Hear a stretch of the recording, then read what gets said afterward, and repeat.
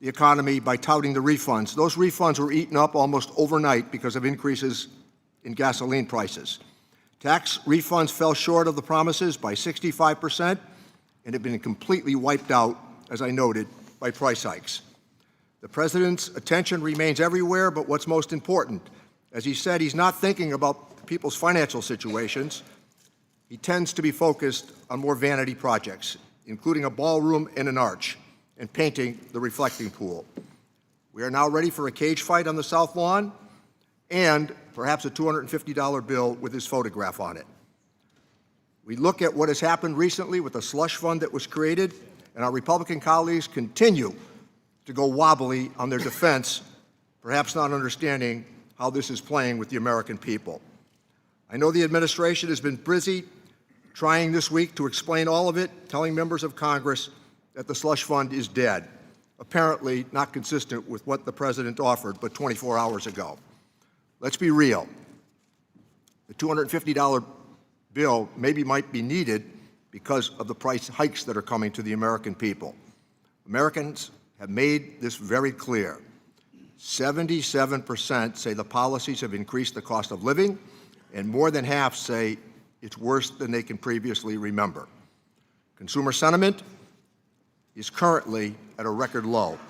The savings rate for Americans has dropped to 2.6%, cut in half in just a year. When we look at this economy, we see failure upon failure. The policies that have been proposed have really not worked for average Americans. Families are getting crushed, and we would suggest today that a new course of action needs to be taken. Republicans have made it clear that they don't want to put a stop to the chaos, but Democrats are unwavering in our fight for American families to lower costs and to end the harm that is being done. Thank you, Mr. Chairman. Thank you, Ranking Member. Today's sole witness is United States Secretary of the Treasury, Scott Bessent. The committee has received your written testimony, and it will be part of the formal hearing record. Secretary Bessent, you have 5 minutes to deliver your remarks, and you may begin when you're ready. Good. Chairman Smith, Ranking Member Neal, and members of the committee, thank you for convening today's hearing. I'm grateful for this opportunity to discuss President Trump's 2027 budget, which builds on this administration's progress in unleashing a new era of economic expansion. I last appeared before this committee just a few weeks before the House passed the Working Families Tax Cuts. So on the heels of the most successful filing season in IRS history, I'd be remiss if I did not begin by thanking the committee for helping to deliver this once-in-a-generation bill to the President's desk. This tax day, under President Trump, we celebrated how much more money hardworking Americans kept, not how much the government took. Over 62 million tax returns claimed at least one of President Trump's signature new tax cuts. No tax on tips, no tax on overtime, deductibility of American car interest loans, and an enhanced deduction for low and middle income seniors. All told, the average refund increased by over 11%, with total refunds increasing by 18%. But as important as what the legislation achieves, it is what it prevented. If opponents of the Working Families Tax Cuts had had their way, our economy would have absorbed the largest tax hike in its history, over $5 trillion. 90% of American taxpayers would have seen their standard deduction slashed, while 40 million families would have seen their child tax credit halved. Instead, this committee held the line, and the American people had a better tax day because of it. Notably, President Trump's pro-growth policies don't stop at putting more money back in the pockets of working and middle-class families. They extend to placing the American dream within closer reach of their children. For context, nearly 40% of Americans have no exposure to U.S. equities, no stakes in the companies they help to build. Trump accounts represent a profound reimagining of that arrangement. They will ensure that every American child can benefit from private ownership and compound growth, that every American child, in short, is born a shareholder. To date, nearly 6 million Trump accounts have been opened, with 1.4 million eligible for the $1,000 seed contribution from Treasury. Of course, as his tax cuts deliver relief for working-class Americans, President Trump's economic agenda is bolstered by two other distinct but reinforcing levers: trade and deregulation. Let me briefly address both of these in turn. First, the President is undeterred in his determination to open markets for U.S. goods and services while rebuilding U.S. manufacturing capacity. Over the 12 months ending March 2026, the trade deficit for goods declined by $370 billion compared to the same timeframe ending March 2025. The economy has added 313,000 net new private sector jobs and 13,000 manufacturing jobs in the past 2 months. Firm capital expenditures rose at an annual rate of over 17% in the final quarter, and companies are investing trillions to build and expand here at home. American industry is winning again to the benefit of American workers. A whole-of-government approach, meanwhile, is coupling our manufacturing revival with a great regulatory reset. Properly calibrated regulation is essential for economic growth, capital formation, employment, and higher wages. So at the outset of this administration, President Trump set the ambitious benchmark of slashing 10 existing regulations before issuing a new one. In 2025, we shattered that goal with a ratio of 129 to 1, and as a result, the regulatory actions generated more savings last year than in those of the prior Trump administration combined. Separately, any one of these initiatives on trade, tax cuts, and deregulation would be substantial. Taken together, they are transformative. Before President Trump took office, our trading partners exploited America's markets, our regulatory state smothered businesses, and our tax code was poised to punish workers and job creators. Today, his policies are driving lower taxes, bigger paychecks, and broader prosperity. So I thank this committee for its partnership in this critical work, and I look forward to building upon our strides through the President's budget for the year ahead. Thank you. Thank you. We'll now proceed to the question and answer session. Mr. Secretary, yesterday in the Senate, you received a lot of questions from the Democrats over the anti-weaponization fund, which Acting Attorney General Todd Blanche said on the record is dead. You also told the Senate Finance Committee over and over and over and over a few more times again that you cannot discuss the settlement or the case due to ongoing litigation. Can you please set the record straight right at the top of this hearing so members do not need to use their limited time asking you questions you cannot answer? What is the status of the fund, the settlement agreement, and what part did IRS CEO Mr. Bisignano play in both? Thank you for this question, Mr. Chairman. I said yesterday that Einstein's definition of insanity is asking the same question over and over again and expecting a different answer. Let me be clear, as we've done throughout this matter, the Department of Treasury is following the direction of the Department of Justice. Acting Attorney General Todd Blanche testified on Tuesday that the government will not be moving forward with the fund. We intend to comply with that direction and Attorney General Blanche's direction. I do not have any details into what that means at this time, but I will note that even the Acting Attorney General Blanche's statement Tuesday, this matter is still subject to ongoing litigation, so I'm unable to comment further on it. That means I'm also not able to discuss any part of the settlement agreement. As with all department litigation, the Department of the Treasury and the IRS are represented by the Justice Department, so any additional questions about the settlement or the fund should be directed to Acting Attorney General Todd Blanche. To your point about Mr. Bisignano, while I cannot speak on his behalf, I will note that the settlement agreement calls for the United States to issue an apology to the plaintiffs for, among other things, leaking their tax returns.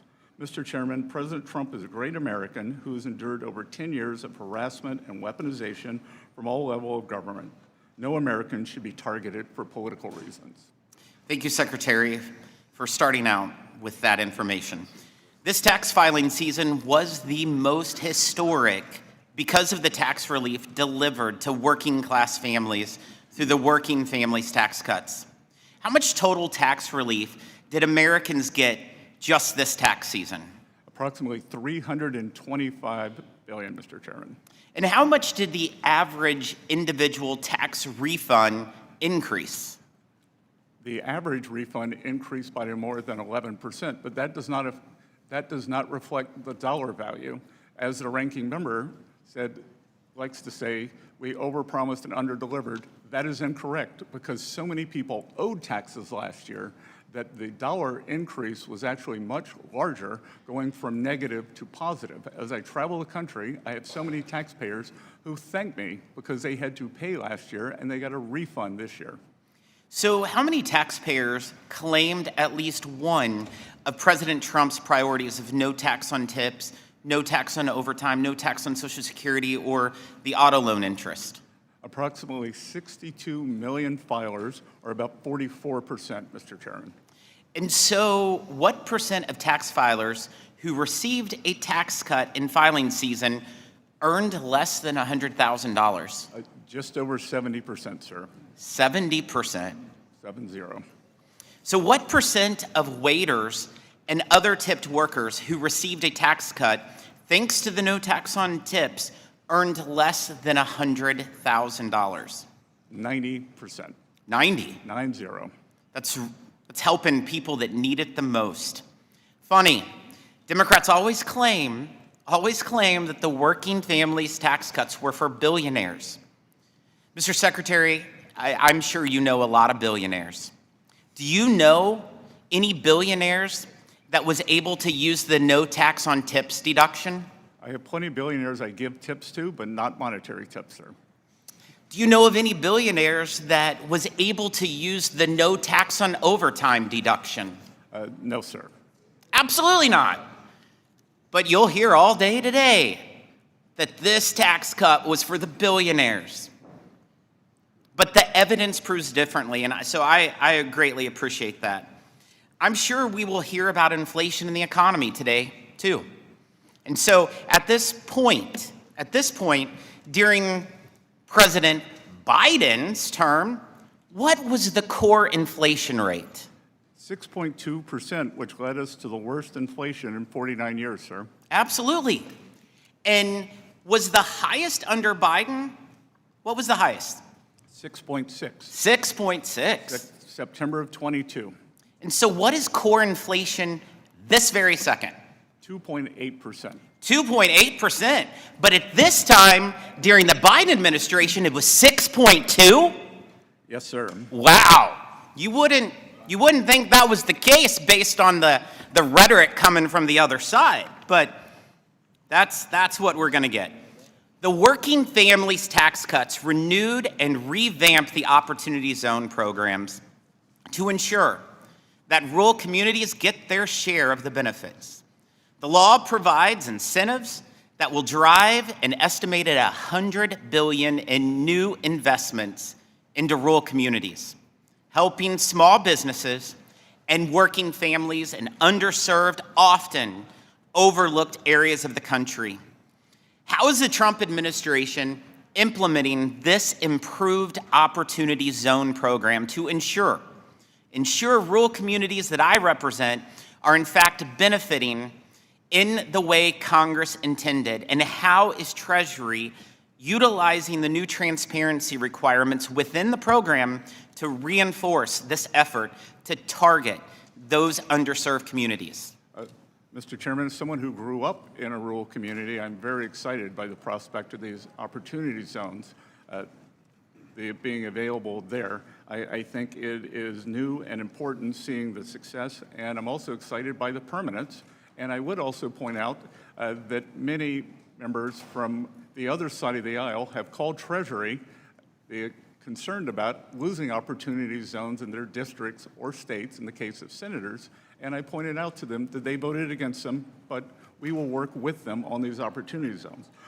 Congress wanted to reach all levels, and we are working on transparency requirements, which are critical because to make sure that the investment is reaching the rural communities, small businesses, and local projects.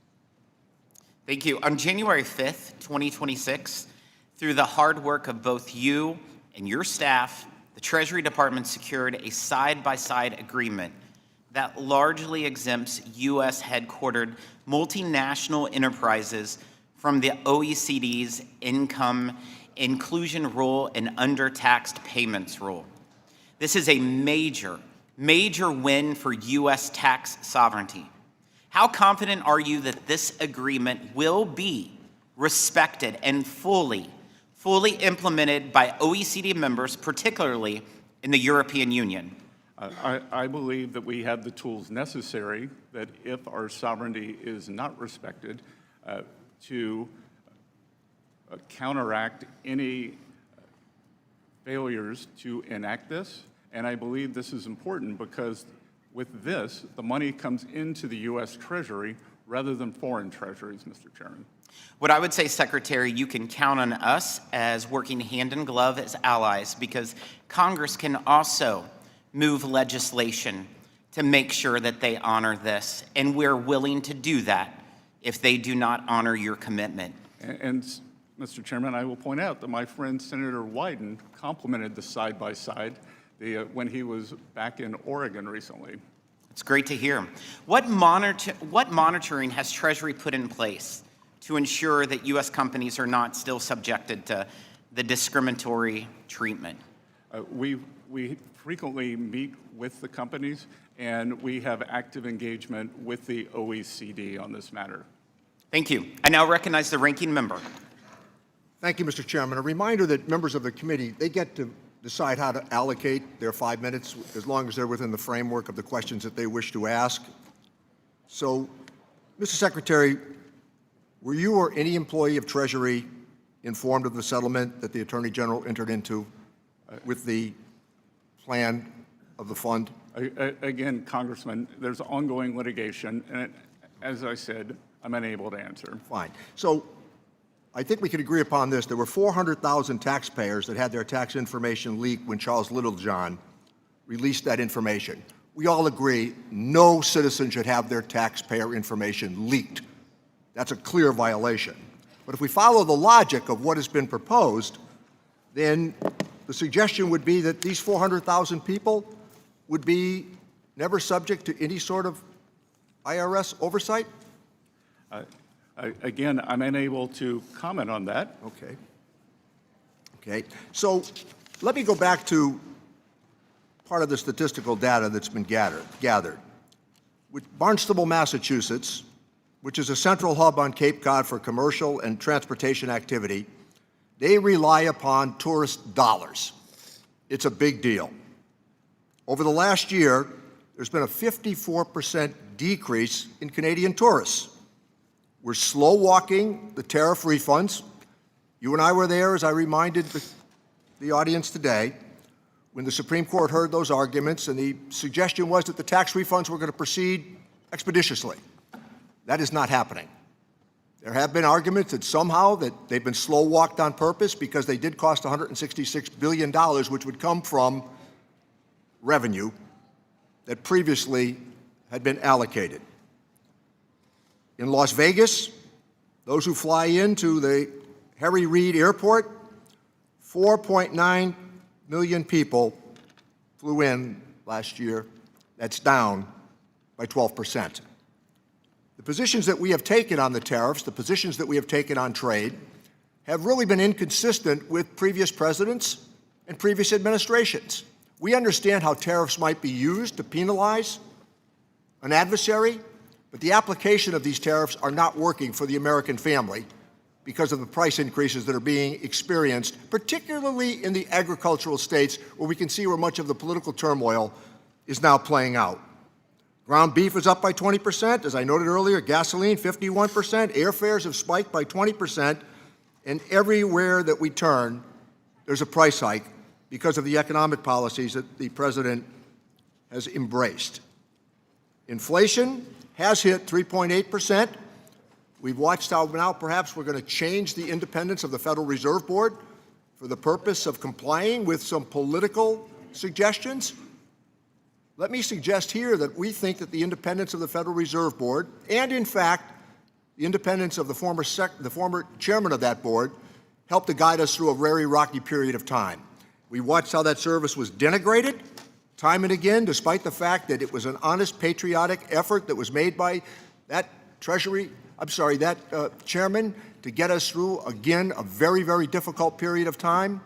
But if we don't like the outcome with the Consumer Price Index, we get rid of the forecaster. If we don't like the result of what the Federal Reserve Board has said, then we threaten and intimidate the chairman of the Federal Reserve Board.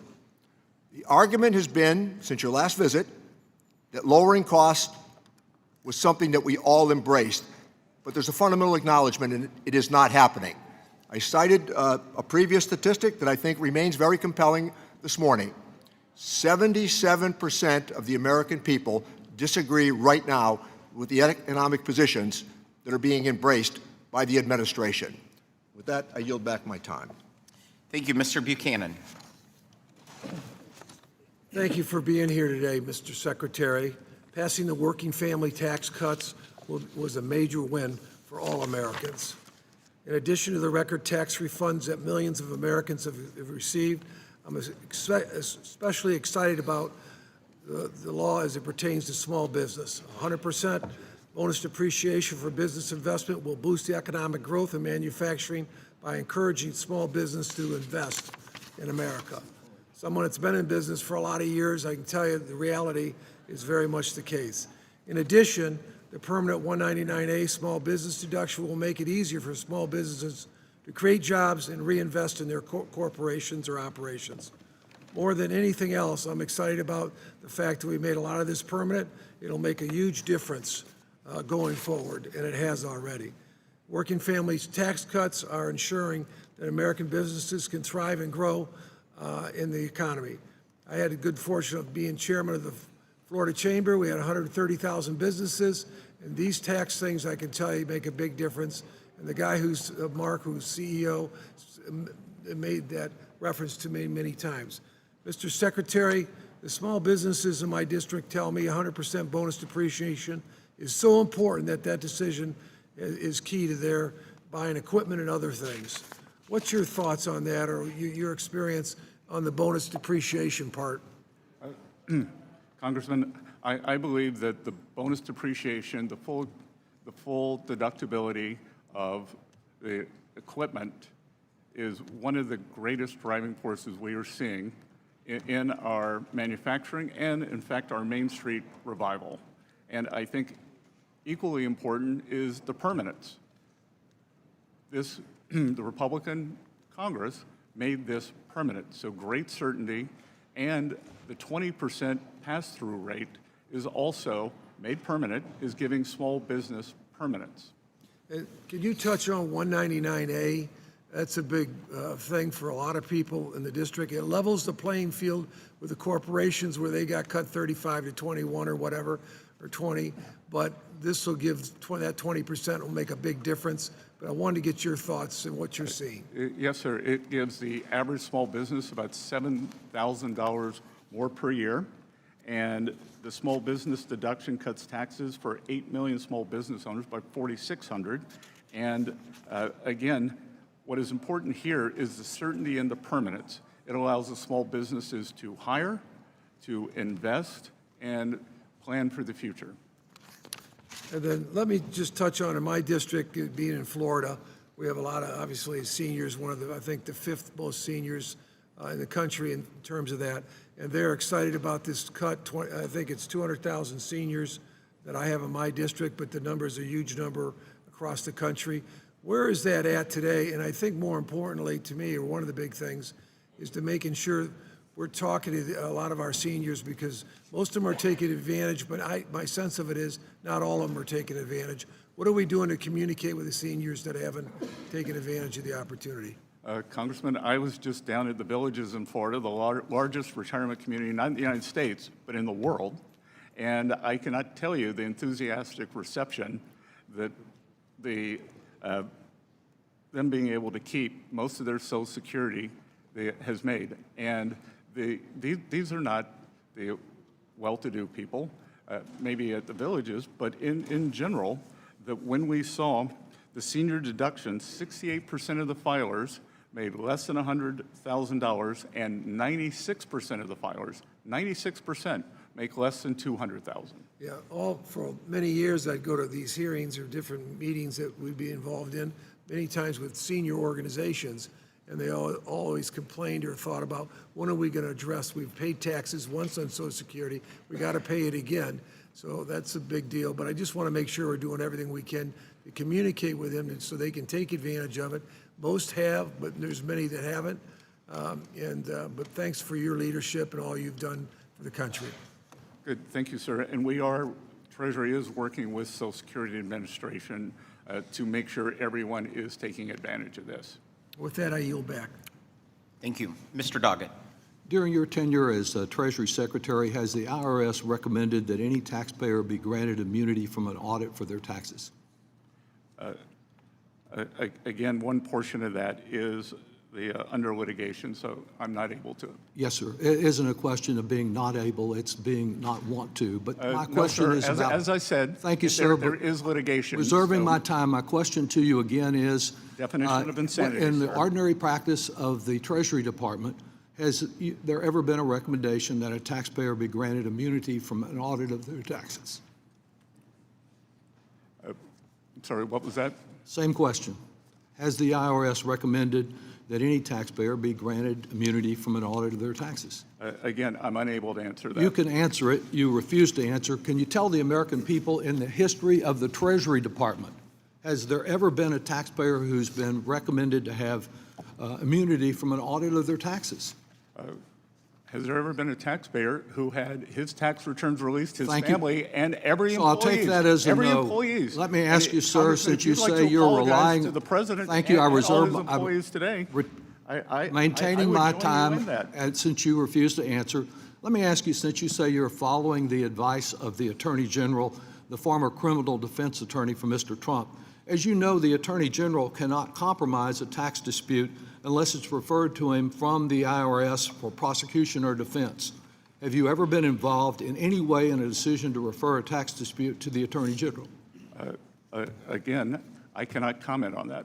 You can't comment. Your argument here that you can't comment in this case makes as much sense as President Trump saying that he cannot.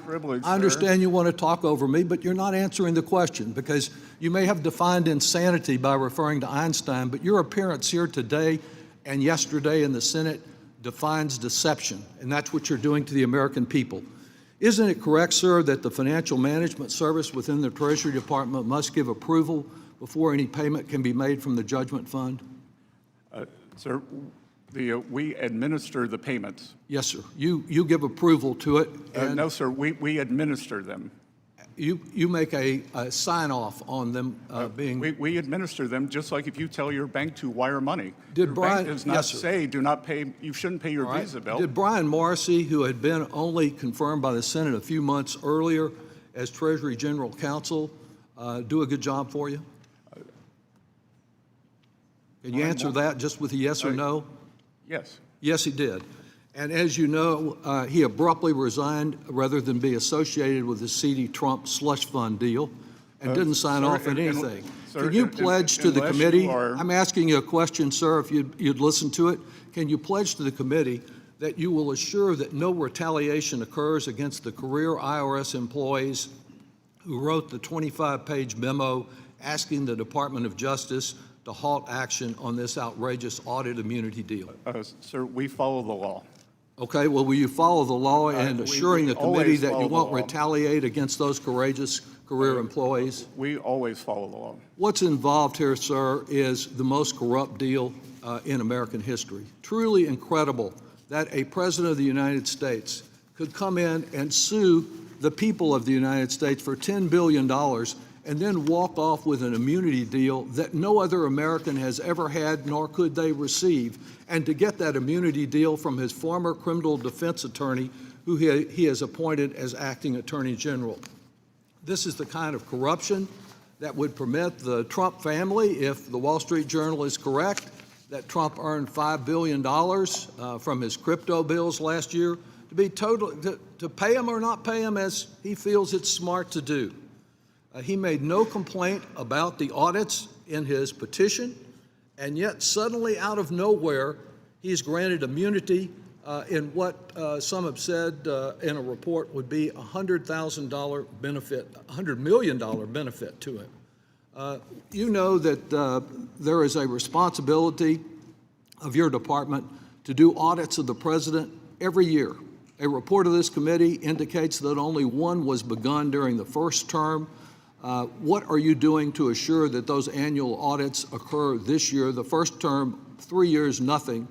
Has anything been done this year to fulfill that responsibility? Again, sir, due to IRS. I'm not talking about- IRS Rule 6103, which prohibits the discussion of taxpayer information. It doesn't, This doesn't is how we- prohibit This your- is how we got there with Mr. Littlejohn. yes, sir. It And doesn't I don't prohibit think you you want the automatic indicating what 5 you are years in doing to jail, assure Congressman. complicity with the law and with the practice, longstanding practice of the I Internal am Revenue Service. finding that- So I I think am we can following the assume from your privacy- deception today that nothing's being done, and this president is being treated in a way that no other president, no other American citizen has ever been treated I would agree in with an that, sir. incredibly corrupt deal. I would yield agree back. he is being treated the way no other person has ever been treated.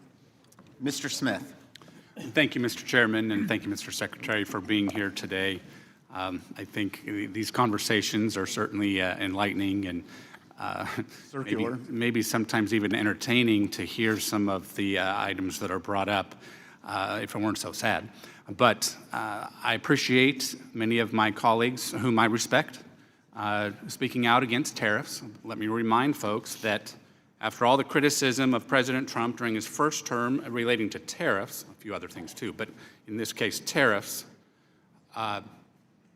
unified Democratic control for 2 years resulted in no action on tariffs, and quite honestly, disengagement on trade altogether that I think brought disrespect to our country and I think damaging in many ways.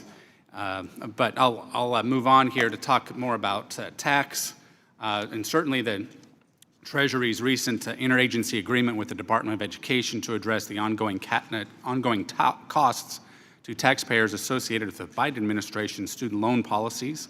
Last year, I joined several colleagues in urging Treasury to rescind the waiver which prevented collection on defaulted student loans. So this agreement takes an important step toward restoring accountability and protecting taxpayers. I certainly appreciate your partnership in the effort. You know, the Working Families Tax Cut Bill was very productive, certainly teed up by the Tax Cuts and Jobs Act from the first Trump term. And it's interesting, you know, in the meantime, we had a bipartisan bill where we had many of my colleagues, both sides of the aisle, vote for so many things from the Tax Cuts and Jobs Act. And then when we even added more middle-class advantages, whether it's Trump accounts, whether it's a school choice, whether it's the tax relief for overtime, likewise for seniors, I mean, the list goes on. But because there was no chance that President Biden would sign that, they voted against it. So when there was a chance that President Biden could have signed a bill, now it didn't get through the Senate, obviously, but when that seemed to be the situation, they opposed it. So I just I get a little frustrated when we can have good discussions here in this room and legislate. I think it's important to note that there were so many inversions happening leading up to the Obama administration that even President Obama advocated for lowering the corporate tax rate. Now, he advocated a rate that didn't have enough support here. President Trump came in, he advocated for a considerably lower rate, and we legislated basically right in the middle.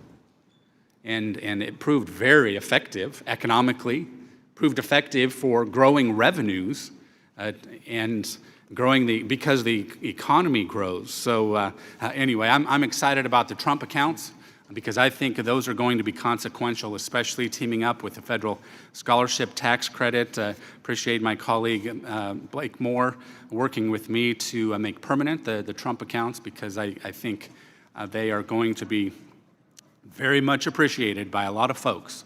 A few years down the road especially, but I think even in the near term as people start thinking more about their financial future.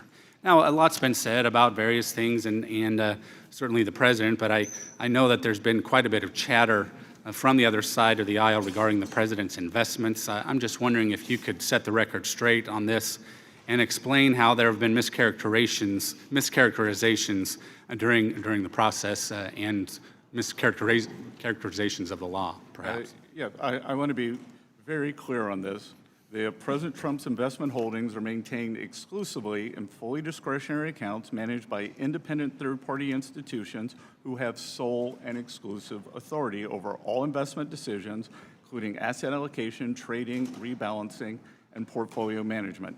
They receive no advance notice of trades, cannot alter or override the manager's strategies or models, and unlike Congress, this was intentionally designed to maintain a clear separation between President Trump and the independent third-party investment managers overseeing his account. Thank you, Mr. Secretary. And let me just close by saying that the American people are wanting us to have good conversations, thoughtful conversations, reasonable conversations, and I think thoughtful and reasonable individuals know that what we did with our tax policy has been good. Thank you for your role in that, and I want us to work together for the betterment of our economy moving forward, just as the American people would expect us to do. Thank you. I yield back. Thank you, Mr. Thompson. Thank you, Mr. Chairman. Mr. Secretary, thank you for being with us today. You were here a year ago. You came before the committee, and you closed your testimony by saying the President's bold leadership had laid the foundation for what you called a golden age economy. More recently, you said the economy could grow by at least 3.5% this year, and that Americans would see a non-inflationary boom. Mr. Secretary, I've searched hard to find constituents in my district who believe that this economy is golden. In fact, many of them are struggling more today than they were the last time you were in front of this committee. Personal savings are shrinking, disposable income is down, and families are paying more and more for basic necessities. So I would like to ask you a couple of yes or no questions about this golden economy. Electricity bills are up 8.5%. Is that golden? Sir, you can ask Yes me, or no? You can ask Yes me a or question. no? You can't tell me how to answer it. So, Okay, let me put it this way, Mr. Secretary, because you're obviously not here to answer questions. here to You're answer It's my questions. time, Mr. Secretary. It's my time. Health insurance costs are up 26%. That's not golden. Child care costs are up 9%. That's not golden. Gas prices are up nearly 50%. That's not golden. Grocery prices are still straining family budgets. That's not golden. Mr. Secretary, working families don't feel like they're living through a golden age. And while H.R. 1 may have delivered modest tax cuts for some Americans, many families are seeing those savings wiped out by higher costs everywhere they shop. Is that what this administration considers a golden age? And it's rhetorical, so you don't even have to try and talk over me. Secretary, Mr. Secretary, what should I tell my constituents when they ask about these costs? Farmers who are being hit by high costs of fuel and fertilizers, who can't get their product to market because of the war in Iran. Tell them it's golden?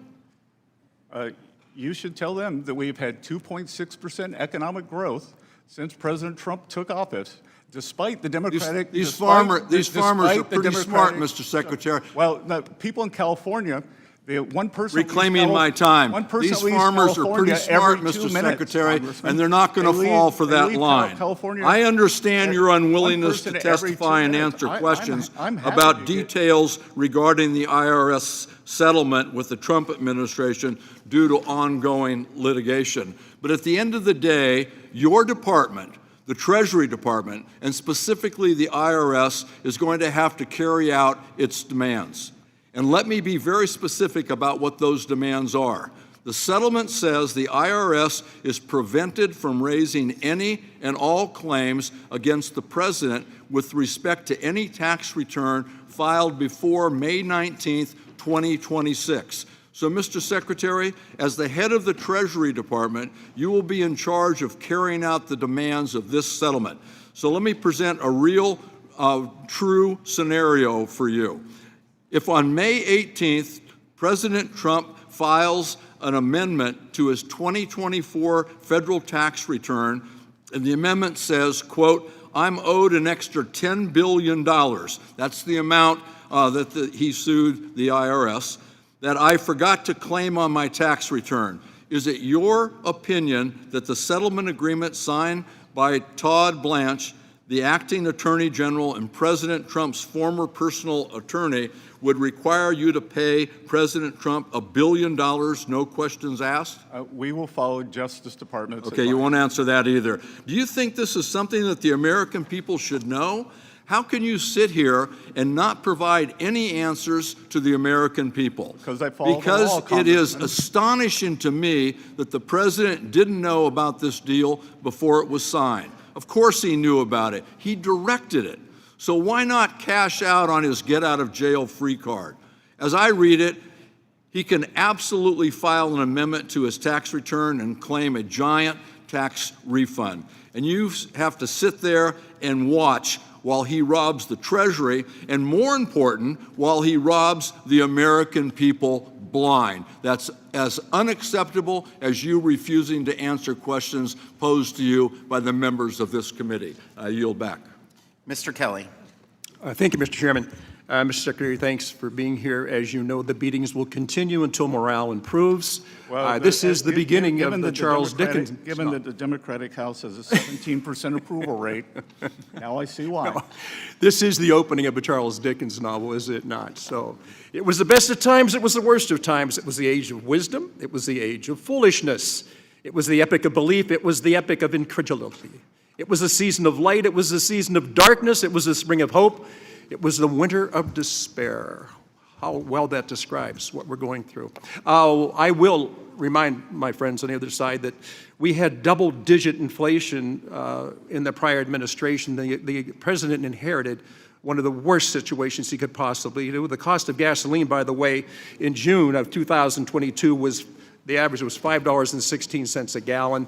As of June 4th, it's now $4.51 a gallon. So facts are a funny thing. Use the ones that actually are true or bend them to anything you want. What I really want to talk to you about, though, is part of what we did when we first did Tax Cuts and Jobs Act was something called opportunity zones. And I'm going to invite you to come to Erie, Pennsylvania. Erie, Pennsylvania was at one time a thriving city that fell on very, very hard times. But when we did the Tax Cuts and Jobs Act with the opportunity zones, this encouraged private investment, not taxpayer dollars, but private investment going into areas where the government would have wasted its money, and does oftentimes, but say to private investors, you know what? Using the tax code, we're going to give you an opportunity to invest in something while other people would usually walk away from it. I got to tell you, in Erie, under the leadership of key stakeholders and local leaders such as the Erie Downtown Development Corporation and the strategy of Erie Refocus Plan, the city committed itself to a goal of revitalizing its downtown waterfront while building on its industrial heritage. Using opportunity zones as a catalyst, Erie has leveraged more than $40 million in private investment. This investment created 110 new residential units, revitalized more than 100,000 square feet of commercial space, restored 8 historic properties, and brought a grocery store to a neighborhood previously designated as a food desert. One of the things I wanted to talk about, because under this new plan, we decided, hey, you know what? We did some great jobs when it came to cities. Let's look at rural areas. So what I'm going to ask you to do, if you would, please come to Erie, where you can see how these things work in living color to real people in real time. How we're revitalizing a community. The job you've done is incredible, by the way. The only thing I question, what keeps you getting up in the morning and come into things like this when you know all that work that you do, all that time that you spend, all your staff works to make it better for the American people? They help with this idea of it being a Republican idea or a Democrat idea. Why don't we just look like what's best for America? Well, the representative, first of all, I have heard that Erie is the poster child in a great way for opportunity zones. So I look forward to coming and visit, and I look forward to visiting the rural areas in your district. And also, as I said earlier, many representatives, senators from the other side of the aisle have called me to ask for guidance on opportunity zones. I pointed out that they voted against them, but that is why I come in, to help the American people. We can overcome partisan differences, that they voted against them. It is in statute now, and we will make it work for all the American people. You know what, and I appreciate that, so we'll get with you that, because I have two friends in the Senate right now that represent Pennsylvania. They are sometimes would have been described as polar opposites. They're not. So between Senator Fetterman and Senator McCormick, we have two people in the Senate now working together to do the best things that they can do for the state they represent and the nation that they work for. I think if we could twist things around, and unfortunately elections get in the way of us doing things that are actually beneficial to the American people, we tend to work on a party spectrum rather than the people we represent. As I said, I represent 750,000 people. None of them are, it's not an all red, it's not all blue, and in fact what discourages me is too many of our people who live in the area no longer have faith, and they don't even register to vote. But please, we're going to invite you, we're going to invite Senator Fetterman, Senator McCormick, we will get people there to sit down with you. There is such a wealth of opportunity taking place right now. The figures don't lie. Sometimes the liars can figure, but figures don't lie. Thank you for doing what you're doing in your private life, to walk away from that, to walk into this. When they first described it as a swamp, they had no idea how deep the swamp has become. Thank you for being here today, and thank you for your dedication to the United States of America. Thank you, Mr. Larson.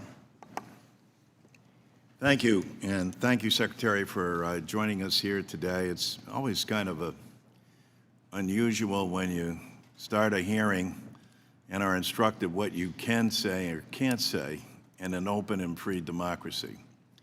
But having said that, you mentioned in your testimony core inflation a couple of times. What's the difference between core inflation and inflation? Many people believe, or it is in general, energy prices and food prices, which are much more fast-moving. And I would say that energy prices will roll down when this Iran conflict ends. So is gasoline considered part of core inflation? Yes, sir. It is. So those remarks, core inflation reflects gasoline prices.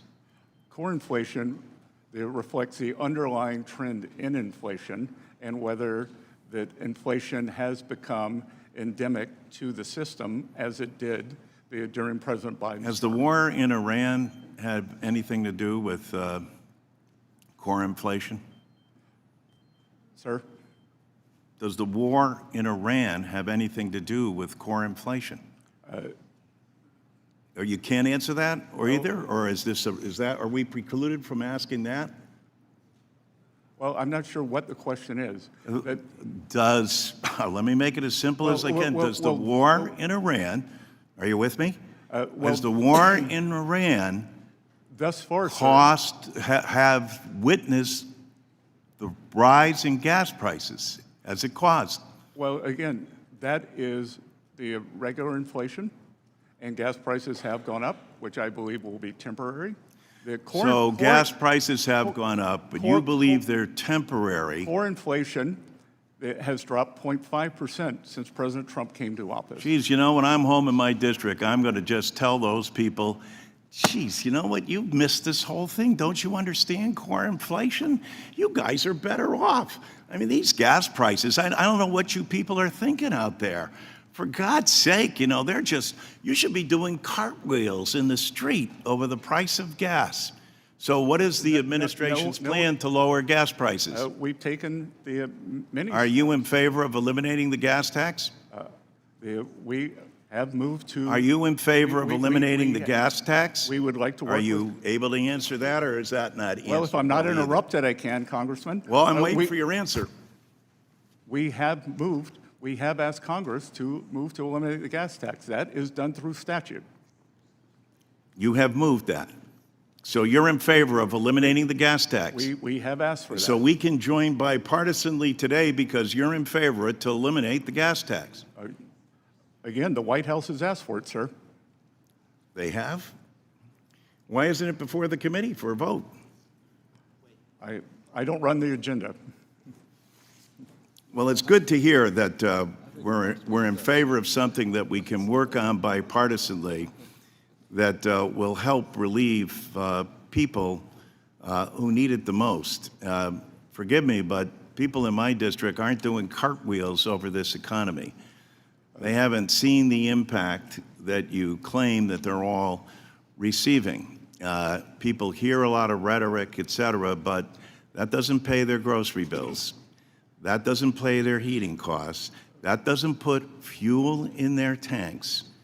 That doesn't help them get through the day-to-day grind of their lives. And so coming here and filling us with platitude and telling us how grateful we should be to the Trump administration for everything that it's done, Well, Congressman, is this war responsible for any of this? Congressman, food at home is up 2.5% since President Trump took office. Are we at war currently? Which is twice.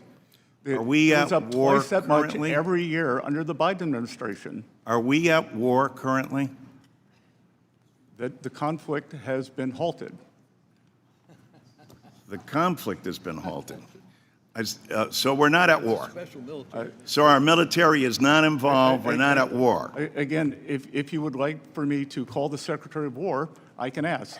I'm the Secretary So of as part of the Treasury. administration and as part of this, we're not at war. How in God's name, if we can't answer any questions at all, and I don't know, maybe there were some special orders where we're not allowed to these questions or not, we ought to make that clear. Are we at war or not? I'm asking as relation to the cost of going up for oil and gas. That hasn't risen? Has it risen because of the war? It did rise because of the conflict, yes, sir. The conflict. So that's what we call it. Our people go into battle and lose their lives. Mr. Larson, your time has Conflict. expired. Mr. Schweikert. Thank you, Mr. Chairman. And just, Mr. Secretary, you were already heading there. As everyone here, I'm sure, knows, PCE, there's actually trimmed, which Kevin, new head of the Fed, prefers. There's actually 4 or 5 ways you do balancing on the calculations. So if any of you want joint economic, actually, we have a whole chart of how those calculations work, if anyone no, would sir, like it. those will be facts, and they're inconvenient. And food prices, food at home, has risen 2.5% since President Trump came into office. It averaged more than 5%. 5% under the Biden-Warren economy. And I've got a list here that President Trump posted, but no one wants to talk about it. Last year, all we heard was eggs, eggs, eggs. Eggs are down 90%. Avocados are down 19%. Mr. Secretary, you will find... Which is probably, avocado's probably more popular on the other side of the aisle. Yeah, Mr. Secretary, you'll find we often choose whatever number works best for the social media posting we're going to do in an hour. So welcome to Congress. A conversation we've been having actually with some of your staff and some of the Ways and Means staff is something that often never comes up, but we're going to have to understand it and find a better way to document it. We calculate about 17% of the U.S. economy now is in the tax-exempt space. And within that space, those who receive the benefit of tax exemption, the basic concept is, here's the community good you're doing for not having to pay taxes. Okay. There's something you're an expert on, the 990 form that documents to the IRS, to Treasury, to Congress, what is that community benefit? I know your team has been working on this. I know some of the IRS team, we've been working on it. Is there a way to come up with a much more robust, universal form so we can understand, are these tax-exempt organizations meeting their societal obligation? And if they're not, we can help them meet that. But we don't have enough information today. It's a great question, Congressman. And there are many tax-exempt organizations. A large part of the economy are hospitals and healthcare services. So we should look whether they are meeting the needs and are in fact nonprofits. But your question in terms of what is going on with these nonprofits, the IRS has issued guidance for Form 990 that nonprofits, just as banks must KYC, know your customer, we are telling the directors of these foundations, of these institutions, you must know your grantee. So KYG. If your grantee if the money is being used for violent activities, you as a trustee, as a fiduciary, are in trouble. If it is being used to take away people's civil rights, you are in trouble, and the nonprofit status is in jeopardy. My team looks forward to continuing to work with Treasury on making that more robust, so we actually understand both those that are using nonprofit tax exempt as funnels to bad acts, but also are they meeting their community obligations? One that you're probably not going to get as a question from anyone else. We have a fixation of debt management. You know, we're responsible as policymakers. We're responsible for the debt, not the administration. We do make the policy. What can we do as members of Congress, Joint Economic Committee, Ways and Means Committee, to help you convince the markets, you know, please buy a 10-year note. Please, we have some vision, you know, the visibility to see where we're going. I do have some concerns of in the future where the entire world is binging on debt, that we have some stressed auctions. What do we do as a country to actually not have that happen to us? So since President Trump came into office, the U.S. Treasury market has been the best performing developed market, but that is not assured. It is assured that the Treasury will have a regular and predictable issuance cadence. But what we must let the borrowers know, people who are buying Treasury bonds, whether it is U.S. households, the foreign central banks, and everyone else in between, that we are serious about getting our debt and deficit numbers under control. That is perfect, Mr. Secretary. And with that, I yield back, Mr. Chairman. Mr. Davis. Thank you, Mr. Chairman, and thank you, Mr. Secretary. Secretary Bessent, as of April 18th, taxpayers received about 3.4 million delayed refund letters. Illinoisans received 110,000. Texans, Floridians, and New Yorkers each received over 200,000, and Californians received 400,000. Almost 3 months ago, on March 9th, Representative Sewell and I asked you for basic information to demonstrate that Americans are actually getting their delayed refunds. Last month, I requested a meeting with the appropriate staff at the IRS or Treasury for this information. It was not until this morning that I received a response from Treasury. And although the letter contains some high-level information, it is insufficient to reassure me that Americans are receiving their refunds quickly. For example, the information in this morning's letter is substantially outdated. Today's letter cited 2.2 million CP 553 e-notices when a separate document you sent me a few weeks ago cited 3.4 million notices as of April 18th. Also, the information in today's letter fails to convey the current number of unique taxpayers whose refunds were delayed.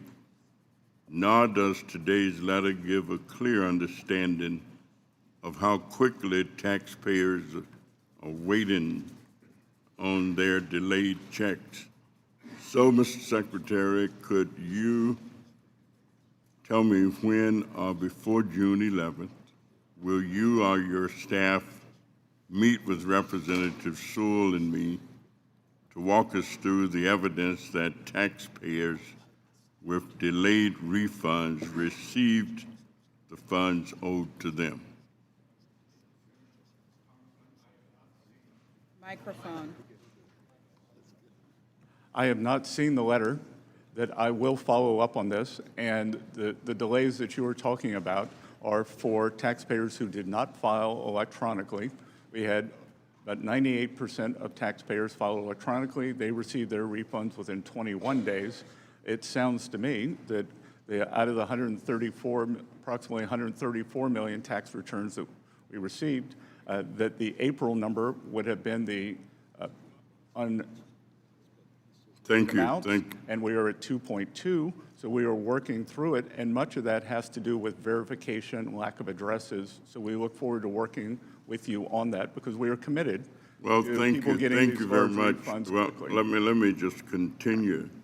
Mr. Chairman, could you assist me to make sure that the American people receives the information, 3.4 million delayed notices of getting their refunds expeditiously?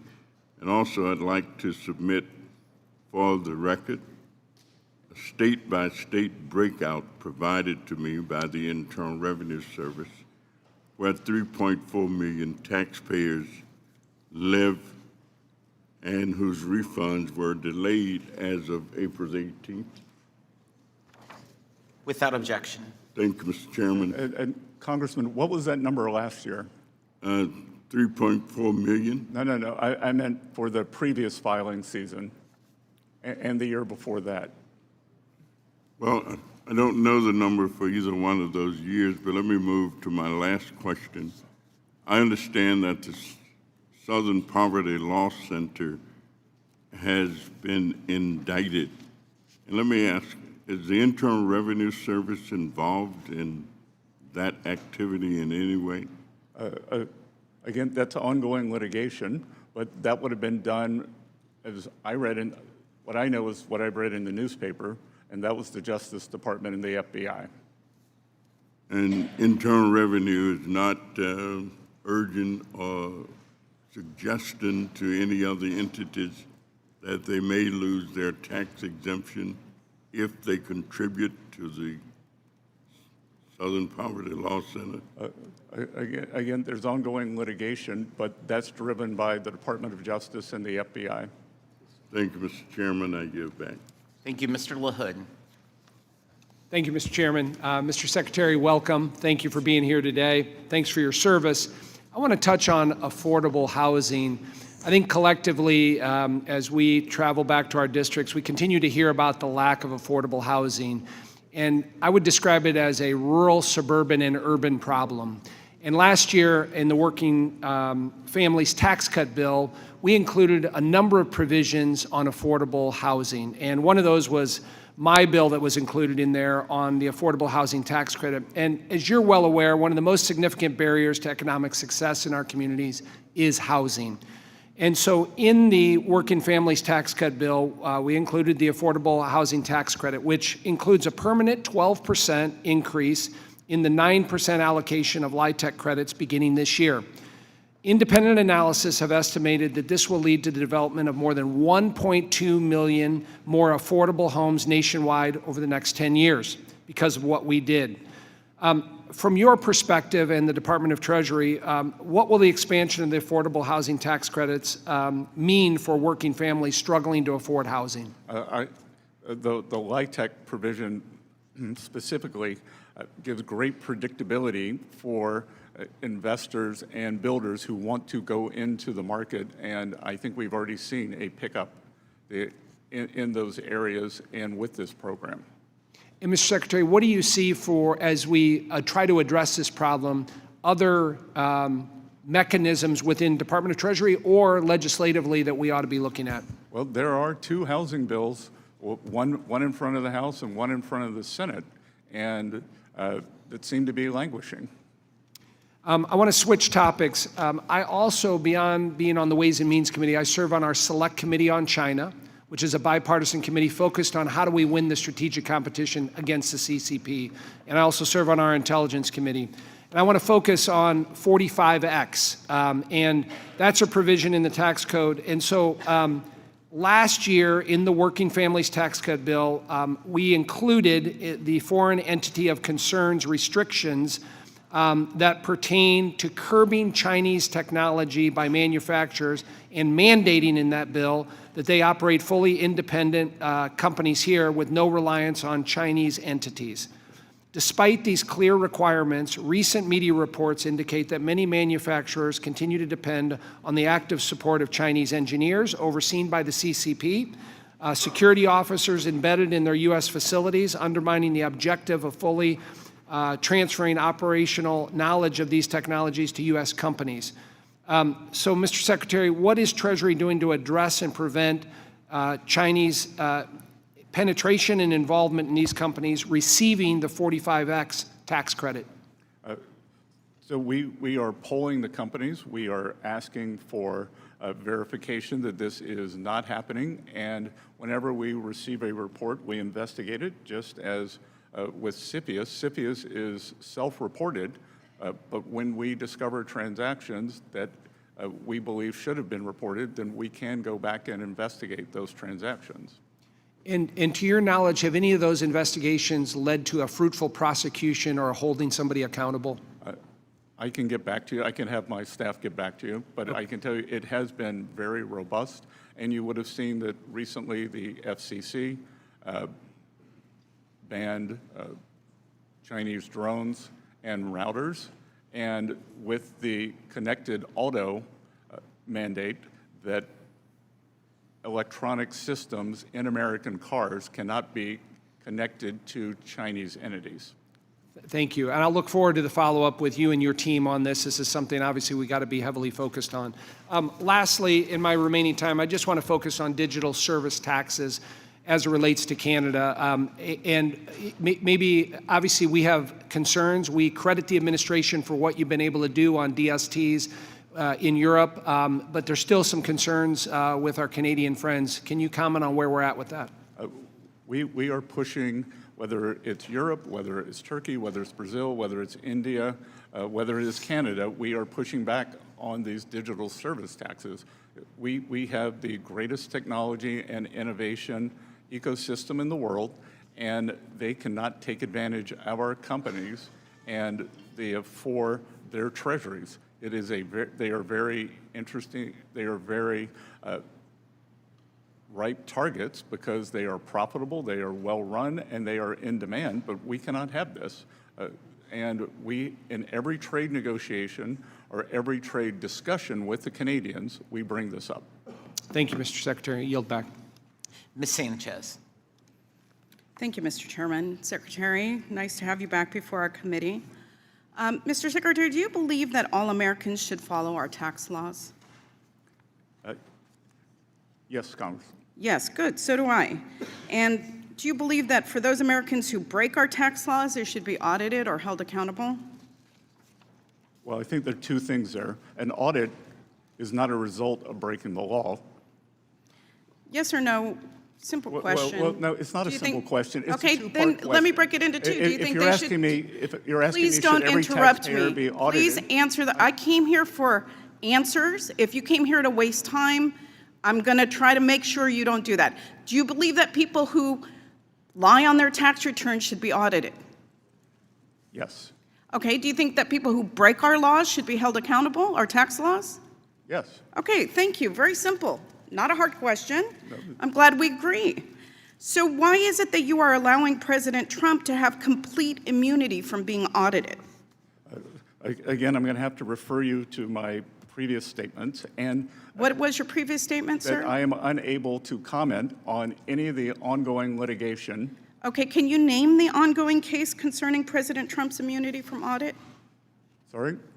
Can you name? There are three cases. Can you name them, please? That are out there now, and I will be happy to get back to you on those, because again, I am not a lawyer. Okay. We are represented by the DOJ. Great, you said that you can't because there's ongoing litigation. You'll get me the name of the ongoing litigation, because the only ongoing litigation that I know of is surrounding the $1.8 million slush fund, which has already been suspended.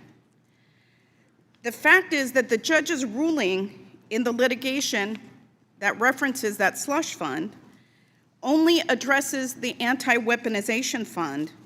It doesn't even address Trump's immunity from audit.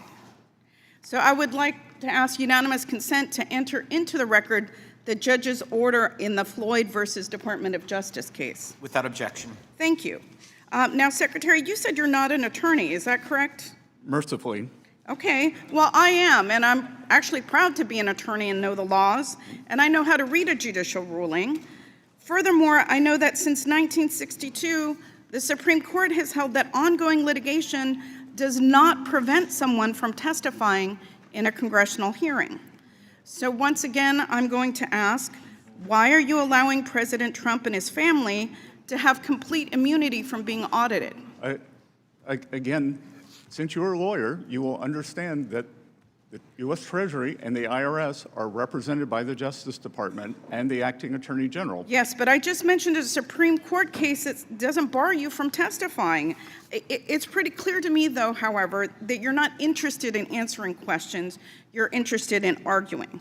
Let me ask you this question. If President Biden amended a prior tax return and claimed that he was owed $1 billion, do you think that that would be audited, or should it be audited? I'm not going to talk about any because you're not really here to answer questions. I don't understand why you wouldn't audit that, and I don't understand why you wouldn't do the same for President Trump. So the ruling by the Justice Department, do you have specific knowledge of an audit of President Trump? Excuse me. It's my time. You have specific You're not here to knowledge? ask me questions. I'm here to ask you questions, and hopefully you're here to try to answer some of them. I'm curious to know who counts as Trump's family for the purposes of this immunity. Is it his children, his in-laws, his grandchildren, his second or third cousin, his great-great-grandchildren? Do you know the answer to that question, Mr. Secretary? Again, I imagine you have the Justice Department phone number. I would suggest you call them. I'm not the one that runs the Department of the Treasury or that oversees what is happening with this immunity And has been granted. I'm not the one either. We follow the instructions of our lawyers, and we obey the law, I hope Representative. that you're proud of your performance today, Mr. Secretary, well, because I hope you get some I social think it's media pretty clips. safe to say that this is probably the most corrupt Treasury Department in our nation's history. And while you dance around questions to protect Trump, Americans are suffering in Trump's spiraling economy. Inflation is now rising faster than average hourly wages. Gas prices are at an all-time high with the war in Iran. The cost of groceries has risen 3.2% over the past years, and prices on most goods have gone up because of Trump's tariffs. So I don't see how you could call that anything other than a failure of the most corrupt Treasury Department in history. Your time has expired, Ms. Sanchez. Thank you. My time has expired. Secretary, I would love for you to respond to the accusations at your department, because I think you were due the opportunity for that. The Congresswoman is slanderous. She has nothing but the unsubstantiated opinions, and I will not stand for that. There is nothing corrupt. We move at the highest levels, and just because she cannot get the answer she wants, if she would like to give me facts, she seems long on facts, short on facts, long on hot air, and I will not stand for that. Yeah, that's great. Mr. Arrington is recognized. Disgrace to make a remark like that. Apparently, my colleagues had a sudden interest in the rule of law. I wonder if you asked her if she thought illegal immigrants should be detained and deported or caught and released, what the answer would be. Well, and Congressman, and two, on inflation, I am not going to take firefighting advice from an arsonist. Well, Mr. Secretary, they torch the American people. Mr. Secretary, maybe we ought to ask the question: inflation. should the sons of presidents who have multiple felony convictions, should they be held to the same standard of the American people in terms of crime and punishment? I wonder what the answer to that question would be. Let's not veer off. Apparently, wages and take-home pay aren't the only thing up in this country. Irony and hypocrisy is at an all-time high among my Democrat colleagues. Now we see why someone leaves California every 2 minutes. And that hypocrisy and irony starts with questions about price increases. It was the failed economic policies, one self-inflicted failed economic policy after the other, that created the worst inflation crisis in a half a century. unbridled spending. If you add the hikes in interest rates, it would be about $12 trillion in deficit spending. Waiving work requirement for able-bodied adults on welfare, giving welfare and health care to illegal immigrants with the stroke of a pen by President Biden, layers of taxes on American competitiveness, layers of regulation on our small businesses. And you know what? We pay a premium right now, and we will temporarily, to defend our country, our children's future against a nuclear Iran, against a radical terrorist regime where we are under imminent threat. We will pay a premium at the pump. But gas prices were at a low, 2-decade low in terms of disposable income. We had gas prices before the conflict below $3. President Biden and 4 years of Democrat policies, gas prices went from $3.30 to $5. Now, we pay a premium for national security in times of conflict, and when we have imminent threat, we're trying to stave off another addition, nuclear power to the axis of evil. But the premium that the Democrat policies imposed on the American people was for what? A mandate for electric vehicles? What did we get for that premium? We got hundreds of billions of dollars. It was supposed to be 200 billion. 800 plus billions of dollars in giveaways, corporate subsidies for green energy. That's what the American people got. You know, they got higher energy prices, higher electric bills because of this radical climate agenda, the Green New Disaster, and that was the trade-off from my Democrat colleagues. So a little context to this conversation, I think, is helpful. The results, as you know, Mr. Secretary, were that the American people every year were losing $3,000 in wages, that they had a 21% regressive tax hike, 21%. They were losing $1,500 a year. I mean, are we in the golden age? Well, relative to the dark ages that we were thrust in by these failed policies, we are at the dawn of a golden age because wages are up. Take-home pay is up. GDP, you said, is 2.6%. Well, that's a percent over what CBO said after we passed the big, beautiful bill. And on an annual average basis in a budget window, that's $3 trillion to reducing the deficit, which may be why the deficit was reduced over 10% in the first 6 months of this fiscal year compared to last fiscal year, because we actually controlled discretionary spending and have saved up to now almost $500 billion. It's because Republicans actually cared about not frittering away tax dollars, and we rooted out waste, fraud, and abuse to a tune of over $1 trillion because we had quadruple revenue from having restructured World Trade Order and set a level playing field for our farmers and manufacturers. Because of all of that plus the growth, we have had a reduction in the deficit to GDP for the first time in almost a decade.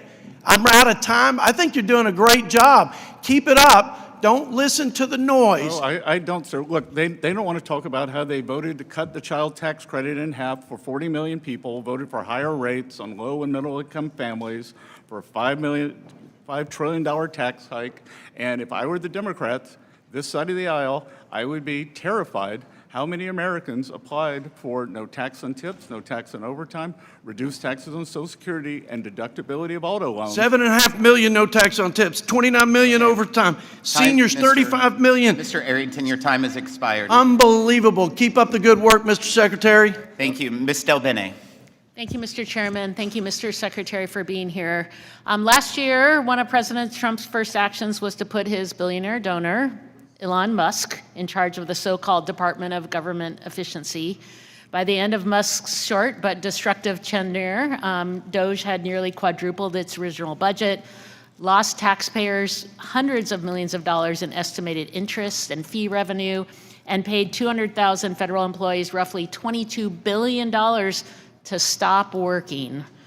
Doge was a massive failure. It turns out moving fast and breaking things and having no clue what the heck you're doing is not the most efficient way to govern. Unfortunately, Doge's destruction wasn't limited to wasting taxpayer dollars and gutting the federal service. Doge staffers also abused their position to gain access to taxpayers' sensitive private data. Mr. Secretary, on January 31st, 2025, you personally granted Doge access to one of the Treasury Department's payment systems at the Bureau of the Fiscal Service.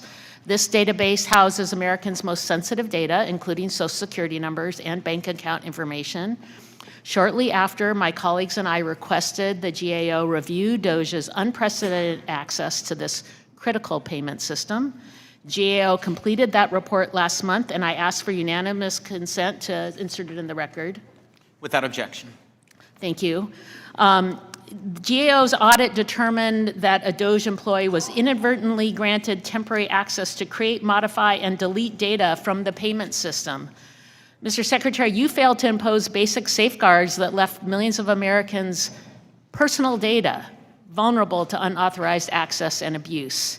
And so my question for you is, do you take responsibility for that? And what specific measures, if any, have you taken afterwards to protect the affected individual's data and rebuild confidence in your department's handling of sensitive information? Again, would you care to look up what does inadvertent mean? Have you taken, but you're in charge. You are responsible for this. Do you take responsibility for that? Do you take responsibility? I will take responsibility. Okay, and then and again, what has been done to make sure that can never happen again? Congresswoman, it was read-only. They had no ability to edit. What has happened to make sure that never happens again? We have, just as we have at the IRS, we have tightened up all protocols on systems. I guess that's not very specific, but the GAO also found that a Doge staffer sent an unencrypted file containing USAID payment information and individuals' names to external Doge personnel at the General Services Administration.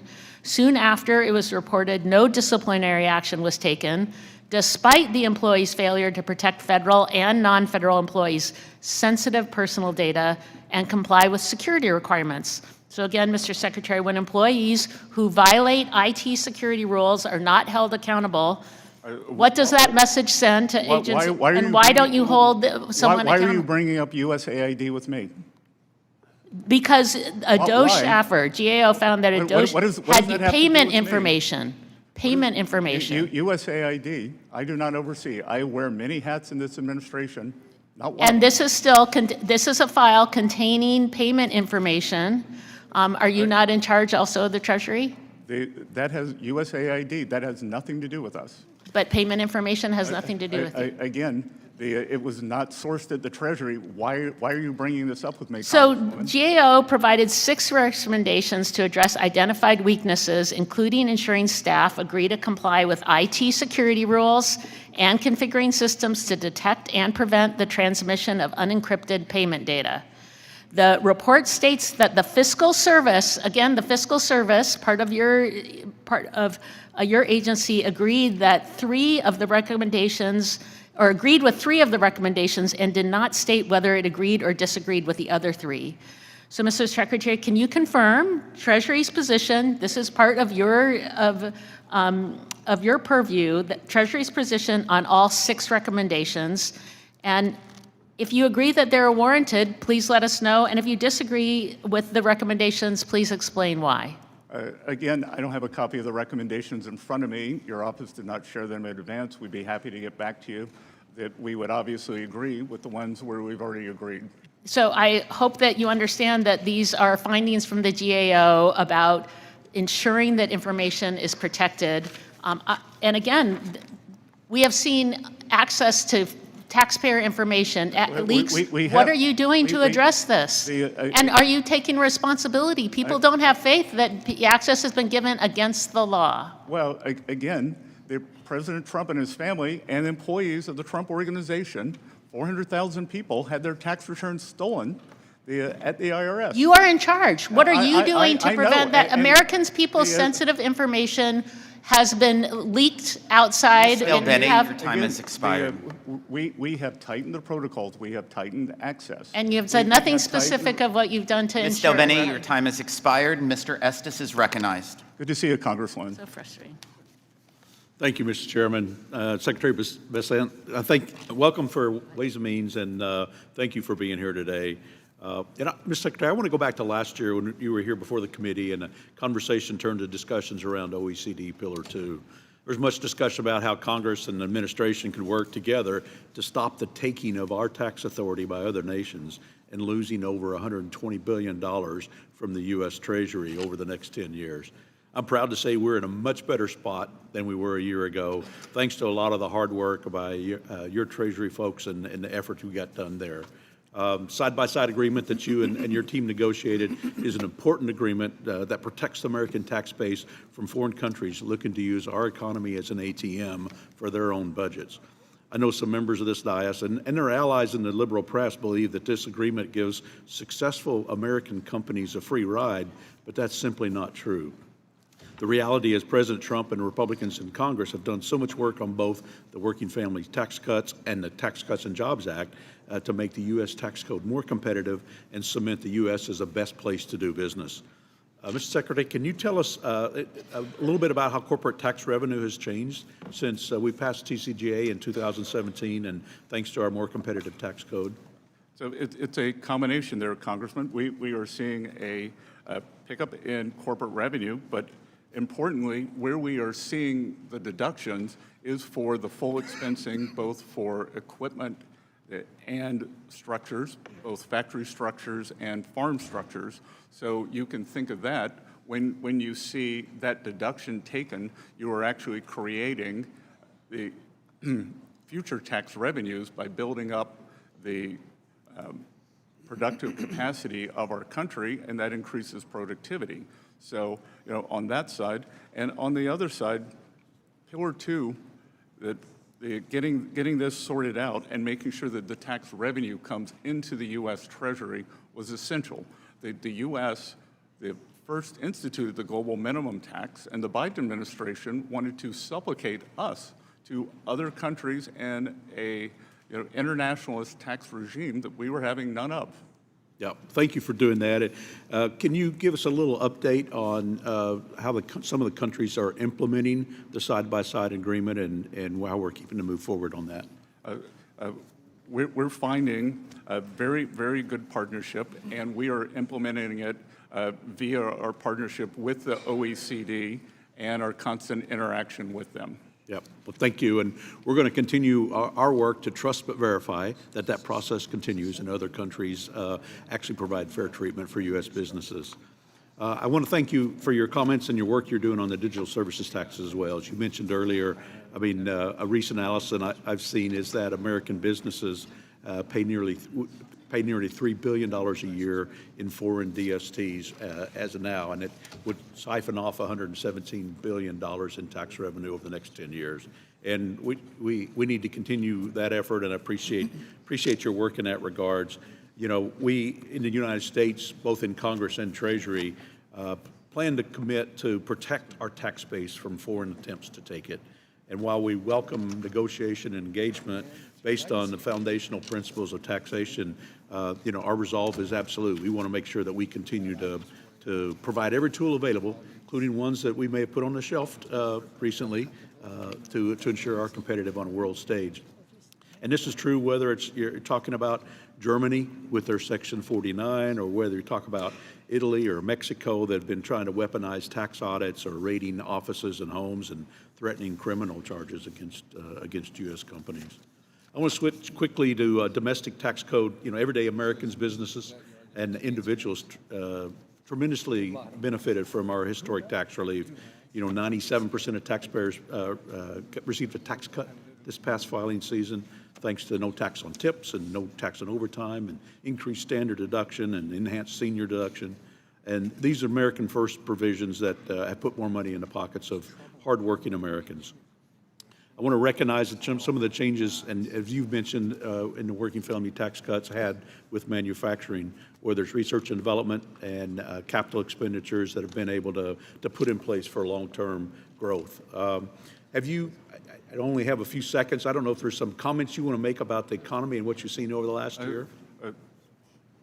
Congressman, I would say the economy is very strong. We are experiencing a short-term elevation in prices due to the Iran conflict. That will come down. That what the other side doesn't want to talk about is job growth is strong. Except for April, we have seen real wage growth every month since President Trump took office. They don't want to talk about that 2.6% economic growth despite the shutdown in the fourth quarter of last year. And despite the Iran conflict, we will get on the other side of this, and we are creating jobs. And importantly, Congressman, these are jobs for Americans, not the 5, 10, 20 million illegals that flooded across the border during the Biden administration. Well, great. Thank you for being here. Mr. Chairman, I yield back. Mr. Smucker. Thank you, Secretary, we're here. Thanks for being here. Very much appreciate your leadership, and I think you just cited some figures about the economy that are really important. Real wages have been growing under this administration and after the implementation of the bill that we passed. Very different from what we saw under the Biden administration when people were really feeling the pain of the rising prices because wages didn't keep up. So. Grateful for, as I said, your leadership. One of my priorities in the big, beautiful bill was the Section 199 deduction, making that permanent. I've heard from businesses about how that's affected their investment decisions when they have that permanency ahead of them. So, and how they're doing is really important to every community that they reside in. And so, I'm very proud of what we've been able to accomplish. I do want to very quickly, another of my priorities was direct primary care. Employers in my area using direct primary care as a way to provide better access to health care. We wanted to ensure that contributions to HSAs by employees are tax deductible. That was in the bill. We also wanted that to extend to employers, and I think there's some question about that as Treasury is putting together their guidance on that. So I just wanted to hear from you whether you agreed and whether you could assure us that Treasury's guidance will allow that to be deductible for businesses as well. We are working on that, and that has been, HSAs have been a very powerful tool, and we've seen the take-up 37, 40-something%. So we will work on that and get that guidance out, sir. Yeah, I hope that we go with that initial intent, which was to make that deductible for employers as well. So thank you for that. Wanted to, you had, I have to pull this up, the statement you made in regards or during the discussion with Schweikert in regards to the debt and the markets that I thought was really good, and I wanted you to expand on that if you would. You said, and I maybe paraphrased just a little bit, but to assure that we have a regular and predictable issuance and cadence, people who are buying Treasury bonds, whether it's U.S. households or foreign central banks, they have to be assured that we're serious about getting our debt and deficit numbers under control. I know you really care about this. I certainly do. I feel at times like the American people don't fully understand the impact of the debt on their economic activity today, but the threat going forward. So I'd love for you to expand on that a little, talk about why that's important and what are the steps that we could be taking in Congress to address the debt and the deficit numbers. Well, let's look at a little bit of history, and this is MIT's numbers, not my numbers. MIT believes that almost 50% of the inflation we saw during the Biden era was due to the size of the deficits. So first of all, for the American people, not only does it affect the interest rates, our ability to issue debt, it also affects inflation. When you have these roaring deficits, money goes into the economy. And what the Biden administration did was you had a demand shock through giveaways, but then you constricted supply with the regulatory state, and that's how you get inflation. And this administration is doing the opposite.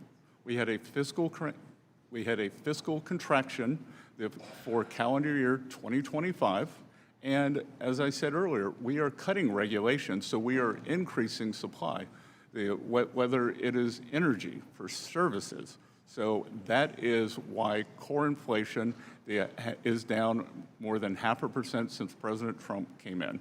One of the things we're talking about in the Budget Committee with Chairman Arrington is a resolution that would set a goal for Congress to get to a 3% deficit to GDP within the next decade. This has bipartisan support. We're hoping to see that support grow. You've talked about this. You've set a goal of wanting to be at a deficit percentage of GDP starting with 3 by the end of the administration.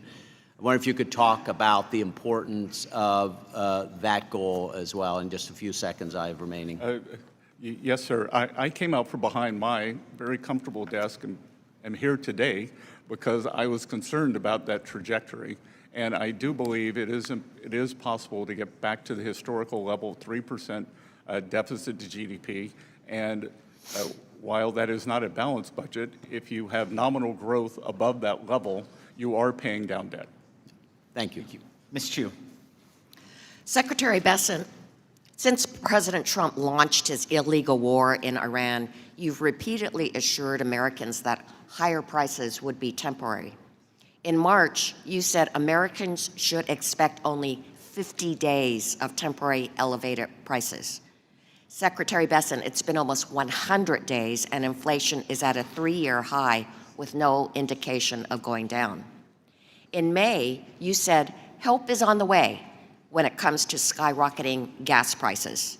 A month later, Americans are still searching for the relief you promised as they pay more than double at the pump than what they paid before the war started. Later that month, you described rising inflation as a very limited spike. In reality, for the first time in 3 years, inflation is outpacing Americans' wages, and Americans' saving rate has dropped by half since last year.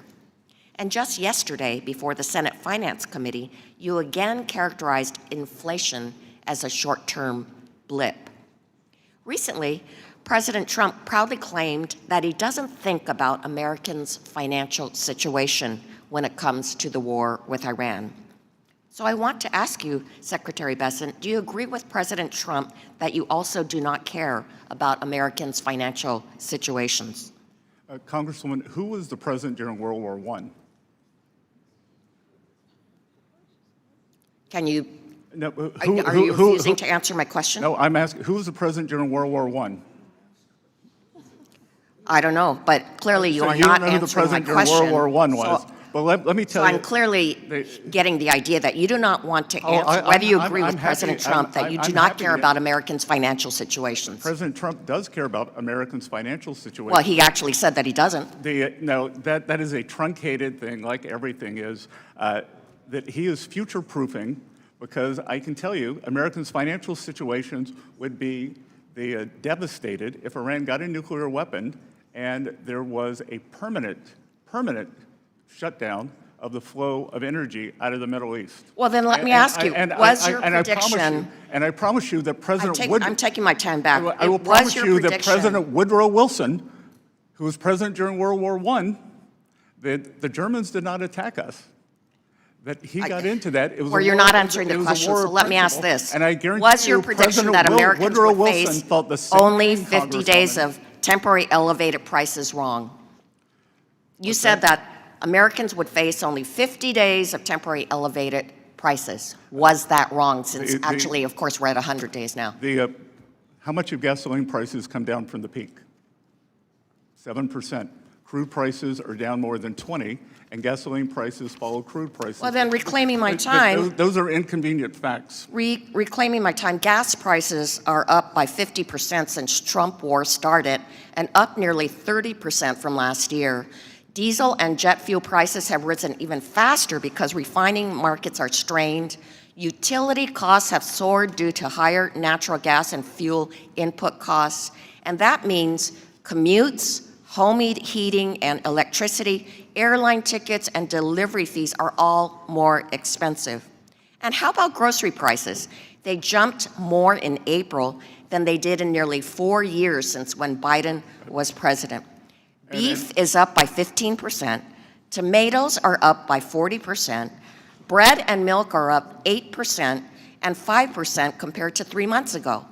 And it's those lower income households that are hardest hit by Trumpflation. They're forced to cut back on spending. I know and it's an inconvenient. Excuse me, it's my time, I know it's an but inconvenient fact, but I know but that it'd be hard for a food billionaire prices like you are to up. imagine how these lower income households would be hit by inflation. And in fact, Trump said he couldn't care less about higher car prices for Americans. Do you agree with that statement?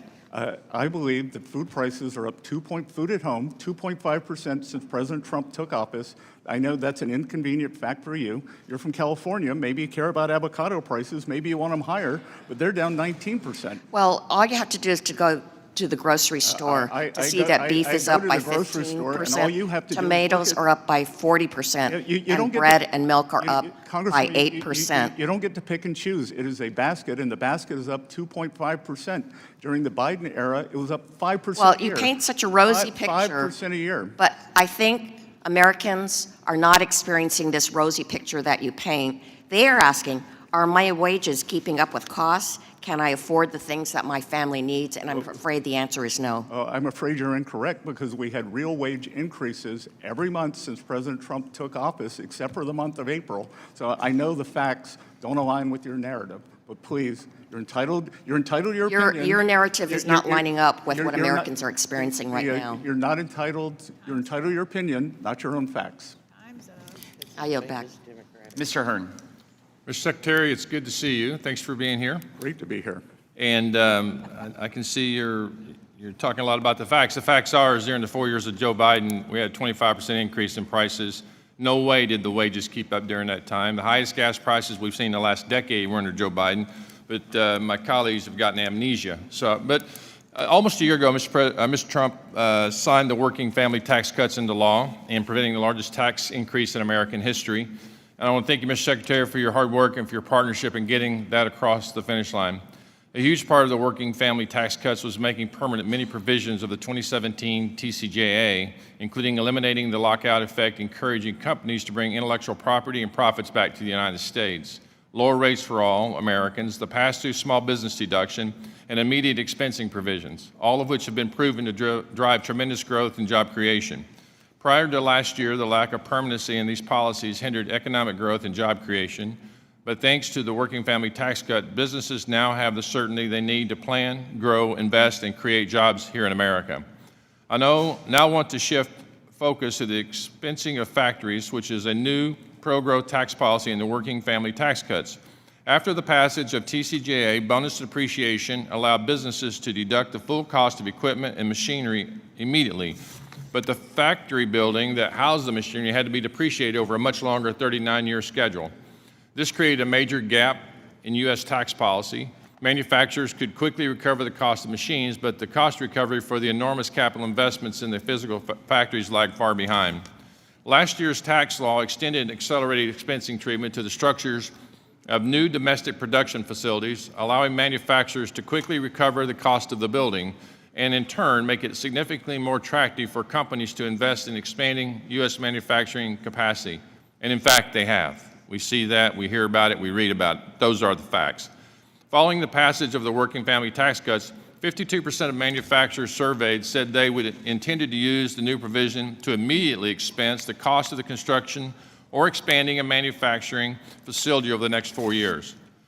Mr. Secretary, my first question is, last year I asked you about the importance of this provision, and you said that expensing for factories in a way puts us on a level playing field with countries that heavily subsidize their industries, and as you know, this provision expires at the end of 29.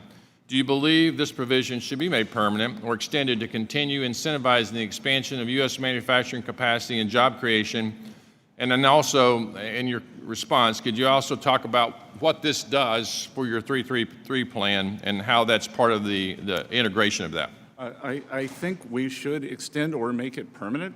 I was able to go and visit Winnebago in Minnesota, and they told me that because of the expensing, they were on the fence on whether to do a battery project for their RVs in Florida to build a factory. But because of the full expensing of equipment, full expensing of structures, they were doing it. And I think we are seeing that again and again. But Congressman, what is very important here, and I don't think people really understand, we are creating productive capacity here, and productive capacity is what generates future tax revenues. So you get the immediate hit to taxes now, but then you create an accelerated stream of income that is much higher, a multiplier effect after that. I call it the slingshot effect. So for 1 or 2 years, I think we're going to see this burst of factories and manufacturers that were encumbered under the Biden administration, and I think going forward, we're going to see a breakout in corporate income tax receipts. Mr. Secretary, I think what you're describing it shows the ignorance of the critics of this policy, because it's very easy to shut down a building or a facility, but much more difficult to rebuild something and re-staff it to move businesses back from abroad. So I applaud you. We're going to build it, and they are going to come. And then one final question. I have significant concerns on third-party financing of litigation in the United States, particularly regarding the tax treatment of these profits derived from it. And currently these financiers are claiming capital gains treatment, and is, and best, highly questionable that unadjudicated claims of harm constitute capital assets. This activity is distorting our judicial system and turning our court system into a casino. And I'd really love for your team at the IRS to work with me and look into how we have this tax treatment of this practice. There are many people across the nation are concerned about sovereign wealth funds and others that are gaming our system. Congressman, I look forward to working with you on that, especially international foreign money that is coming in and gumming up the works and sponsoring these lawsuits in our system. And paying no taxes. And paying no taxes. So I look forward to working with you on this. Thank you very much. I yield back. Mrs. Miller. Thank you, Mr. Chairman. Secretary Bessent, thank you for being here today. I've found it a little disturbing, the animosity and lack of decorum from some of the members of this committee. Common courtesy takes us a long, long way. I'm a lifelong small businesswoman, and I want to emphasize the importance of working with business-minded leaders rather than career politicians who may not fully understand the real harm that bad policy inflicts on everyday Americans, especially back home in my state of West Virginia. The Working Families Tax Cuts provided much relief to our families, our farmers, and our small businesses across the country, and it fulfilled President Trump's promise of tax relief and certainty. One of my priorities has been saving the Gig Economy Taxpayer Act, which repealed the Biden administration's harmful 1099-K reporting threshold of $600, and it restored back to the proven standard of $20,000 and 200 transactions. Can you speak to how much of an effect that this policy had on the tax filings of our hardworking Americans? Well, I think that just speaks to the Democrats. They're not the party of Main Street. They're the, I don't know what they're the party of, but they are bringing this down. I thought that it was one of the most reckless things that have been done, that you were going to create this paperwork for small businesses. Many of them, they have service businesses. And to do this, and the magnitude from 20,000 to 6,000, it just shows a complete tin ear of an administration that probably had a record low business people involved with the administration and what they viewed as business experience. So I think realigning that for Main Street and small businesses was essential, and we have seen no effect at the IRS in terms of the revenues from that. That's right. If anything, it's better. In your testimony, you mentioned President Trump's signature new tax cuts, and specifically the no tax on overtime provision, which rewarded hourly workers by allowing them to deduct up to $12,500 or $25,000 for married couples. This pro-growth policy has helped expand domestic manufacturing in our country and helped hourly workers keep more of what they earn. Have you seen that the no tax on overtime policy benefit our tax filers this past tax season? Representative, I was with President Trump on April 15th in Las Vegas for a rally for tax day for his signature policies, and he asked for a show of support from the crowd. And we were at the home of the service and the tipped income. And actually, the no tax on overtime got a bigger ovation than the no tax on tips. And it's the American way. We had the 75% of the filers make under $100,000, 90% make under $200,000, and the average deduction was $3,100. And it's the American way. If you want to work harder, you get to keep more of your take-home pay. I was with a group of small business owners out in California near the Reagan Library, and they love it. I was in a local Italian restaurant there. The owner loves it because he was having staffing problems. So now he has experienced staff, he's happy to pay the overtime, and the employees are happy to work the hours. Very much so. Thank you so much. I yield back my time. Thank you. Before I recognize the gentlelady from Alabama, I want to inform members that at the request of our witness, I intend to call a brief recess following Ms. Sewell's questions, and I now recognize the gentlelady for 5 minutes. Thank you, Mr. Chairman.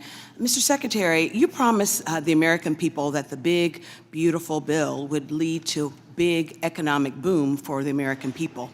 In a statement you made on July 3rd, 2025, after the passage of the so-called One Big Beautiful Bill, you said that the legislation would unleash growth in the American economy. Republicans pledged that it would stimulate economic growth and lead to an additional $2.4 trillion in government revenue.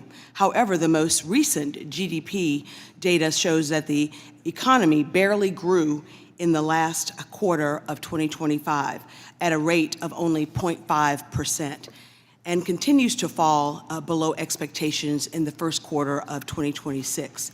Time and time again, you told the American people not to believe their own eyes or what's in their bank accounts.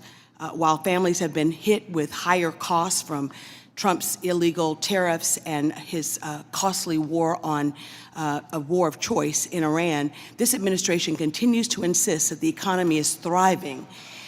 The reality, sir, especially for the folks that I represent in Alabama, is that you forecast a 5.4% growth in GDP for the fourth quarter 2025 and only delivered a 0.5% growth. The reality is that wages have fallen behind rising inflation and that job growth dramatically slowed down since Trump took office. Mr. Secretary, I'm asking you rhetorically the following questions. I ask you, why was your analysis so wrong? And I'm asking you rhetorically, since you've shown yourself not to be able to answer questions on this side. So let me try to answer it. Could it be that Trump's illegal tariff or the cost of the war of choice in Iran were the reasons why your analysis was off? Whatever the reason, I want you to know that the people that I represent in Alabama are hurting under this economy. Prices in Alabama have fallen by 3.6% over last year.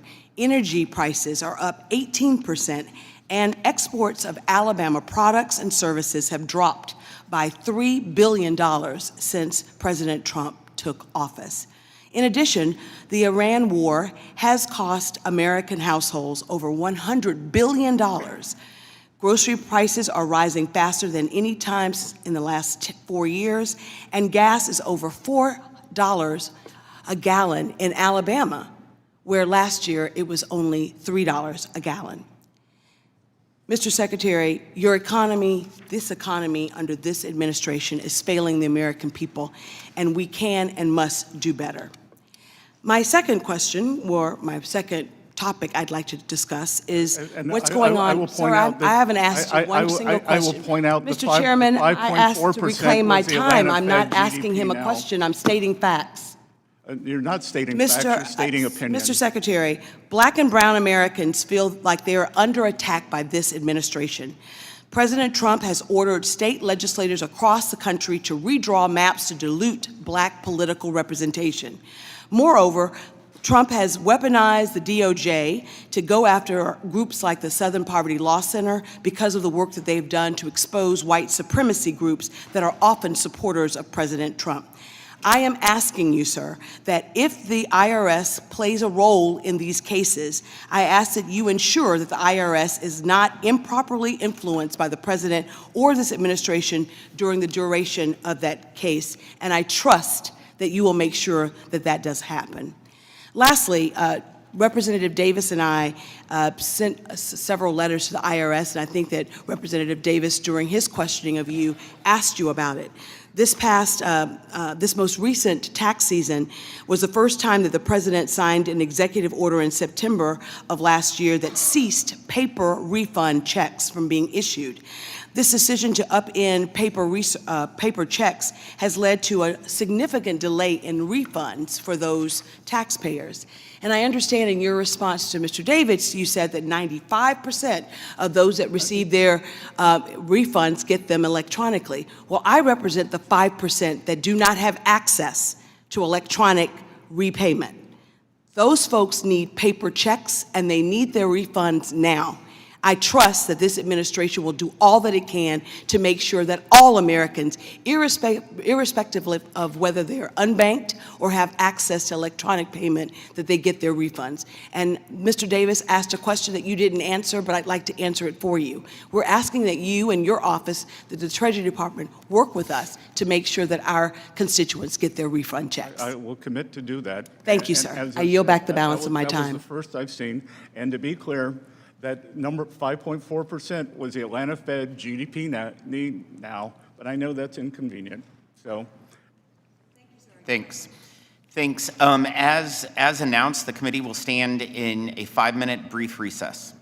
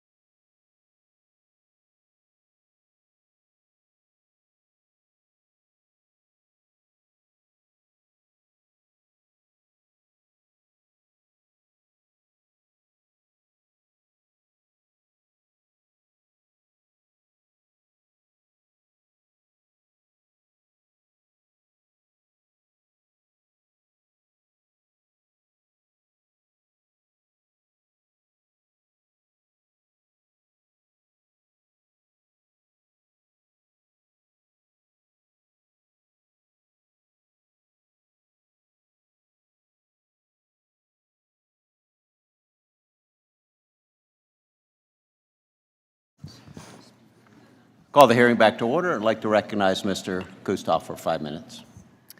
Thank you, Mr. Chairman. Thank you, Mr. Secretary, for appearing today.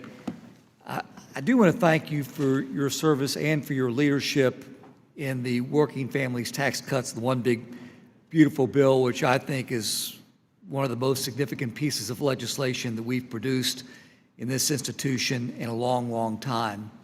If I could, and I know that you've been asked earlier by Congressman Buchanan about Section 199A, but I would like, if I could, to go a little bit further with you on that. Obviously, we made permanent in the One Big Beautiful Bill or the Working Families Tax Cuts Act a provision that gave a 20% deduction for those small businesses.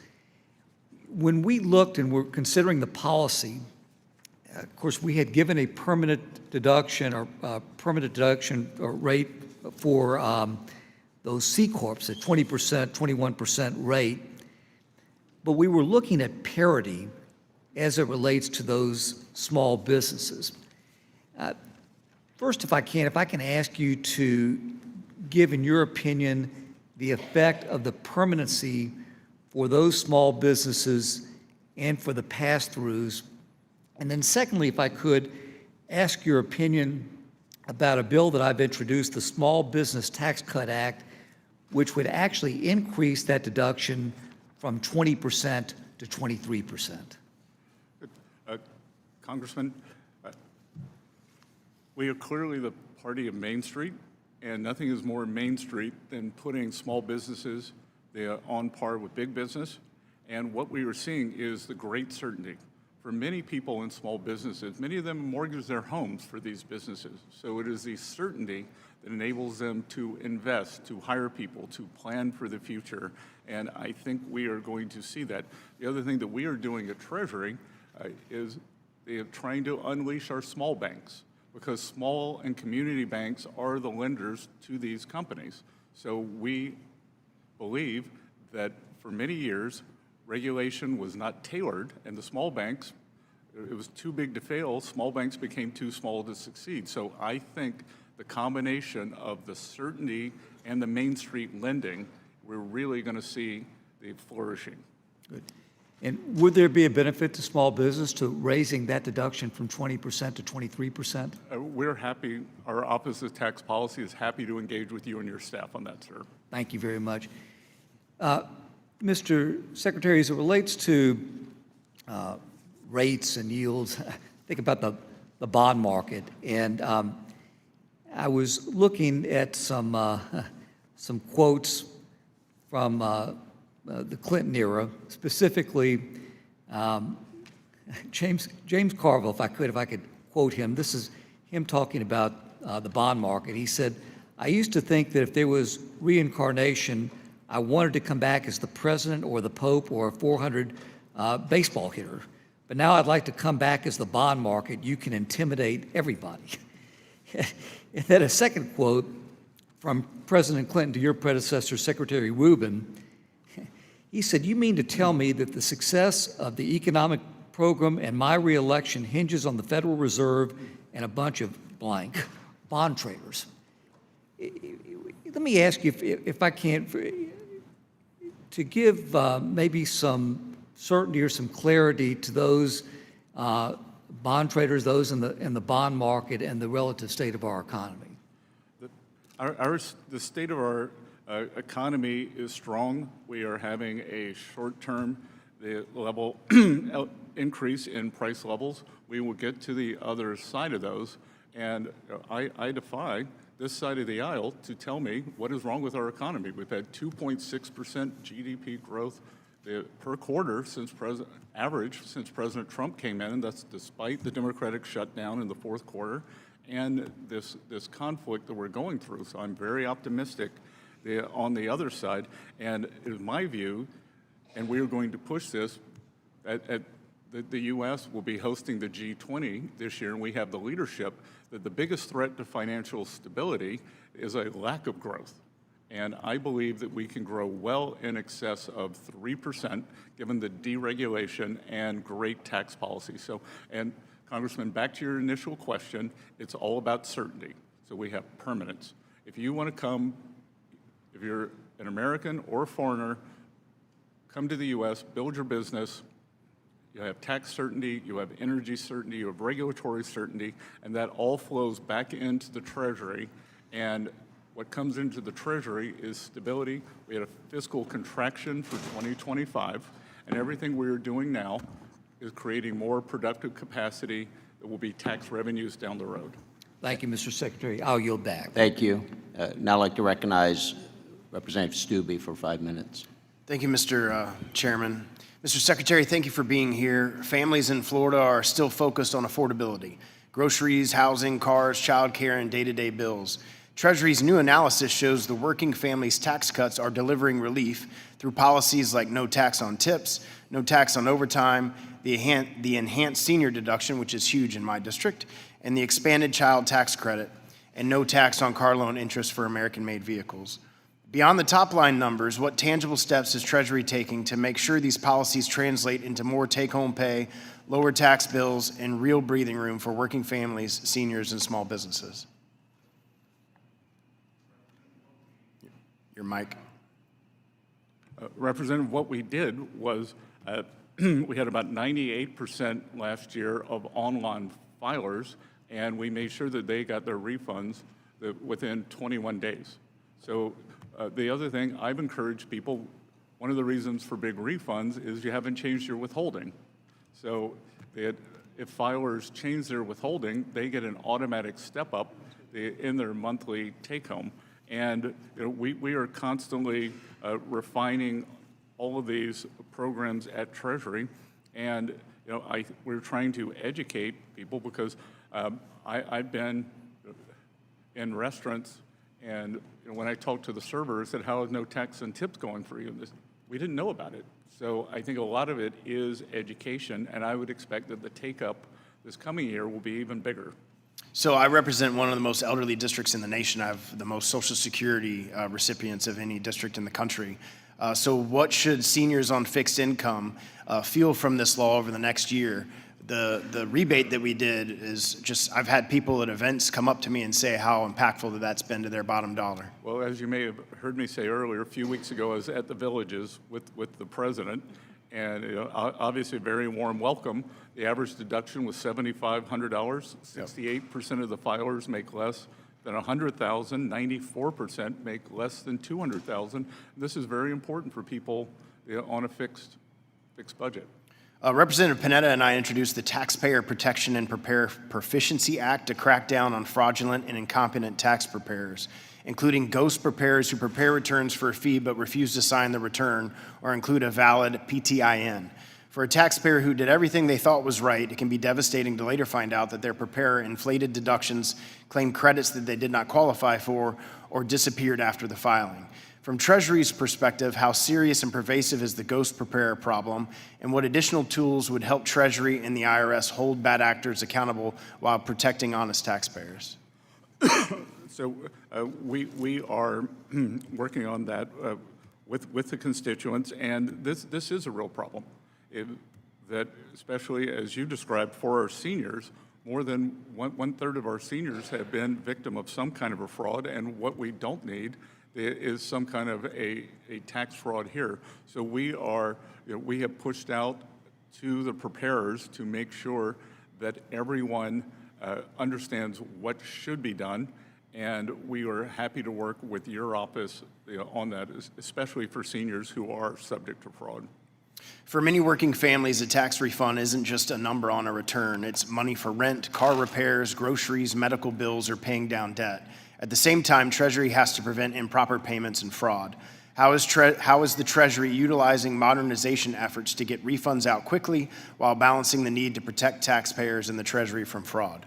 Well, last year, approximately 98% of taxpayers filed an electronic return, and we were able to, if everything was in good order, we were able to get that return sent electronically within 21 days. The other thing we are doing that is very, very important, we now have the means to say, we don't think your return is correct, and this will likely trigger an audit. Do you want do you want to have another shot at this? And that is very helpful in terms of, down the road, in terms of the number of audit cases, and for taxpayers who they or their preparer may have made an honest mistake. In the 20 seconds I have left, is there anything that you haven't had an opportunity to address from the lies from the Democrat side that you'd like to address in this time? Again, we've got a temporary inflation spike, groceries, as the Democrats, or many people like to say, it's up 2.5% since the president came to office. We work on this every day. The underlying economy is very strong. The jobs numbers, they are good. Construction jobs are up. And what I want to say, Congressman, is these are private sector jobs. Private sector jobs. We could have started any government program and put 1 million more jobs on the board. That it's private sector jobs that enables Americans to have real wage increases.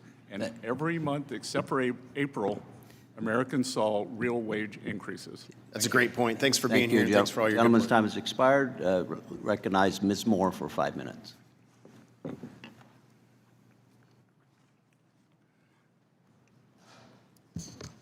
Thank you so much, Mr. Chairman, and thank you, Mr. Secretary, for appearing, and thank you for your patience and indulgence for this very long hearing. I just don't want to get into a big fight with you, sir, but I would have to agree with one of my colleagues that spoke earlier. These are some Dickensian times, and for some people, that these are the best of times.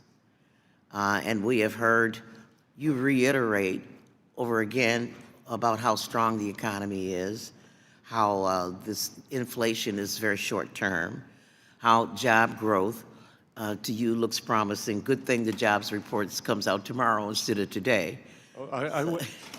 Representative, I wish it had come out today because I don't have any prior knowledge, so I don't want to move the market. Okay, so I guess, when our colleagues like to attribute the president's confidence that he shouldn't worry about the financial stability or the financial ability of Americans, and your notion is just sort of a little blip, this inflation, that people should not be taken seriously, I guess we would have to say that you agree with the president that that our economy is strong and that we shouldn't worry about people's situations. Is that the conclusion I can reach?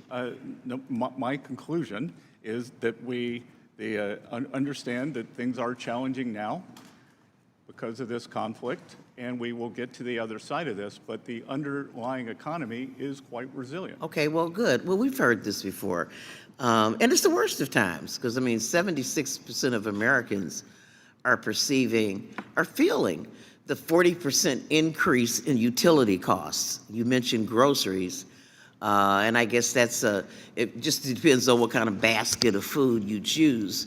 You better not choose something like beef or something. If you're getting, some of the ramen noodles or something, I guess that won't affect you as much. But these are the worst of times for a lot of people, excuse me. And what we have found, and I'd like to place in the record, an article I found without objection, which really indicates, and maybe it's no fault of this president, but in fact, wages are growing at a much slower rate than inflation. And if we look at data going back to even, the beginning of this century, we'll see that that inflation is really eating up about all of the economic benefit people have, and people are experiencing that. When your utility bill goes up 40%, we've already paid, 48, just since this war, this blip, people have paid $43 billion more in gasoline costs. And people are feeling some pressure from that. I want to just change the subject, Mr. Secretary, and talk a little bit about the tax credit for the private school fund. And this is a bill where, this is a program where a taxpayer can get a 100% tax credit for providing monies to the, what do you call these organizations, the school granting organizations? Can you, what other tax credit do we have where people don't have any skin in the game? They get a 100% tax credit for their participation. I just want to be reminded of it because I don't know. Again, I don't know why you think there's no skin in the game, because this can go to students in public schools for tutoring. It can go to handicapped students. Well, you know, I guess kids in public school don't pay tuition, and so I don't know how. If you wanted to hire a tutor for your child, that you could do that. But I guess If you I'm had a talking about the taxpayer, sir. So I'm talking about me as a taxpayer. If I want to provide money to a school, and say it's a school, let me get to the point. What if I want to donate my money to a school that doesn't follow any of the civil rights protections? You know, I don't want to admit LGBTQ students. I don't want to admit black students, or what would, and I'm going to get a dollar for dollar tax credit for that. What other tax credit program do we have that's similar to that? Almost nothing. Nothing. And many of these are for religious schools, ma'am. exactly. And so this is sort of an inequity we're building into the system. And my time has expired, but I just want the record to reflect that this is an inequity where we're circumventing the state's rights. Gentlewoman's time expired. Well, will you indulge me? I couldn't disagree more. Yeah. Okay, I have a unanimous consent request to put these materials in the record, Mr. Chairman. Without objection, I'd now like to recognize Mr. Fitzpatrick for 5 minutes. Thank you, Secretary Bessent, for being here today. We appreciate it. Sir, since the beginning of Russia's war with Ukraine, many of us have worked to make it unmistakably clear that Russia's illegal campaign of aggression will not be normalized nor rewarded. And that is why several of us have continued to advocate for sanctions that will put economic pressure on Russia and ensure that any peace agreement is durable, is real, and is agreed to by the government of Ukraine. Last year, a large bipartisan group introduced something called the Peace Through Strength Against Russia Act, comprehensive legislation that mandates sanctions on Russian officials and entities supporting Russia's defense, energy, and transportation sectors. This bill would close loopholes, fueling Russia's war economy, targeting Russia's energy leverage, and impose sanctions for war crimes, including the kidnapping and wrongful deportation of Ukrainian children. It establishes a 500% tariff on all imports from Russia to the United States, as well as on products from any nation which continues to enable this war through the purchase of Russian origin oil and natural gas. This committee and this Congress, I believe, have an obligation to provide the administration with the tools necessary to deliver lasting peace through strength.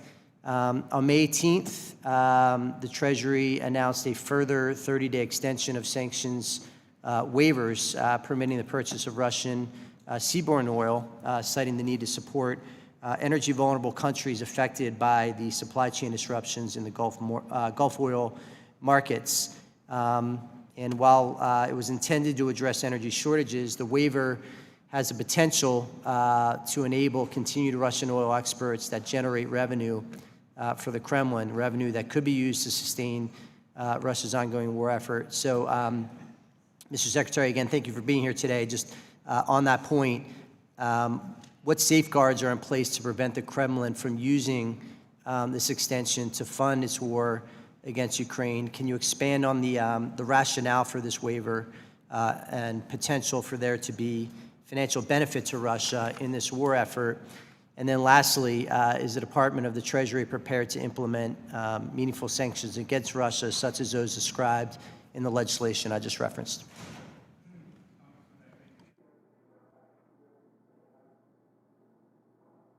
You have to step back and think, are you willing to put a 500% tariff on China? Because all I've heard, especially from the other side, but many on our side, are how tariffs are inflationary. I don't believe they are, but a 500% tariff is an embargo. So I am the highest-ranking U.S. official in this administration to have visited Ukraine, so do not mistake my skepticism for this for a lack of support for the Ukraine. And let's go back and look at the sanctions regime. The Biden administration was weak, and weaker on Russia sanctions. There were exemptions. If I were to score 0 to 10, the sanctions level was 3%. And then probably the worst national security advisor in history, Jake Sullivan, on his way out the door in January of 2025, raised what I would call the sanctions level from a 3 to a 6. So the Trump administration could adhere to those sanctions, and we have. In October of 2025, President Trump asked me how could he really turn the heat up on Russian Federation, and I said, you could do what no one else has done. Sanction Lukoil and Rosneft, and that has been done. So make no mistake, Congressman, that this administration has been tougher than any country in the world on the Russian Federation. And the Europeans, I believe that they are on their 20th sanctions package now, which they're very proud of, but I believe that means their other 19 have failed. So just to follow up, Mr. Secretary, do you believe that and this is an open-ended question, that's why we're having this conversation, do you believe that the current sanctions structure is sufficient? Do you think any changes need to be made to that? And if you could address the issue of the waiver as well. Well, with the waiver's done two things. It has kept overall global energy prices lower, and the other thing it has done, during World Bank, IMF week, many of the most vulnerable countries asked me to continue the waiver. I had not intended to, and we have. My guess is, or my strong inclination is, that if there are further waivers, that they will be country-specific and not generalized. And the Russian Federation has seen very little incremental revenue because of the waivers. Their oil was always going to China, and now the oil can go to our allies. Gentleman's time has expired. I'd like to recognize Ms. Tenney for 5 minutes. Over here. Thank you so much, Secretary Bessent, for being here. And while we're on the energy topic, I do come from New York, where we've banned natural gas drilling, and we're talking about affordability. We still haven't hit the peak gasoline prices in my state that we had under the Biden administration, and we weren't dealing with a conflict in the Middle East. We didn't deal with the democratic shutdown of our Department of Homeland Security last fall. We also didn't kill the Keystone Pipeline, banned all new oil and gas leases, and also restrict leasing on 13 million acres of land in Alaska. And the Biden administration was only able to bring prices down by releasing 50 million gallons in November of 2021, another 180 million gallons, a million per day in March of 2022, and that was the only reason our gas prices came down. So as a New Yorker who's very sensitive about energy prices and really bad energy policy that's driving up the costs in our state, and you can look, I think if you looked at some of the stats you've put out, if you just took out New York and California, for example, the prices would probably be substantially lower on average, and actually your numbers would look even better. So I just want to say thank you for recognizing some of those things that I think my colleagues on the other side haven't seen.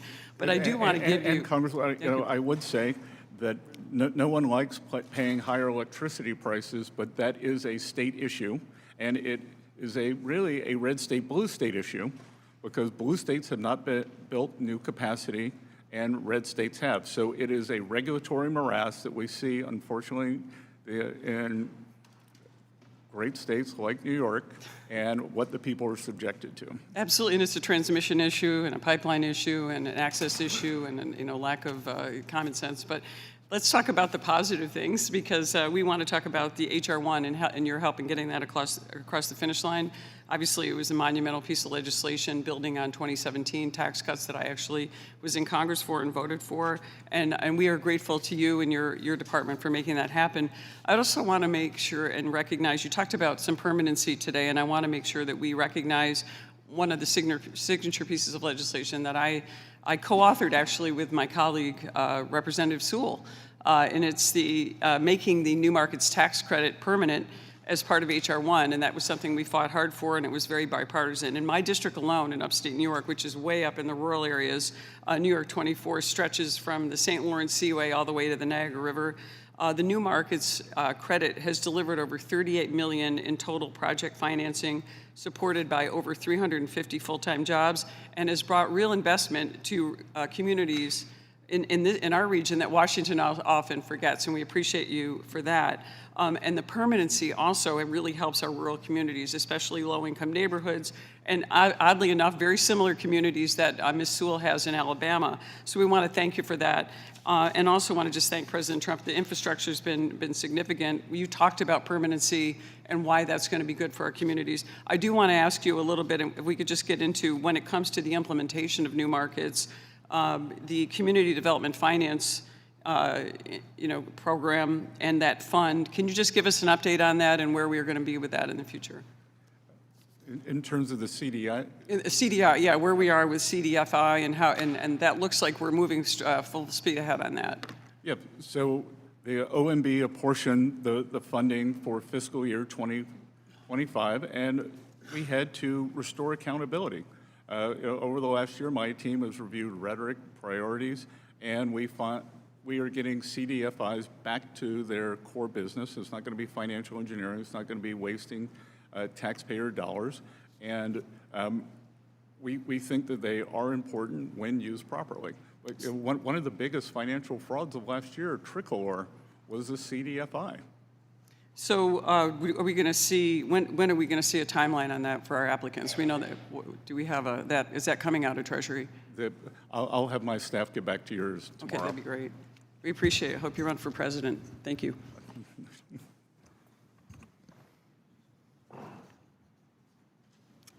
Thank you. Now recognize Mr. Boyle for 5 minutes. Thank you. Mr. Secretary, a few days ago, the White House Director of National Economic Council, Kevin Hassett, said, and I quote, "People are spending more on gas, but they're also spending more on everything else, not just groceries, but restaurants and so on." I think that's a sign you see when people are optimistic about the future. I was wondering if you agree with your White House colleague that people spending more on everything else is just a sign of great optimism. I think high discretionary spending is likely what Director Hassett meant. And you consider spending on groceries discretionary? Or gas discretionary? I didn't say gas. Did he say gas? Yes, that's correct. Right. I'll read the quote again. "People are spending more on gas, but they're also spending more on everything else, not just groceries, restaurants, and so on." That's optimism. So the everything else would be discretionary spending, Congressman. Well, it would be. Well, I'll tell you what. To reclaim my time. I can settle how the American people are feeling about this economy because I have the data on it right here from Fox News just the other week. On the president and this administration's handling of the economy, 71% of the American people disapprove, including 40% of Republicans. On the president's handling of inflation, 72% disapprove. They disapprove, in fact, by a 3-to-1 margin over approval. So, do you agree with the American people, or are they just wrong? Look, the American people were torched under the Biden administration. Oh my God! I wish I had $1 for every time you or on someone on the Republican side brought up Biden's name. If I did, I might have as much money as you have, Mr. Secretary. You would have lost 22% of your purchasing power because that's what happened. So the American people are wrong. The fact that by a 3-to-1 margin, they disapprove of this president and your performance on the economy. They're wrong. The Democratic House has 17% approval rating. No, I understand why you don't want to answer the question. So let me, I forgot to mention, reclaim my time, I forgot to mention, consumer sentiment is at an all-time low. So the numbers on the approval rating of this president on the economy are the lowest since the Great Recession. But in terms of consumer sentiment, which actually does measure whether or not people are optimistic about their future, the lowest in the history of a poll that dates back to 1952. Well, let's look at the underlying data. 2/3 of those are Democrats. The Democrats. Now, two-thirds of those polls, so Fox News, The Economist, all the polls are wrong. You're citing the University of Michigan. And there have been other surveys as well, but the Michigan Democrats survey. who listen to this kind of twaddle, they vote in the single digits, teens, whatever. Republicans, they vote much higher, and that's how you get. I don't even know what you're accomplish saying, the Mr. number. Secretary. No, I don't think you know what you're saying. I know what I'm saying. I'm citing the facts. Those are the facts that you have a problem with, Mr. Secretary. Well, let me just turn, since I only have 2 minutes left, let me just turn to this. I think it's unquestioned fact that in the 2024 election, President Trump, in my home state, the Commonwealth of Pennsylvania, and throughout the country, especially those 7 big battleground states, he promised the American people, and I quote, "I will lower costs on day one." Well, Mr. Secretary, as it turns out, today is exactly day 500 of this administration, and costs aren't any lower. They are higher than ever before. Inflation is rising. Gas prices are surging. Consumer confidence, again, has collapsed. And healthcare costs are going up thanks to the bill that you helped pass over a year ago. Why won't you just admit that this has been a failed presidency? Because the first step to turning this around would be admitting the problem. The 2.6% GDP growth, exceptional job growth in the private. That's the average since President Trump came into office. Real wage increases every month except for April. So if once again, inflation is eating away at the pocketbooks of the American people. I can tell you this: in the 30 seconds, reclaiming my time, in the 30 seconds I have left, when I was back home in Northeast Philly a couple days ago, and at a gas station, people were paying over $4.50 a gallon. They were feeling a lot of things, a lot of emotions. I guarantee you, optimism wasn't one of them. With that, I yield back. Thank you very much. Thank you. Thank you, and I'll recognize Mr. Murphy for 5 minutes. You know, memory is a wonderful thing to study. How we I think George Orwell called it memory holing. Yeah. So it's really hilarious, I think, actually sad and pathetic on another hand, that people don't remember. You know, I'm sorry that people get triggered when they talk about the former president, but 21% cumulative inflation during 4 years, which I think, maybe you're smarter than I am in this regard, contributes a lot to what's going on. Now, that said, I think it's actually pathetic that the other side of this dais places more concern about talking about gas prices. They didn't talk about gas prices during the last administration when they were higher actually than they were now, but they placed more concern about that than the fact that their children and grandchildren might get irradiated by a nuclear weapon one day.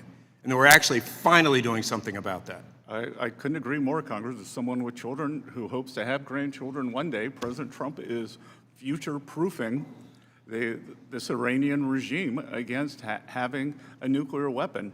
And the short-term challenges that we are seeing now, it would be nothing compared to that. Yeah, and you know, I totally commiserate for those especially lower income individuals where it's harder right now. Absolutely, understand. But if we look back on one of the great historical lessons of Britain during the Battle of Britain and the things that they took on to save the fact that they didn't want to be destroyed by Nazi Germany, the same thing that we don't want to be destroyed by a radical Islamic regime, which is in their constitution to do so, then hardships sometimes are challenging. Well, I think the best analogy here is World War I, that Germany hadn't declared war on the U.S. We just knew that it was a menace, that it was a cancer that had to be stopped. And we have cut the head off the snake. Everyone should remember the number of Americans who have died at the hands of the Iranians since 1979. They are the world's leading sponsor of state terrorism, whether it's the USS Cole through their proxies, whether it was the barracks in Beirut, and on and on. And yet we had a vote yesterday, basically, that was applauded. Not so much, maybe it was anti-Trump, because everything's anti-Trump these days, but it was more pro-Iranian in so many different regards. Nothing against the Iranian people, but the Islamic regime wants to kill Americans, and has done so, as you point out, since 1979. Let me just pivot just a little bit question here, because I would love to have your thought about this. I hear time and time and time again from the other side that the rich are not paying their fair share. Can you tell me Did the working families tax cuts, was it something just for the rich? No, sir. Under TCJA, that the highest income brackets paid 10% higher. And I can see that especially for the president's signature policy, 99% of the filers on no tax and tips make less than 200%, make less than $200,000. No tax and overtime, 6% of the filers. 75% make less than 100. So I've asked them. We heard the rich don't get tips. The rich, don't need the senior deduction. Yeah, so I've just asked them repeatedly, tell me what that percentage is. What is the fair share? The fact that the top 1% donate 1/3 of all the donations in this country. Yeah, maybe they should do more. I don't have no issue with that, but that's a voluntary thing. And you've read the book Atlas Shrugged, right? Yes, sir. Don't you think we're seeing a lot of lessons from that today? I think we're seeing more lessons from 1984. Well, yes, indeed, indeed. Let me pivot just a little bit to a challenging topic, and that's our debt, and the fact that I think we've had pro-growth policies put forth in our tax bill, which may not be readily apparent right now, right? So I wonder if you could just give me what you think what our projections are going to be, debt to GDP, what's going to happen in the next 5 to 10 years with all the investment that's going to be coming in. As I said earlier, Congressman, that we are creating highly productive assets that will be generating the high returns that will then go into the tax base. Yeah. This manufacturing renaissance that we're seeing creates jobs in two ways. The companies will be paying more taxes. They availed themselves, as we wanted them to, of the 100% full expensing on equipment, for equipment, for factories, for farm structures, and that will go into the tax base. I call it the slingshot effect. Right. Pull it back, and then it starts paying off. Yeah, it's like a slinky. If God forbid there was a Democrat that got into the next White House, they're going to come in and claim all the wonderful benefits that we're going to see at that point in time. Just kind of like the Biden administration talked about all the job creation after they destroyed all the jobs and then just restored them. So thank you for the work that you do. You are doing the good Lord's work in a very, very challenging environment. You're deeply appreciated. Thank you. I'll yield back. Good. Thank you, sir. Thank you, Ms. Fishbach. Thank you, Mr. Chair. And Secretary, I want to say thank you for being here because it's always good to see you, and I genuinely appreciate the information that you have and when we have the opportunity to have the discussion and be able to ask questions. But I really am sorry that the other side chooses not to acknowledge any of the good that's come out of this bill, and that's simply because this committee, the Republicans, Chairman Smith and President Trump are the ones that did it. So they refuse to see any of the good, and I'm sorry about that because I think that they're missing a lot. Look, I'd be worried because all these tax returns that we got that had one of the president's signature policies, they all voted against them. They all voted for the biggest tax hike. They all voted against increasing the child tax credit. They voted to cut it in half. And I feel like they did it simply because President Trump supported it. Simply and because. So, yep, absolutely. And I do feel sorry, and I am sorry about the fact that they believe that being rude is the way to have any kind of discussion, and that the only thing that they're seeking is social media clicks. And so I apologize for that because I not only your position, but also the information you're able to provide. And I think it's important that we have civil discussions as opposed to this kind of yelling at people and not letting them speak. So I apologize for that. But I just wanted to ask a little bit. My district is very rural, very family-oriented. And so I wanted you to maybe talk a little bit about particularly those families that benefit from what we've done in the bill, the pro-family provisions, and maybe a little bit about that so that people can understand better what we really did for those families. Well, first of all, permanence is very important. We increased the child tax credit from $2,000 to $2,200. That is permanent, and we've done, and that per child, 40 million families have claimed this benefit. And with everything here, as someone His studied the history of economics, we would have had a cataclysmic event if we'd had a $5 trillion tax hike. Absolutely, absolutely, and I think it's incredibly important, like I said, to not only to all of the families, and I, like I said, represent a rural area with lots of families, and so I think it's incredibly important that we do provide those kinds of tax breaks for those folks. And what would have happened had we not been able to do that is incredibly scary. And I think we have a barbell here. The representative that we have on one side, it's the expensing of business equipment, can be farm equipment. We have ag structures. And then on the other side, the president's 4 signature policies. And you anticipated, I think, some of where I was going to go with the ag, but I also did want to, with a little bit of time I've got left, is talk a little bit about the small businesses, because our communities depend so much on those small business. And I think that 199A has been discussed earlier, but I think that if you have anything else to say on how just critical these tax cuts are to those small businesses, because I will tell you, those small businesses are absolutely the backbone of my district. And so if there's anything else you want to add on that. Well, Representative, the Wall Street Journal accused me of being a populist, the firebrand, because I said it's time for Main Street to do well, which I pointed out to them. That's why it's called the Wall Street Journal, not the Main Street Journal. And this is a Main Street administration. I came from a small town, and Wall Street always does well, and everything with 199, they make sure that Main Street small businesses, as I said earlier, many people put their life savings into these businesses, and they are the backbone of many of our communities. We've tried to make sure that they have proper lending, but importantly, when you're going to take on that kind of financial risk for yourself, your family, you want to have certainty. And I think we've given them great certainty, and I think permanence. I think permanence in these tax cuts. We will never have to call them tax cuts again because they are permanent. Mm-hmm. Well, and with my remaining couple of seconds, I know that you were invited to Pennsylvania, but I'd like to invite you to Minnesota anytime, and so that you would get outside of the metro area and into the rural areas where these permanent tax cuts have really had an effect. So I thank you for being here, and Mr. Chair, I yield back. Thank you. Mr. Secretary, there's no need to read that paper anyhow. I would just point that out. Mr. Byer. Thank you, Mr. Chairman and Ranking Member. Mr. Secretary, thank you for being here. And I have no intention of trying to find something for social media. I share your concern. I'd love to see faster economic growth in America. 3% would be amazing.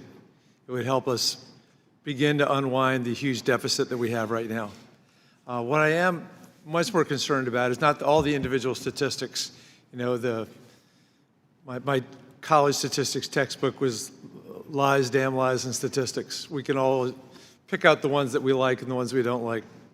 I'm much more concerned about it on a more macro level, that on at least 5 things, like you, I've studied economic history a great deal, that the administration is moving in ways that seem contrary to everything that I've learned about economic growth. Number one, of course, is the tariffs. Tariffs have rarely been good, and we've seen study after study that's shown that 96% of the tariff revenue so far has been paid for by American consumers and American businesses. It also has not led to a reshoring of manufacturing. Second is workforce. We know the 2 drivers of economic growth are workforce participation and technology productivity improvements. With the immigration enforcement, no one here objects to deporting criminals. But we've imprisoned or deported hundreds of thousands of hardworking people paying American taxes with American families that have now, according to the businesses I talk to, the builders can't build, the farmers can't farm, our fast food places are all doing. All those workers that necessary are gone. Number 3, the war of choice. You know, it has an accomplished regime change. It didn't bring democracy to Iran.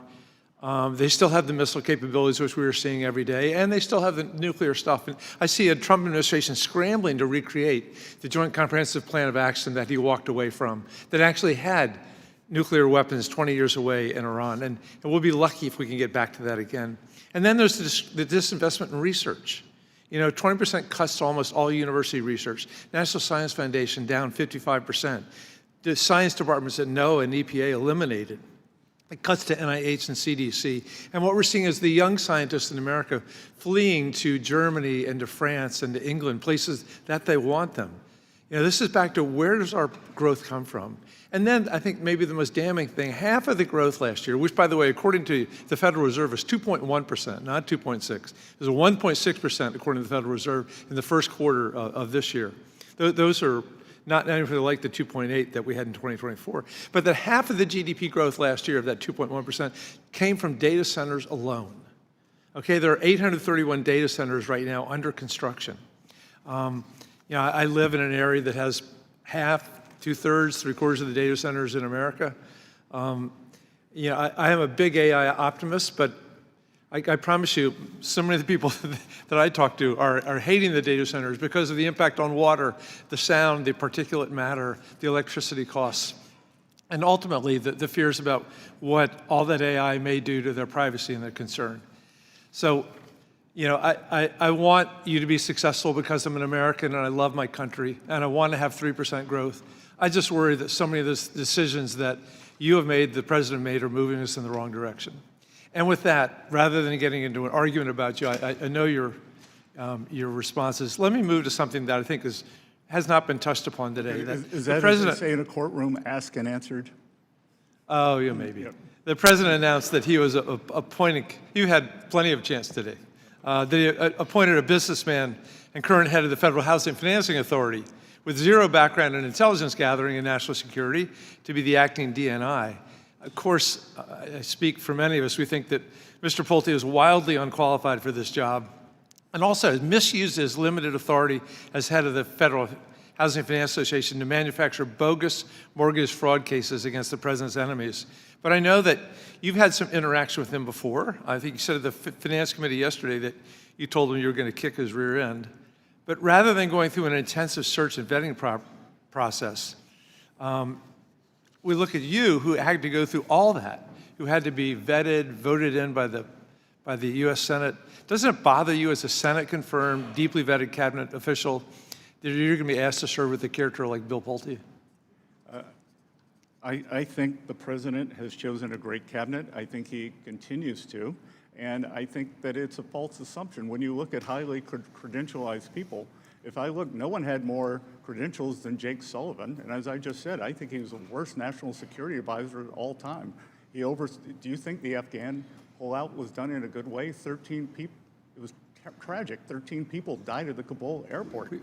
He wrote a piece in Foreign Affairs magazine that they had to be redone online. I've still got the hard copy where he said everything's fine in the Middle East. And then we got October 7th. So I don't believe in credentials. I've actually made a lot of my money over the years betting against the status quo. And I think President Trump, you wouldn't have thought that a real estate developer could come down an escalator and become president twice. It had never been done before. I always point out that the Afghan withdrawal was done on Trump's timeline after it was negotiated at Camp David with Mike Pompeo. All right, Mr. Moore. Thank you, Chairman. This is a very important hearing, and particularly Mr. Secretary for being here. I want to commend the work that you and your staff have done over the last 11 months to implement the working families tax cuts. As a father of 4 and a representative from the youngest state in the country, I'm proud of the fact that we focus so much on supporting families and the next generation through an increased child tax credit, refundability of the adoption tax credit, and of course, the creation of Trump accounts. Mr. Secretary, Treasury has indicated that over 5.5 million Trump accounts have been opened. 5.5 million, with 86% of them linked to families making less than $200,000. Can you speak to what this investment in lower and middle income Americans and children will do for their future? Good. Congressman Moore, thank you for your leadership on this. I think that this is one of the most important benefits for young people, maybe since the GI Bill. 38% of American households have no exposure to our great financial markets. They believe that they are on the outside looking in. I grew up in a rural place in South Carolina.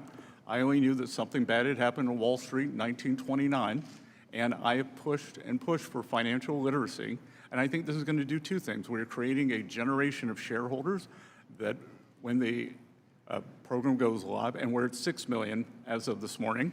When we go live, July 4th is a Saturday, we'll go live on July 6th, that all those families will be able to look at the app and know that they have a share in our great economy, in our great markets. And we are creating, at Treasury, we've created learning modules, trumpaccounts.gov. And I think this is going to be the ultimate learning experience. And on the back end of this, that when the children turn 18, they can take it out. They can use it to for down payment on a home. They can use it for education. They can roll it into a retirement account that they take out when they're 65. So I think that this, as a supplement to our current programs, is going to prove one of the most durable legacies. You make a point that not enough people had access to it, and I think you and I and many others understand that there was an opportunity to have access, and it only requires a little to make a huge impact in your own life, but getting started is insurmountable to a lot of people. They think, oh, this isn't for us, this isn't for me, and what this does is it makes it so it is literally in front of an opportunity for every single child in America to be able to have it there and have it part of it. The other aspect of it that I think is due some of the most, what I think has been the most incredible part that's come in the aftermath of passing it is I don't recall seeing, really, in my, maybe you got better examples, but over $6 billion given to one specific initiative of philanthropic dollars from the Dell family and so many others that are involved. Can you help put this into perspective, how significant and wide-ranging private and philanthropic investment is into Trump accounts? So a lot of excellent points there, Congressman. First, there's this idea of food deserts, that people weren't able to get, or still aren't, maybe able to get nutritious food because they're in a food desert. There have been financial service deserts, that people, they don't have the minimums to open some kind of a non-bank account where they can get access. So I think that this is curing that. This is a free, low-cost, no-cost entry. If your child's born during President Trump's term, you get $1,000. But as you highlight, I think that this is a change in philanthropy. Foundations, great philanthropists like Michael and Susan Dell can donate directly to the children of America. No big foundation buildings, no annual gala, no speakers, straight to the children of America. And what Susan and Michael have done, that they are giving to they have excluded the top 20% of zip codes in America. They're going to give to every eligible child in those zip codes. It will be $250 per account.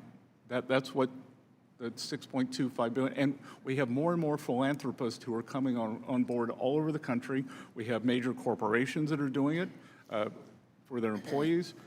People can adopt school districts, they can adopt zip codes, they could adopt states. I think we're going to see foundations, and many state governments are getting on board. So we have created the delivery device and the holding tank for this, and I think it's going to explode. It's galvanized so much more than I think people even expected at the group that's been involved with this, Invest America, from the start, getting it to where we are. It's been an absolute honor to be able to work with your team on this and look forward to some of the best opportunities. Like I said, I have 4 young boys under 13 years old. I was at their age when I learned the concept of a checkbook. They're going to be able to learn the concept of compound interest and how just a little bit now is going to affect them later. And I yield back. Thank you. Ms. Beth Van Dyne. Thank you very much, Mr. Chairman. Thank you, Secretary, for joining us today. I think it's safe to say that you have probably worked as hard as anyone over the last 18 months, and no one has done more for the American people than this administration and this Treasury Department. Mr. Secretary, when President Trump took office, what were the biggest economic challenges facing the administration? Well, we inherited a mess. We had had the worst inflation in 49 years, and I think in many ways the worst for working people in our nation's history, because someone was asking me about the inflation indices earlier, that's the average for working families, that it is thought that many of their goods and services inflated as much as 35%, with an 18% wage gain. So the loss in purchasing power was tremendous. We were running the biggest deficit to GDP that we'd ever run, 6.7, 6.9%, when we were not at war, not in a recession, and we had to get that under control. And then everything that was happening to our American workers, from the border being open, and whether it was safety or jobs being taken. So since January of last year, what would you say that the largest economic indicators have been showing the greatest improvement? I would say that every month except this past April, we've seen real wage increases. We've seen, on average, 2.6% GDP growth for the past 4 quarters. And the underlying resilience of the economy, we pulled down the fiscal deficit to GDP. We got it down to about 5.5%, so we had a fiscal contraction and still grew. And Representative, everything that all the jobs we're creating, they're in the private sector and they're for Americans. I appreciate you saying that, because the previous administration often pointed to job growth as evidence of economic success, but much of that growth, as you just mentioned, came from the government hiring. So can you explain the difference between in an economy that is driven by government job creation versus that in the private sector? Well, we see the productivity go up, but more importantly, for the people who are getting those jobs, that very, very difficult to create real wage increases. Traditionally, government jobs are indexed to the CPI, so you're just keeping up. With private sector, people can move up. And we are creating, with the Tax Cuts and Jobs Act, we're having a building boom in manufacturing structures. And that if someone's economically illiterate said to me, well, where are all these manufacturing jobs? Well, manufacturing jobs take time. I was up in my hometown of Charleston, South Carolina. Boeing is expanding their facility there by 50%. It's the Dreamliner production facility. So first you get construction jobs, then you get 1,000 high-paying jobs in the Boeing factory, and we're seeing that again and again. Well, I think the goal of public policy shouldn't be to make government dependency more comfortable, right? But it should be to make economic independence more attainable. And so would you agree that the most effective way to improve a family's financial situation is not through government assistance, but through higher wages and better job opportunities? 100%. And the opportunity to start your own business. And that's what we're seeing too. That in terms of Main Street coming back, one of the things, I spent my career in the financial sector, and 45% of our small and community banks disappeared since the great financial crisis. Senator Warren likes to say, ooh, we might have a bank failure. She killed 45% of the small banks. Yeah. I think the Trump administration is rightly focused on creating the conditions for private sector growth and for private sector hiring, because every new private sector job represents an American who is less dependent on government and more empowered into their own future. And I think as Congress considers policies that encourage work and reduce dependency, I do believe that we have a responsibility to connect people with opportunity. So I'm going to ask you, what are you doing on August 6th? I'm not even sure what I'm doing. Let me tell you, for the 5th consecutive year, I am hosting what has become the nation's largest job fair. Last year, we had over 500 businesses that represented over 33,000 jobs, and we had about 35,000 people came last year to Globe Life Field, and we're going to do it again this year, August 6th. And we would love to have you there. I am formally inviting you right now to attend. Because if you want to know about economic policy, don't ask anybody in Washington. Ask the single mom who now has a job that pays the bills. Ask a vet who now finds a new career. Ask a worker who can get off economic, government, federal assistance because he's got a job that has given him a new opportunity. These are the real scorecards that I think that we should be looking at. Well, I was just in Texas a few weeks ago. I'm going to be there next week, and that is the land of opportunity. I appreciate you saying that. I think the clearest measure of a successful domestic policy is whether Americans believe opportunity exists. And I think on August 6th, over 35,000 people are going to walk into Globe Life Field looking for not for government assistance, but looking for jobs. And over 500 businesses will be there because they need workers. And to me, that's the strongest real-world indicator that President Trump's economic agenda is working. And with that, I yield back. Thank you. Thank you, Mr. Evans. Thank you, Mr. Chairman. Thank you for being here, Mr. Secretary. The Trump-Biden administration administration is failing at home and abroad. It is not smart investment for the future, and certainly isn't delivering on the affordability agenda American people deserve. The president's policy has left Americans paying more in food and gas and health care and electricity. The electricity price is especially important to me because it's related to the growing concern around the cost of data centers and future investment in energy. Meanwhile, the Trump administration has said he does not care about the financial situation of Americans. He has called the gas price peanuts. While the GOP focuses on policies that make money for Trump and his allies, working families are paying the price. So I say to you, Mr. Secretary, obviously, there's concerns that we all have about what is occurring. Though I know you may have a different view, I want to share with you the view that I'm having and living with and hearing my constituents talk about. So as a result, I yield back the balance of my time and thank the chairman and the ranking member for this opportunity of this hearing. Again, I thank you. Thank you, Congressman. Yeah, exactly right. Thank you, Mr. Feenstra. Give that to me. Thank you, Chairman and Ranking Member. Thank you for holding this hearing. Secretary Bessent, I truly enjoy always talking with you.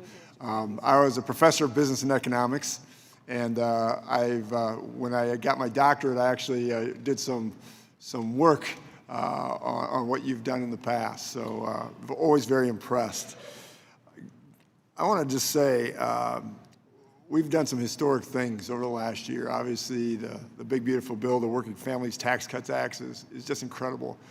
Can you talk a little bit about that bill? And I'm going off script a little bit, so I hope I'm okay. But can you talk about international tax and what that is going to do to bring in onshore businesses and keep the U.S. competitive around the world? We have so many multinationals and other companies that do jobs around the world, and I see a lot of this employment coming back, and a lot of the workforce that we're going to have in the U.S. is going to grow. Can you talk a little bit about that?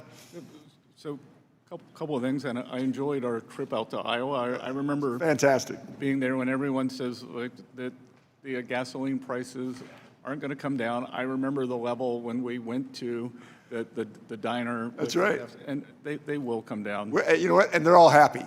You know, compared to what everybody else is saying, all the farmers are happy. So corporations have a choice globally. Yep. And I think with this administration, I've often described that we have a three-legged stool, and it is tax, trade, tax, trade, and regulatory certainty. Yep. And all of those have worked to push the businesses back into the U.S. to make them want to come here. And it's certainty. Come here, you have tax certainty, you have regulatory certainty, and you have energy certainty. U.S. is an energy superpower. Yes. And I am responsible for the U.S. economic dialogue with China. And when I look at, what does China envy the U.S. over? It's our military. It is our economic system and the strength of the dollar. It is our innovation, and it is our energy. And we can't take those for granted. And all of that centers around the tax policy and this immediate expensing. It's my belief that in China, they spend about 4% of GDP. Yep. The subsidizing industry. That's right. So we aren't command and control economy. What we tell people, I don't go through the S&P 500 and say, you need a loading dock, you need a new assembly line. We just give companies 100% expensing, and they can do what is best for them. Yep. And it's capitalism. I mean, it works well. And like you said, we're not giving anything like China is. I mean, it's just phenomenal. It's just immediate expensing, and that's just a timing issue. I just want to talk about, I was really involved in the Acre Act. This was borrowing farmers that borrow costs for manufacturers and agricultural businesses and stuff like this. Could you highlight how this will help strengthen America's agricultural economy? If you know a little bit about it or not, what it is, it's the tax on the loans. And we have lowered that. We want to continue to lower that. And can you just tell how that could incentivize growth in rural America? Well, I think that deferral on the tax is very important because there is nothing with more fixed assets. Farming is an interesting business. My family's been in the farming business for 250 years. That it's an interesting business because you have high fixed income assets or high fixed assets, but you have uncertainty based on weather, production. So that's right. There is a lot of uncertainty, and this brings much more certainty in terms of cash flow to those farms. Yes, absolutely. Then one final thing, based on farming and stuff like that, I call it the pilfer tax. It's actually government sticking their hand in the grave and wringing a dead person's neck and saying, you owe us 40% in death tax. I'm always appalled by this when somebody passes away and all of a sudden we say, oh, by the way, you owe us 40% tax if you pass that land on or that manufacturing or that small business on to the next generation. So we did $15 million. Thank you to President Trump and everyone else to get that done. What is your thoughts on trying to permanently get rid of the death tax? I mean, do you tend to agree it's sort of a pilfer tax? Well, it's all that capital has already been taxed at least once, many times twice. And to go back to farmland, I've studied tax policy around the world. In many countries, including the UK, farmland is not subject to death duties. That's right. That's right. Thank you so much. Always good to see you. Thank you. I yield back. Mr. Chair. Thank you. The chair recognizes the gentleman from New York, Ms. Malliotakis. Thank you very much. Secretary Bessent, thank you very much. Welcome to our committee. It is great to have you here. First, I want to say thank you for your words in support of suspending the federal gas tax. I have legislation that would do that. It would suspend it for 90 days, give the president additional authority for 125 days. I'm introducing that with my colleague, Max Miller, on this committee as well, and we hope that we can get that through.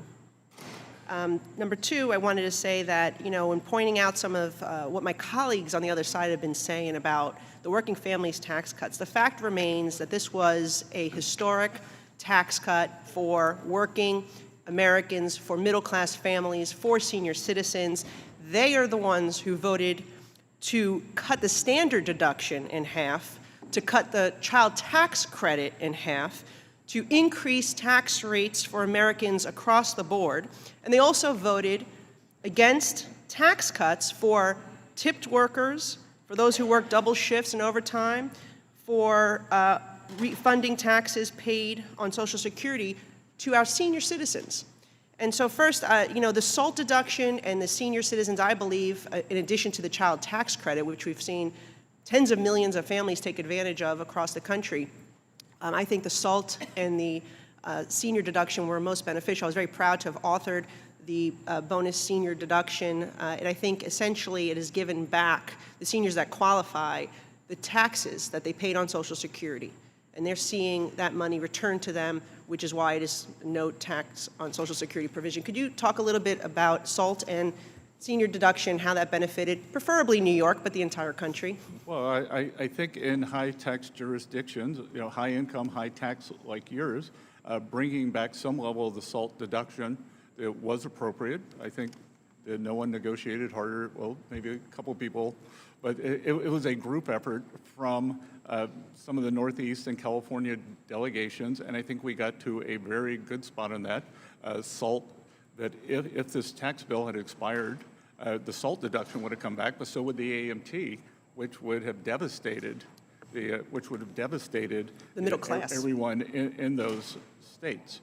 So, and look, as I travel around, that whether it is the Social Security deduction, when I look at these numbers, 99% of the filers claiming no tax and tips, incomes under $200,000, 90% under 100. For the senior deductions, 94% under 200, the 68% under 100. So these are people on fixed incomes, and they need certainty.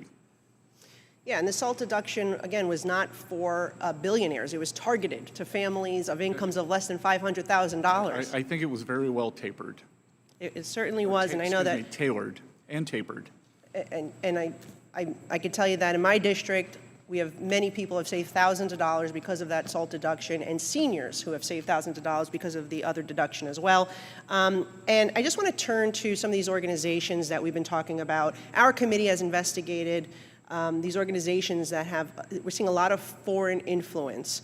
We continue to see examples of foreign actors exploiting nonprofit organizations to interfere in our political process, to fuel anti-Semitism, in some cases even support or promote terrorism. We have also seen an increase in these organizations coordinating with and receiving support from individuals connected to the Chinese Communist Party.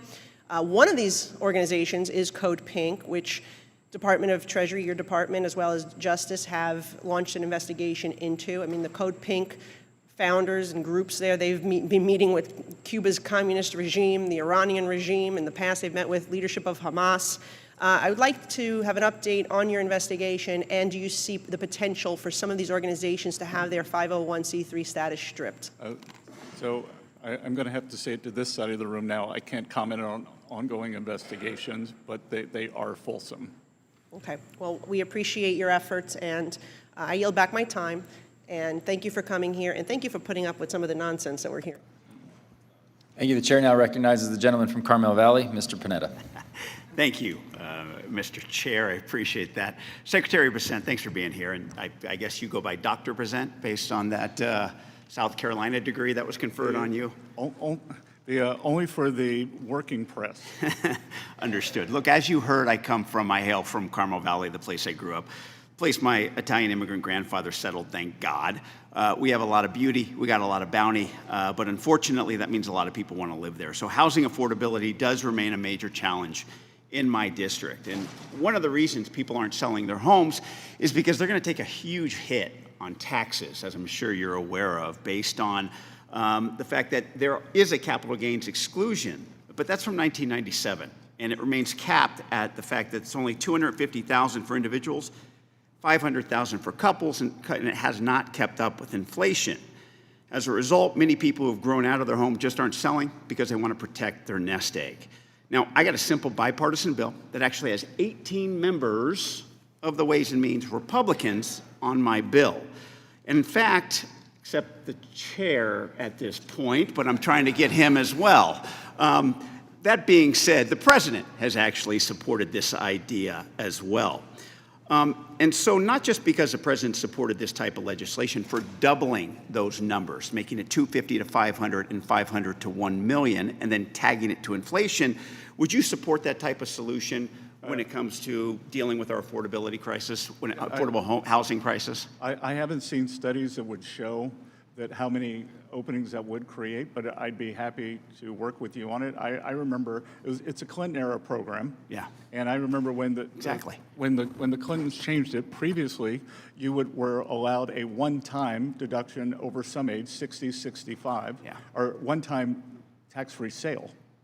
You could roll your appreciation up to that sale. So I think there are a lot of things that we can look at. I don't want it to seem, I'm older than you are, and I'm constantly told the boomers get too much. I don't want it to seem like something that it's a giveaway to the boomers. Hey, completely understood, and look forward to talking to you and continuing negotiations on this. But I appreciate your acceptance of being open to the concept. So I appreciate that and look forward to working with you. But look, I think, as you know, and as you've heard, it's not just housing that makes it tough when it comes to affordability.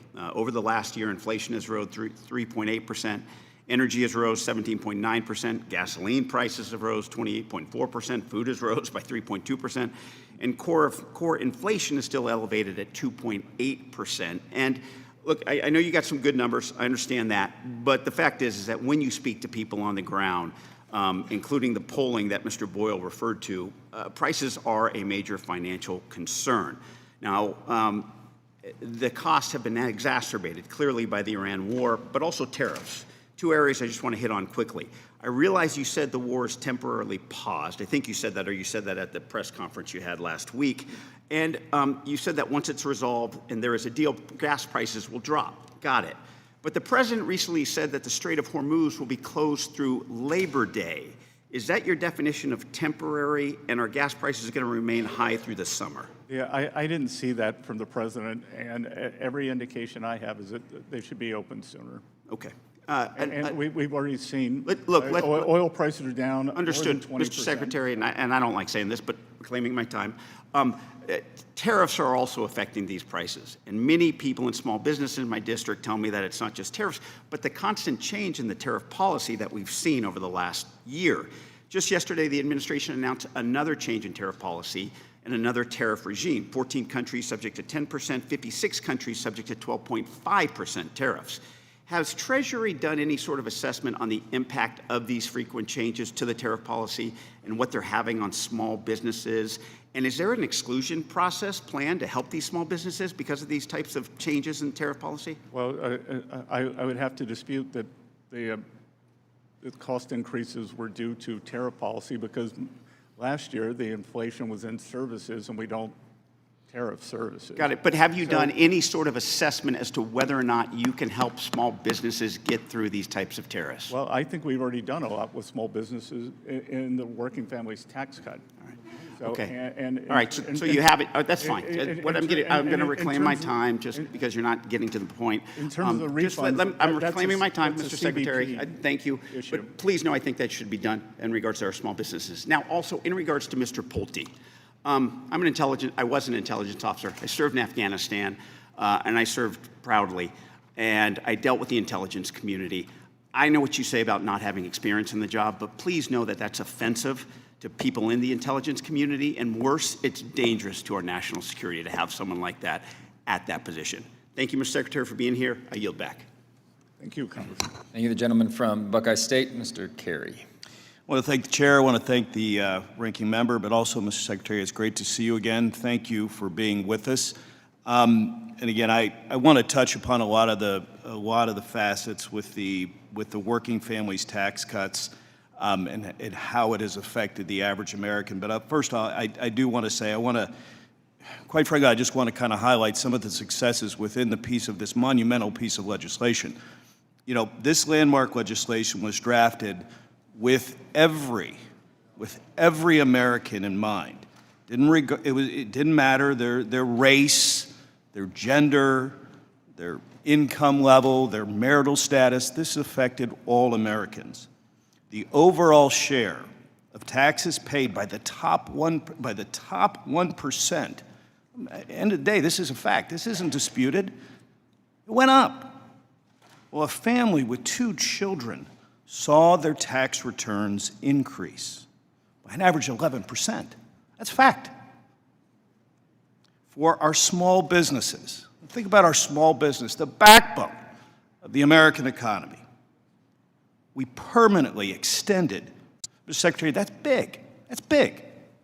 For our seniors, and coming off of the Social Security fairness that we did in the pre-administration, but for our firefighters and our postal workers and our police officers, but just what we did within the Social Security space, a $6,000 tax deduction, which is greater than the Social Security taxes the average senior household currently pays. For our manufacturers who built this country, we implemented 100% immediate expensing for equipment and machinery. That's what we did. Now, there's been a lot of talk about energy. There's been a lot of talk about fuel prices for our country. And I want to just highlight a couple numbers because we've heard a lot of numbers, and energy happens to be something I do know a little bit about. But today, the average gallon of gas is $4.24 per gallon. Into the previous administration, same time, average price was $5.16, without the sword of Damocles of a nuclear warhead in Iran. You have to understand history to understand how terrible that regime and the threat that would have been for all Americans. But let's talk about the pro-family policies that this monumental piece of legislation did. It permanently extended $2,200 tax credit and tied it to inflation. That's every working family that has kids, folks. Every working family. Extended the adoption tax credit. Expanded education savings accounts to include additional K through 12 additional expenses. Expanded the health savings accounts. Great things. Improved employer-provided child care tax credits. And made permanent paid family leave and medical leave tax credit. Our children will recap the benefits of the Trump accounts, in which 5 million children have already been enrolled. Now, this legislation didn't pick winners and losers. It didn't prioritize certain segments of the American population over the others, and it's not a government handout to any particular economic sector. This is sound tax policy focused on the tax certainty for all American businesses, putting more money in the pockets of hardworking Americans, and putting our country on a trajectory for economic success. Now, Mr. Secretary, I know that you've had to listen to a lot of things today, and we do appreciate your service. We do appreciate you leaving the private sector to do something that, in many ways, is a very difficult position to be in. But Mr. Secretary, your time, your staff's commitment, and this commitment of the administration to make America a better place, we appreciate that. So with that, thank you again for being here today. And with that, Mr. Chairman, I yield back. Good. Gentleman yields. Congressman, thank you. Also from the Buckeye State, Mr. Miller is recognized. Thank you, Mr. Chairman. Mr. Secretary, it's great to see you again. Good to see you. And to note, Chairman, just a better part of the Buckeye State, for the record. But thank you, Mr. Chairman, and thank you to Secretary Bessent for your testimony before this committee today. It is much appreciated. Since we last discussed digital assets in this room, the landscape has shifted from a conversation about the rise of these technologies to a question of how we successfully integrate them into our regulatory tax infrastructure. We've seen meaningful progress. The Senate Banking Committee has advanced the Clarity Act to build a market structure framework. Additionally, I, along with my colleague to my left over here, Rep. Horsford, have introduced the Digital Asset Parity Act to finally provide the common sense tax certainty our businesses and investors truly require throughout our country. We are no longer debating whether digital assets are here to stay any longer, but rather how we define the rules of the road, and we believe that this is necessary now at this time in our history. I truly look forward to discussing how Treasury can collaborate with Congress to ensure these dual frameworks provide the economic stability and tax fairness the American people deserve. Mr. Secretary, the Parity Act was introduced to solve the phantom income and tax as cash hurdles that currently plague American businesses and everyday investors. We've seen that without tax parity, companies are hesitant to adopt these tools, and individuals are burdened by the reporting requirements that feel more like friction tax than truly a fair system. So I'll just get right to it. As the Treasury Department looks at the current tax code, how do you see the Parity Act, specifically its provisions for stablecoin payments and the elective deferral of staking in mining rewards, as a catalyst for keeping digital asset innovation within the United States rather than forcing it offshore? So, Congressman, thank you for those questions. This administration and Treasury's goal is to onshore digital assets, both because the innovation that we're seeing and U.S. standards and practices. So we would like to work with both of you on this to perfect the right balance between how this should be done. But I do think, look, whenever we get to these new technologies, there is an adjustment period. We have to think about them in a different way. And I believe not only for the technology, for the payment rails, it's essential for us to be the leader to maintain dollar dominance. And we want to have the best standards in the U.S. that we can export to the rest of the world. So we'd be happy to work with you on that. Thank you very much. We've been working extremely hard over the last, I'd say, 15 to 16 months to bring a framework. And truly what we're seeking here really is, besides the name of the legislation, clarity and parity and just stability for the tax code for these individuals. And I very much thank you for your answer and you willing to work with both of us on committee and all of us.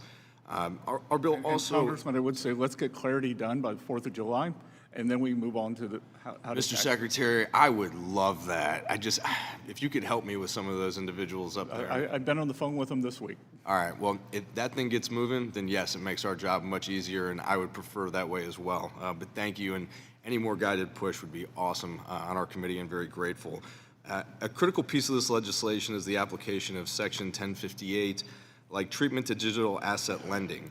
If the Treasury Department were to formally recognize digital asset lending as analogous to the securities lending covered under Section 1058, what is your assessment of the impact on the domestic market liquidity? And specifically, does Treasury agree that extending this established tax treatment of non-recognition is one of the most efficient levers to move digital assets from a speculative asset class to a functional, transparent part of our institutional financial infrastructure? Congressman, you obviously feel strongly about this. I have a motto in life: no data, no opinion. But I will get back to you with an opinion. I very much appreciate that. This has been one of the tougher subject matters that we've discussed on the committee because I believe that this country for a long time has been stuck in the analog era and we are now in the digital age. And this framework altogether just provides guidelines and stability for the cryptocurrency network within our country.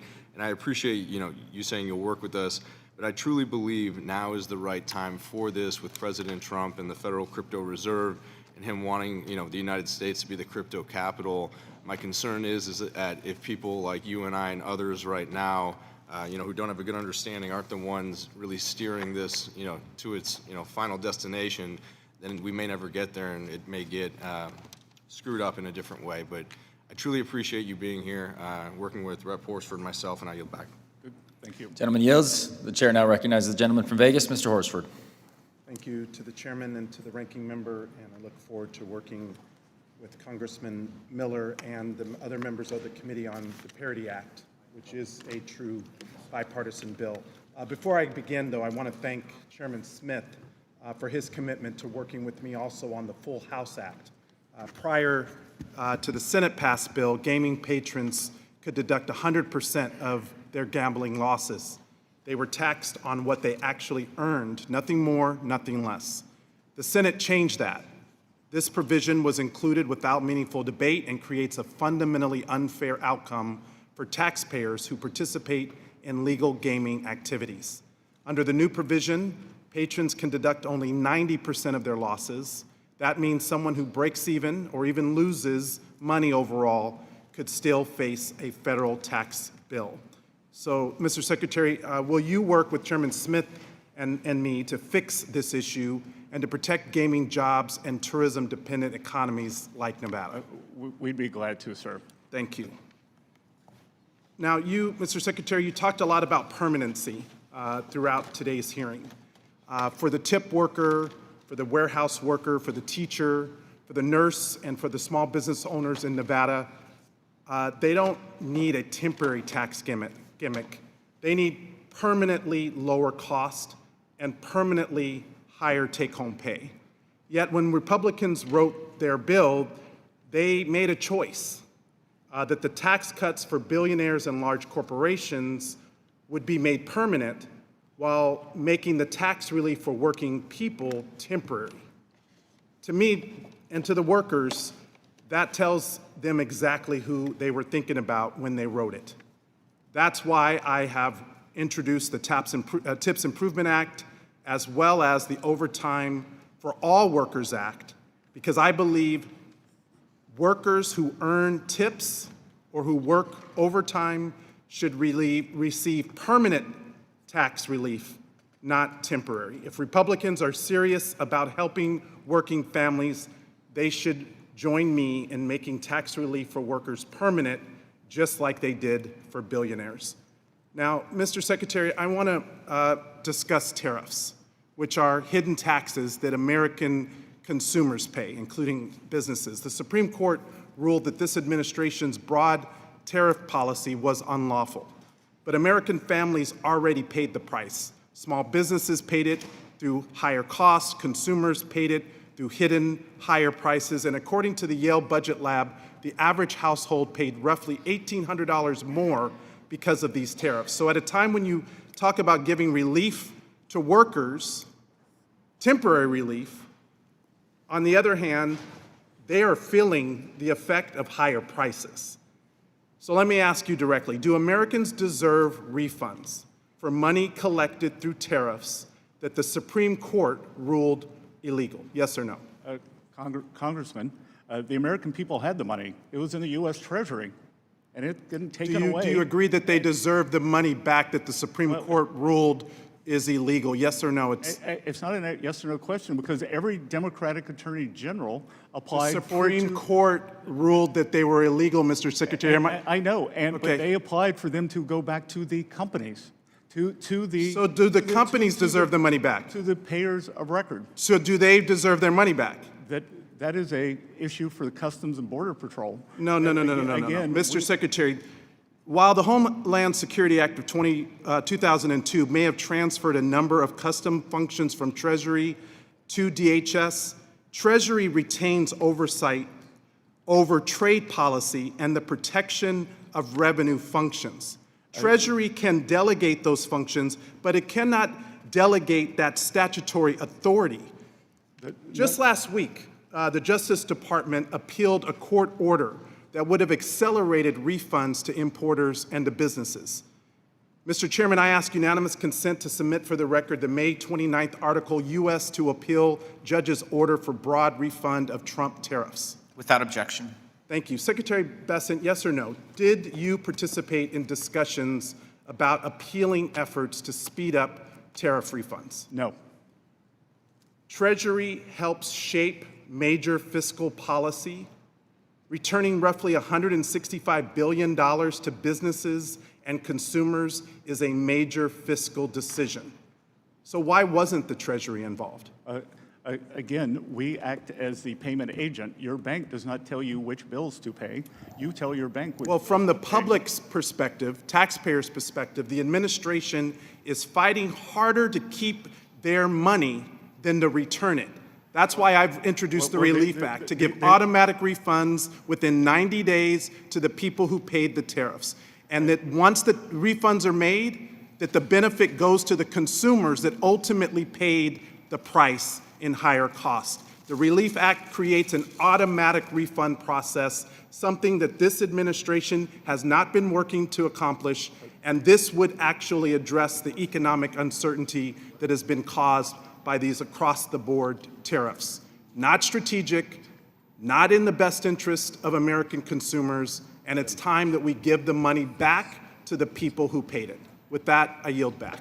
And many foreign companies, and I think we're going to see that the payers of record, many of them are overseas entities. So, well, Mr. Secretary, families in America don't experience the economy through GDP reports or stock market indexes. They experience it through rent and groceries. They experience it through what does that have to utility do bills. with tariffs? Because they're paying. That's exactly right. What does it have to do? It has to do with the average family not being able to meet their monthly budget obligations, because this administration is so aloof to the reality that the majority of Americans are facing. Mr. Bean. Thank you very much, Mr. Chairman. Good afternoon to you. Good afternoon, Ways and Means. Good afternoon, Mr. Secretary. Welcome back to Ways and Means. 4 hours ago is when this hearing started. But a year ago, we were in the middle of debate of the One Big Beautiful Bill. You, Chairman Smith, this president, were all architects. You made some big, bold predictions. Pass this bill, Congress, and we will see a reverse of manufacturing jobs closing or fleeing the country. You made a big, bold statement that you'll put more money in Americans' pockets than ever before should we pass this bill. We passed the bill, and Mr. Secretary, everything you said is coming true. How about that? There's more money in Americans' pockets. The 4.5 million manufacturing jobs that we've lost since the year 2000 are coming back. And for me, speaking across Northeast Florida, people are excited, business owners are excited and making that happen. A year ago also, we were doing something else. We were debating fraud, waste, and abuse. You would think that would unite this committee, but you can see today we disagree on so many things. That's something that should unite us. I want to brag on something that you're doing in Treasury Department. You're a core pillar of President Trump's anti-fraud task force. Your subcommittees and your initiatives of the Office of Terrorism and Financial Intelligence, FinCEN, and the Office of Payment Integrity are leading the way of supplying that task force. Let's fight fraud once and for all. Something else you're doing. A year ago, we talked about it. Of how fast we pay. The United States pays our bills very fast, sometimes too quickly, because we pay people who shouldn't get paid. Scammers don't have to rob banks anymore. They can just bill the United States. We pay them, and then this pay and chase, we figure it out. So you and I, do you know this? You and I and your team have created a bill to codify what you're doing now, which is to verify, to use the data and statistics to making sure it's a legit bill, that it hasn't been paid by anybody else. So hats off to you. What else can we do, Mr. Secretary, to assist you? Maybe it's just get out of the way to assist you in fighting fraud. Congressman, you are exactly right. That once money goes out the door, that anything other than a partial recovery is unlikely. I was out in Minneapolis and saw what was going on there. And I think in terms of the U.S. is a high trust society, and in terms of the maintaining the trust that American citizens or that we have in each other and our visitors, it's important to prosecute. And of course, prosecute, but the recoveries are going to be very small. It's almost, they're bad guys. They hide and chase. So your efforts, don't give up on our bill that's in Mr. Comer's committee. I'm still lobbying it. You weighing in would be a big deal. You're already doing it, but we want to codify it. It's the best practice of paying our bills. Scammers also are targeting older folks and Americans. They're these scam calls, spam and scam calls. I get 8 to 10 a day. Now the FTC, it's already against the law. We put your number on the do not call list. I want to plant a seed with you. The FTC is responsible for it. It's against the law. But what if they don't have the teeth or muscle that Treasury has? I want to plant the seed with you. What do you think about the idea of Treasury getting involved and chasing and kicking out these scammers that are calling us? What do you think, Mr. Secretary? We are, Congressman.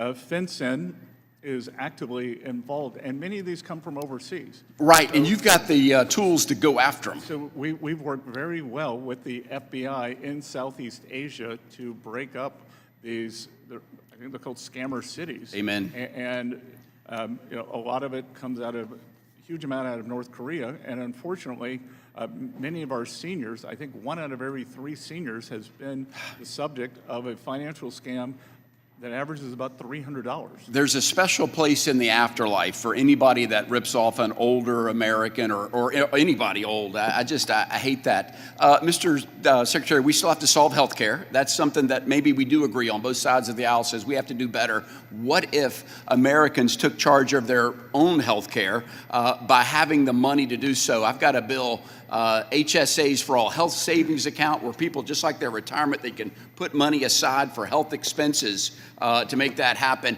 Mr. Secretary, is that a good idea or a great idea, the Bean Bill of health savings accounts for all? I think it's a great name and a great bill. That's the right answer, Mr. Secretary. And look, when you give people agency, they can tailor it to their own needs. And what we are seeing with the employer credits, where employers can give credits, we're seeing a big uptake in that. Love it, love it. Mr. Secretary, you could be doing anything. Thank you for your service to your country. We appreciate you. All the best. Mr. Chairman, I yield back. Thank you, Mr. Moran. Thank you, Mr. Chairman. Good afternoon, Secretary Bessent. Thanks for being here today. I know it's a long day. Thanks for your service to our country as well. You're doing a fabulous job, by the way. We appreciate your willingness to appear before the committee and provide updates on the important work being done at the U.S. Treasury Department. I'd like to build on some of the successes my Republican colleagues have already highlighted by focusing on 2 direct results from the Working Families Tax Cuts both substantially improving Americans' lives and financial futures. First, I want to discuss the Opportunity Zone program. You mentioned this in earlier testimony, specifically the new Rural Opportunity Zone provisions. Last year, Ways and Means Republicans strengthened and modernized this program to ensure that investment reaches some of the most economically distressed communities in America. As someone who represents a large rural district in East Texas, I've seen firsthand the challenges that many communities face when it comes to attracting capital, creating jobs, and expanding economic opportunity. Too often, rural communities are overlooked despite their tremendous potential. Here's my question: as we move closer to the nomination process, can you walk us through what comes next after census tracts are nominated by the states? I can't do that, sir. I'm happy to have the team get back to yours. We are working with red state and blue state governors, and we're encouraging them to get ahead of it. I had a call, I can't remember if it was yesterday or the day before, with the father of Opportunity Zones, my hometown senator, Senator Tim Scott, and we were talking about, he's a city guy, I'm a country guy in South Carolina, and we were talking, I was telling him what a great move this is for the rural opportunity zones and how it's going to be transformational. Yeah, I agree with you. That's what we see in these provisions as well, that it gives certainty and long-lasting opportunity for economic growth in areas in America where traditionally businesses or investors are looking and saying, you know, I'm not quite sure if I can make that investment there, but this is the incentive that's needed for that. Question number 2 involves the no taxes on overtime provision. I want to turn to this provision because I was proud to help champion this policy because it recognizes a simple principle. Americans who work harder and put in extra hours should be able to keep more of what they earn. We've now learned that more than 29 million filers have claimed that deduction this year, and notably 96% of those taxpayers earn less than $200,000 annually. Here's my question, Mr. Secretary. Do these results demonstrate that this law is delivering meaningful tax relief to working Americans, the men and women who are keeping our economy moving every day, and that the benefits are reaching middle-class families rather than the wealthy, as Democrats have falsely claimed? Congressman, I tell you, someone asked me earlier, why do you do this job? And the highlight is going out and meeting with our hardworking Americans, being out with the people. And whether I'm in Texas, at a barbecue place outside of Dallas, which I enjoyed. I was in an Italian restaurant in Simi Valley near the Reagan Museum this weekend. And that all I hear from both the employees and the employers is what a home run this has been. And you know, I tell you, I told the story earlier. Tax day, April 15th, I was with the president in Las Vegas. He had a big rally, and he asked for the room to. He went through each one of the provisions, and we're in the tip capital of the world in Las Vegas, but it was the no tax on overtime that got the roar of approval over no tax on tips. Yeah, I'm finding the same thing as I go through my district. That's the #1 provision that people are citing to me. It's the American way. If you want to work harder, you should get to keep more of your money. And I think one of the congressmen said, well, we've got to let in these workers. We've got to have. What if Americans want to work more and keep more of their money? That's right. I think that's a concept we need to continue to propagate and find policies that support letting hardworking Americans keep more of their money. We forget sometimes in D.C., and we shouldn't forget this, that it's their money, it's not ours. And I know you know that. I think you're doing, as I mentioned earlier, a great job. We really appreciate it. I want to mention your successful negotiation of the side-by-side agreement that's helping to place the United States in a much stronger and more competitive position in the global tax landscape, digging us out of the Biden tax surrender effectively and really putting us back on the footing we need to get on. So thank you for that work. I know you got a great team behind you as well. Keep up the hard work and let us know what we can do. Thank you. I yield back. Good. Thank you, Congressman. Mr. Snyder. Thank you, and Mr. Secretary, thank you for your patience staying here. I actually want to give you a chance to correct the record on something you said. You earlier commented somewhat offhandedly that the conflict with Iran had ended. Do you truly believe that we are no longer in conflict with Iran and that they are no longer a threat to Israel or allies in the Gulf, that their nuclear program has been destroyed, that they no longer have a ballistic missile program and drone program threatening its neighbors in the region, and that they will no longer sponsor terrorism in the region and around the world? So are you saying you're in agreement with the president's decision to the... You said the conflict was over. I'm asking, do you believe the conflict's over and everything's the copacetic? conflict is on pause. So everything's good with Iran now? No, don't be absurd. Don't Well, be I'm asking you to don't be clarify. absurd. That as the president said yesterday, unless an American life is lost, he does not believe that he will have to restart the kinetic acid. Okay, so I'm reclaiming my time, and I'm just trying to help you clear the record. I'm reclaiming my time, Mr. Secretary. Can you promise, because this is your jurisdiction, that you and the Trump administration are not considering lifting sanctions on Iran as a concession towards opening the Straits of Hormuz? We've made it clear that the Straits of Hormuz, the blockade, is the only thing that will be lifted to reopen the Straits. So no sanctions relief whatsoever? I'm not part of the negotiating team, but I am told by the negotiating team, and I strongly believe that the blockade will be lifted. Okay, and I'm going to just reclaim because there's a lot of things I want to cover. My hope is you'll keep Congress informed of any such considerations if they do come up. Also in your opening remarks, Mr. Secretary, you said Americans have more money in their pockets. That's not what I'm hearing from my constituents. Are you saying the overall cost of living is lower today than it was 16 months ago when you came into office? Because what I'm hearing from my constituents is that the cost of groceries are up. For example, beef, coffee, tomatoes are at record or near record highs. The cost of housing is up. And for too many, the American dream of buying a home is out of reach. I'll let you answer. Healthcare premiums continue to rise, and millions of Americans have either already lost or expect to lose their health insurance altogether because of H.R. 1, the bill you so joyously celebrate. Energy costs, gas for our cars, electricity for our homes are all rising through the roof.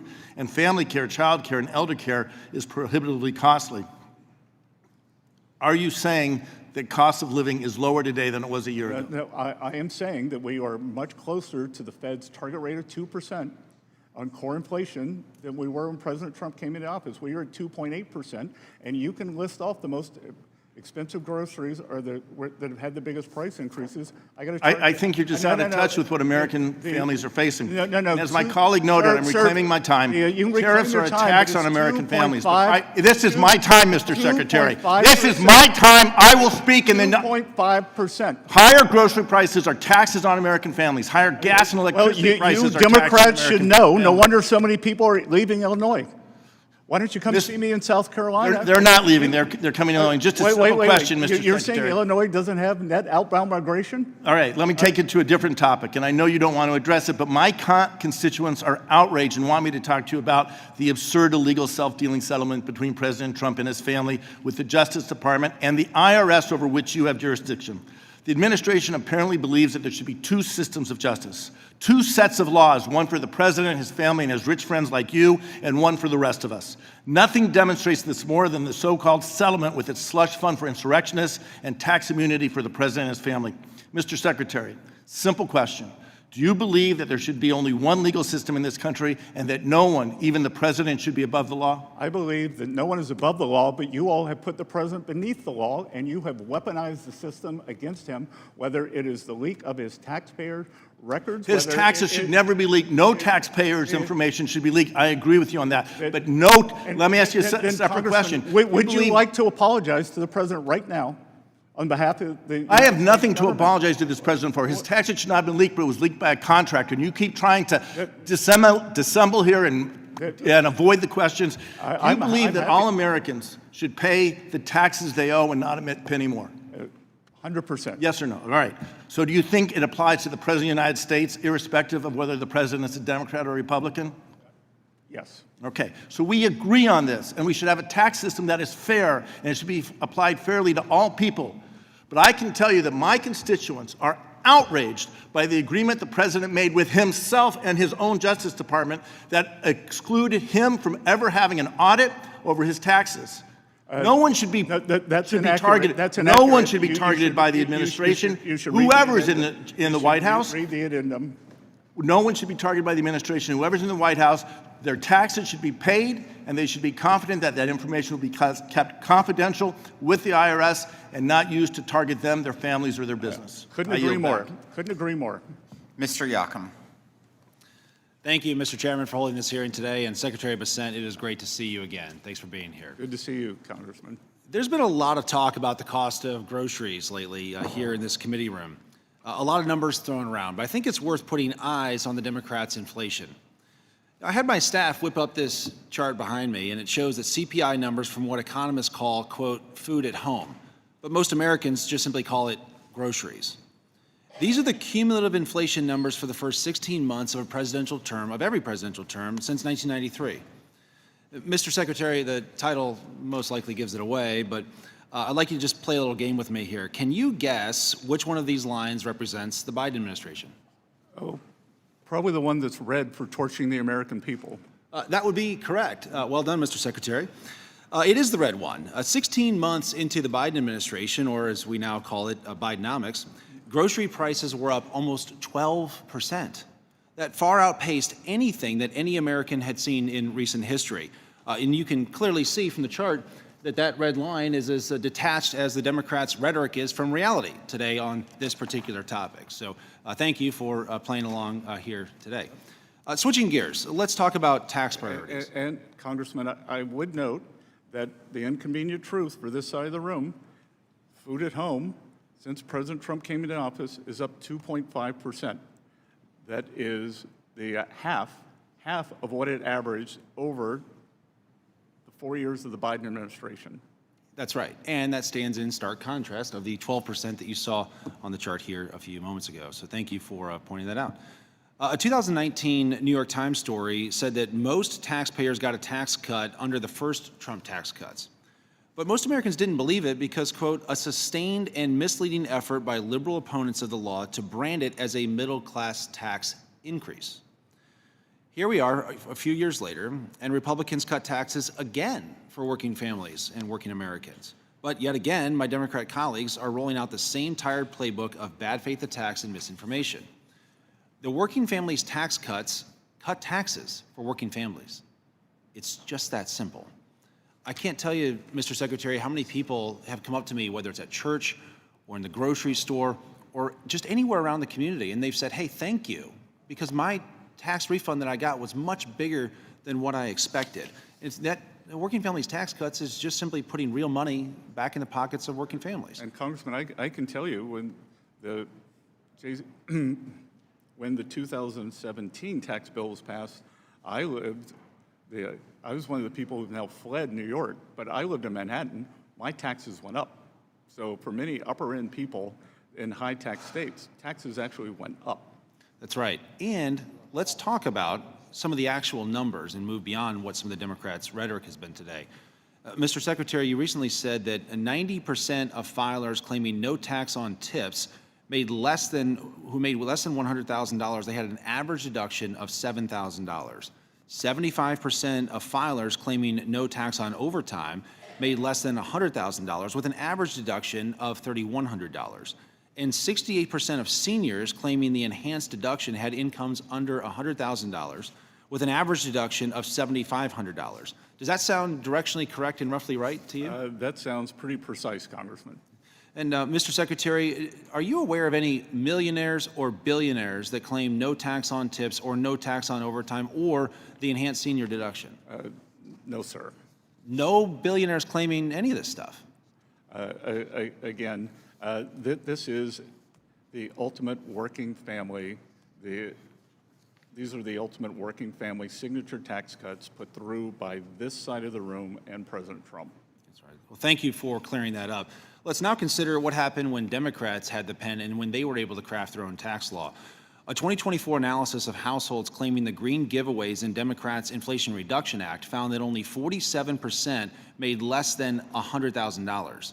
In fact, over a quarter of the households who took those deductions made over $200,000, and households making over $1 million got nearly 100 million taxpayer dollars worth of Democrats' green giveaways. Even Mother Jones had to admit that when it comes to Democrats' green giveaways, quote, working class Americans are missing out. But if you think about it, it kind of makes sense, doesn't it? Mr. Secretary, do you think that a family making less than $100,000 cares more about no tax on tips or putting solar panels on their roof? I think there's no tax on tips or the subsidy for a high-priced EV. And do you think that they would care more about no tax on overtime or solar panels on the roof? Everyone I've spoken to loves no tax on overtime, sir. So while Democrats gave millions to millionaires, and while the Republican working families tax cuts simply cut taxes for working families. Is that correct? 100%. Thank you, Mr. Secretary. And Mr. Chairman, I yield back. Thank you, Mr. Swazi. Thank you, Mr. Chairman, and thank you, Mr. Secretary, for sticking it out for over 4 hours here today. We appreciate your time, and we appreciate your service to the nation. Good to see you, sir. So earlier today, Mr. Kelly from Pennsylvania was quoting from Charles Dickens. He said, "It was the best of times, it was the worst of times." Would you happen to know what the name of that book was that came from? Tale of Two Cities. A Tale of Two Cities, which is very appropriate for what I think, see happening at this hearing here today. Yeah, we might say Manhattan and Dallas. I wouldn't say that, but okay. I would. So let's think about it. You said earlier today, and I'm sure you stick by this, the economy is very strong. It is. Okay, so you say it's very strong, but we've heard consistently throughout the course of this day and in reports regularly that over 70% of Americans think the economy is bad and getting worse. Are you familiar with that polling? I am. So that would seem to be a tale of two cities. You saying the economy is very strong, and the people of the United States of America saying the economy is bad and getting worse. Now, the Biden administration, which we've heard a lot from you guys today, I think made a similar mistake to what your administration is making, because the stock market was booming under the Biden administration. There was job creation under the Biden administration. Unemployment was low under the Biden administration. And the stock market is booming under this administration, that's true. And unemployment remains relatively low, and there is some, but much reduced, job creation. But you're making a mistake, I think, to not listen to what the American people are saying, which is that they're very unhappy with the economy because of the way it's affecting them. So have you heard of the expression, the K economy or the K recovery?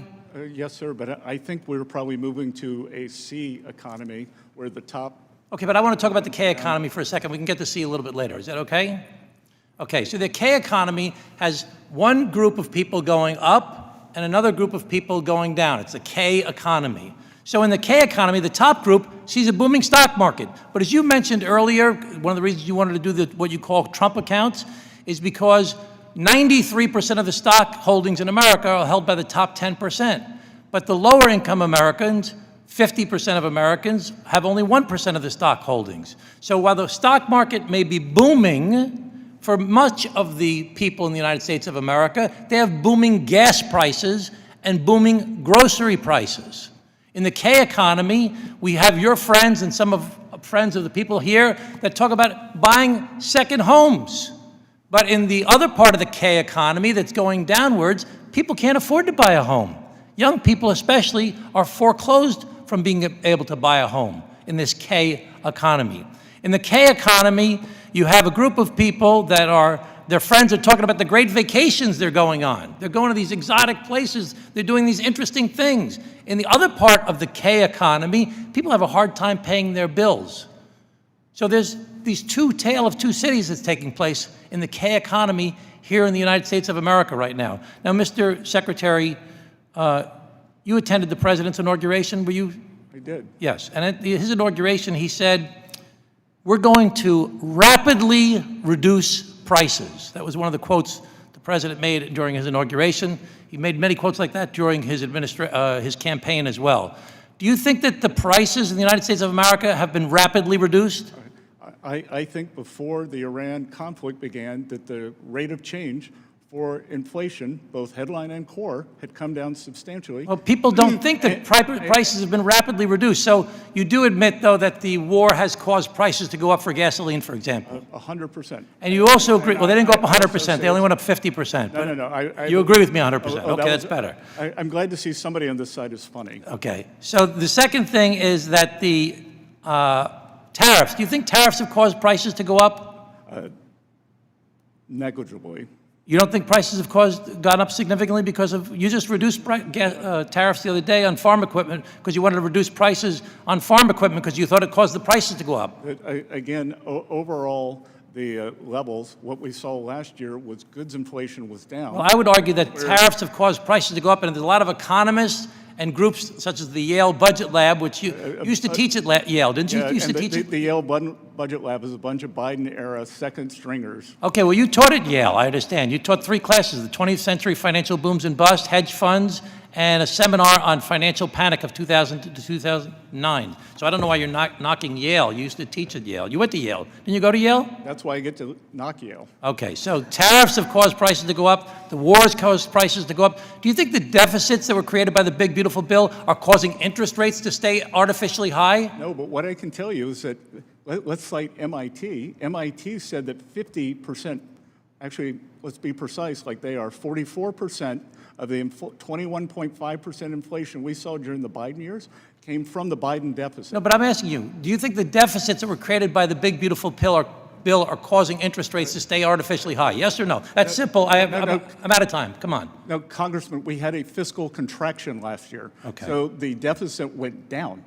So you should. Okay, I'm just going to argue, you should Mr. excoriate your Secretary. staffer. I'm just going to argue, Mr. Secretary, that prices are up, gas prices are up, grocery prices are up, energy prices are up, healthcare prices are up, interest rates are high, all specifically related to the policies of this administration. Mr. Secretary, thank you again for your service. I really appreciate it. Good to see you, Congressman. I want to invite you to South Carolina to see all your former constituents. Thank you. Mr. Secretary, being a cattle farmer, I would say that the reason why the beef prices are high is the result of a very reduced herd.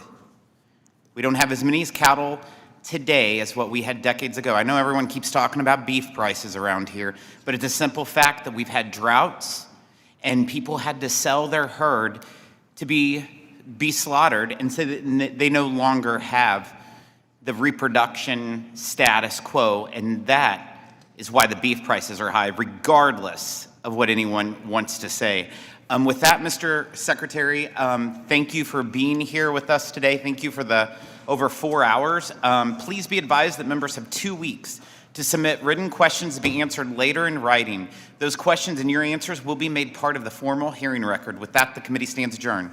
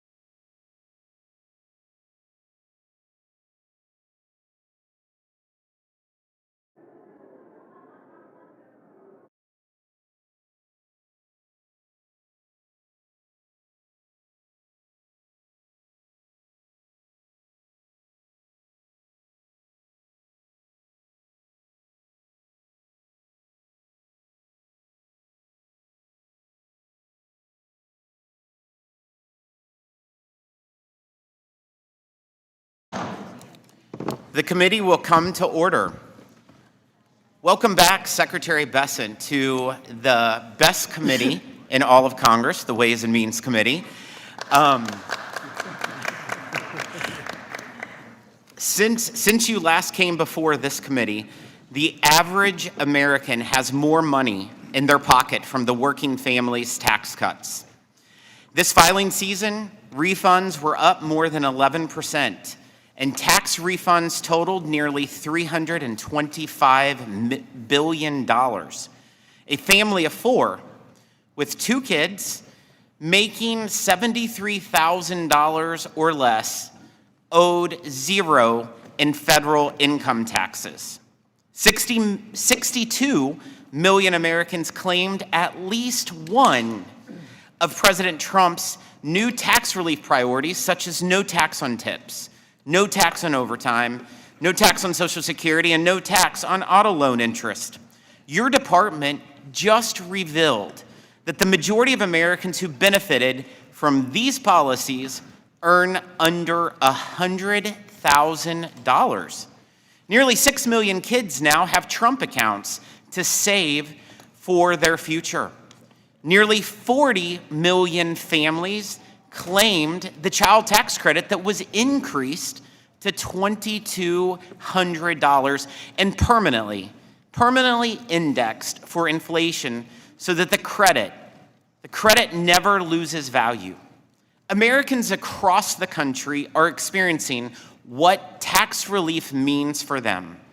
At a hearing, a waiter from Arizona told us how he is using his tax savings from no tax on tips to start law school. A Texas steelworker said he can now afford to start a family from no tax on overtime. A couple in Texas adopted a second child with the help of the adoption tax credit. And in every community, working class Americans have their own version of the story because President Trump and Republicans in Congress delivered real tax relief. However, every single Democrat voted against this tax relief, hiding behind the false claim that these tax cuts only help billionaires. But we all know the truth. There aren't any billionaires who work for tips. I don't know any billionaires that work for overtime. There aren't any billionaires who rely on Social Security. There aren't any billionaires that need an auto loan to afford a car. Republicans targeted tax relief to the Americans whose paychecks were stretched thin by Democrat inflation that needed help. The working families tax cuts provided bigger refunds and bigger paychecks and permanent pro-growth tax policy. And it will make it easier to build, to invest, produce, and hire in America. Our economy is in the middle of a historic construction boom that means new jobs and opportunities for working class Americans.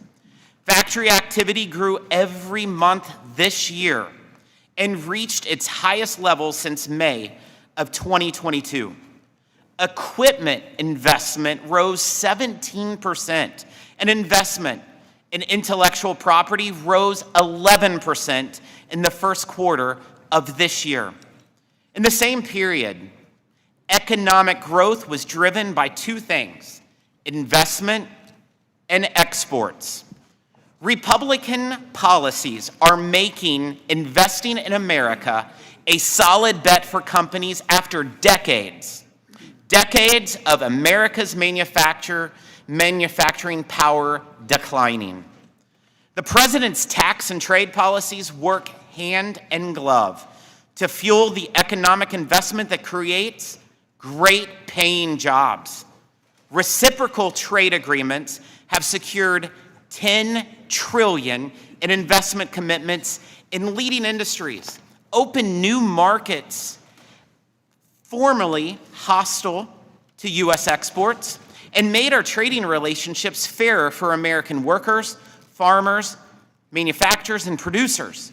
American producers exported, just last year, a record $3.4 trillion. And in the first 3 months of this year, U.S. exports were over $300 billion each month.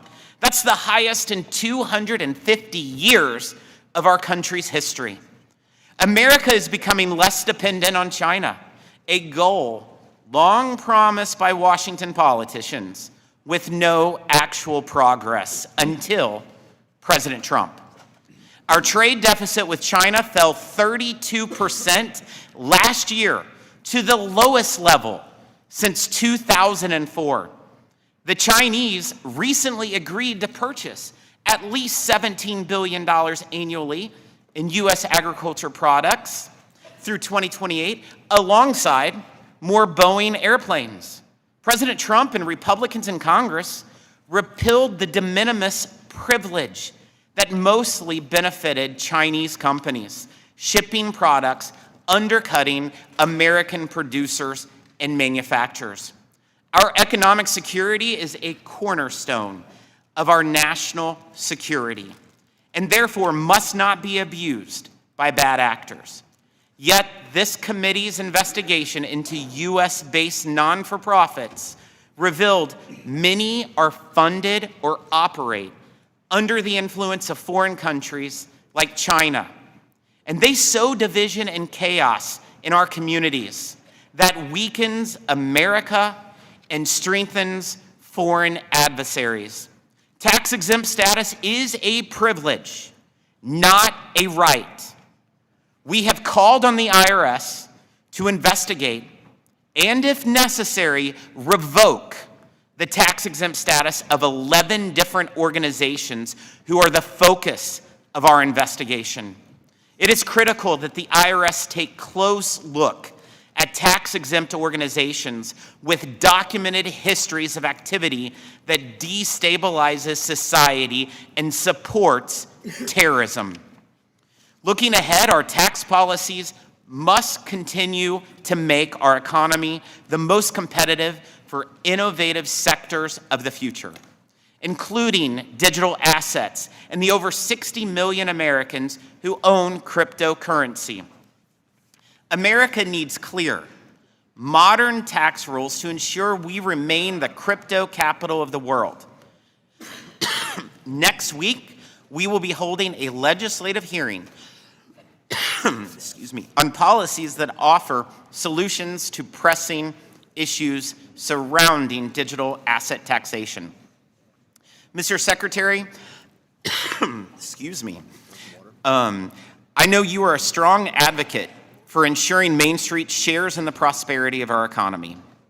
And I look forward to hearing how Treasury is implementing the working families tax cuts so that Americans who power our economy, workers, small businesses, farmers, manufacturers, and producers and innovators have a brighter future. I now recognize the gentleman from Massachusetts, the ranking member. Thank you, Mr. Chairman. Mr. Secretary, welcome, as always. The chairman made the point that this is the best committee in Congress. That's likely to be one of the few things we agree upon this morning, as all know. And you hold, as I pointed out in the past, one of the most important jobs in the world as a successor to Alexander Hamilton. We hope that there'll be some explanations this morning about the failures of many of the economic promises that were made by the Trump administration. 70% of the American people disagree with the economic direction that the country has taken. Last time you visited with us, Americans were being socked with price hikes because of the tariffs, where you and I met in front of the Supreme Court that day when the Supreme Court took and heard the oral arguments because of the big, ugly bill. We fought on our side every step of the way, knowing and predicting what was to come. Higher costs, millions kicked off of health care, children going hungry, all in service to the wealthiest amongst us. Despite this, a rosy picture was painted about the Trump economy and what it might deliver. It's safe to say that almost on every front, those predictions from the administration have been wrong. Workers and families are being forced to stretch their dollars further every day, and the pain so clearly stems from many of these projects, including what was supposed to be a cessation of endless wars. We've watched the price hikes that are coming because of this tariff regime, and during testimony last year, you suggested that the Trump policies would lift the working and middle class and reinvigorate American manufacturing. It was stated that take-home pay and wages would increase. You relied upon consumer confidence data to tout the strength of the economy. You pointed out that inflation was improving and that costs, including food, energy, and shelter, would be coming down. And now we have a chance to reflect upon what actually happened, including the slow walking of the tariff refunds that are due.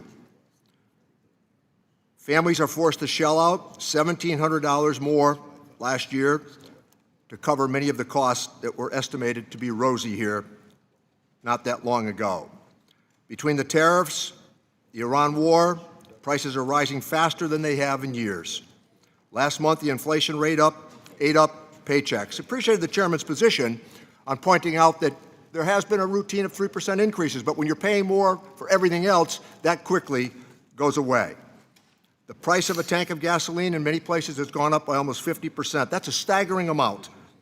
And despite the bullish assessment in January that economic growth would hit 5.4% in the fourth quarter, that growth came in at approximately 0.5%, not even a full percentage point. That's not spin, those are facts. The administration continues to argue that down is up and to convince people that their pain should be subjugated to patriotic causes. Whether celebrating higher credit card delinquencies on households, they're spending more every day because of the economic policies of the administration.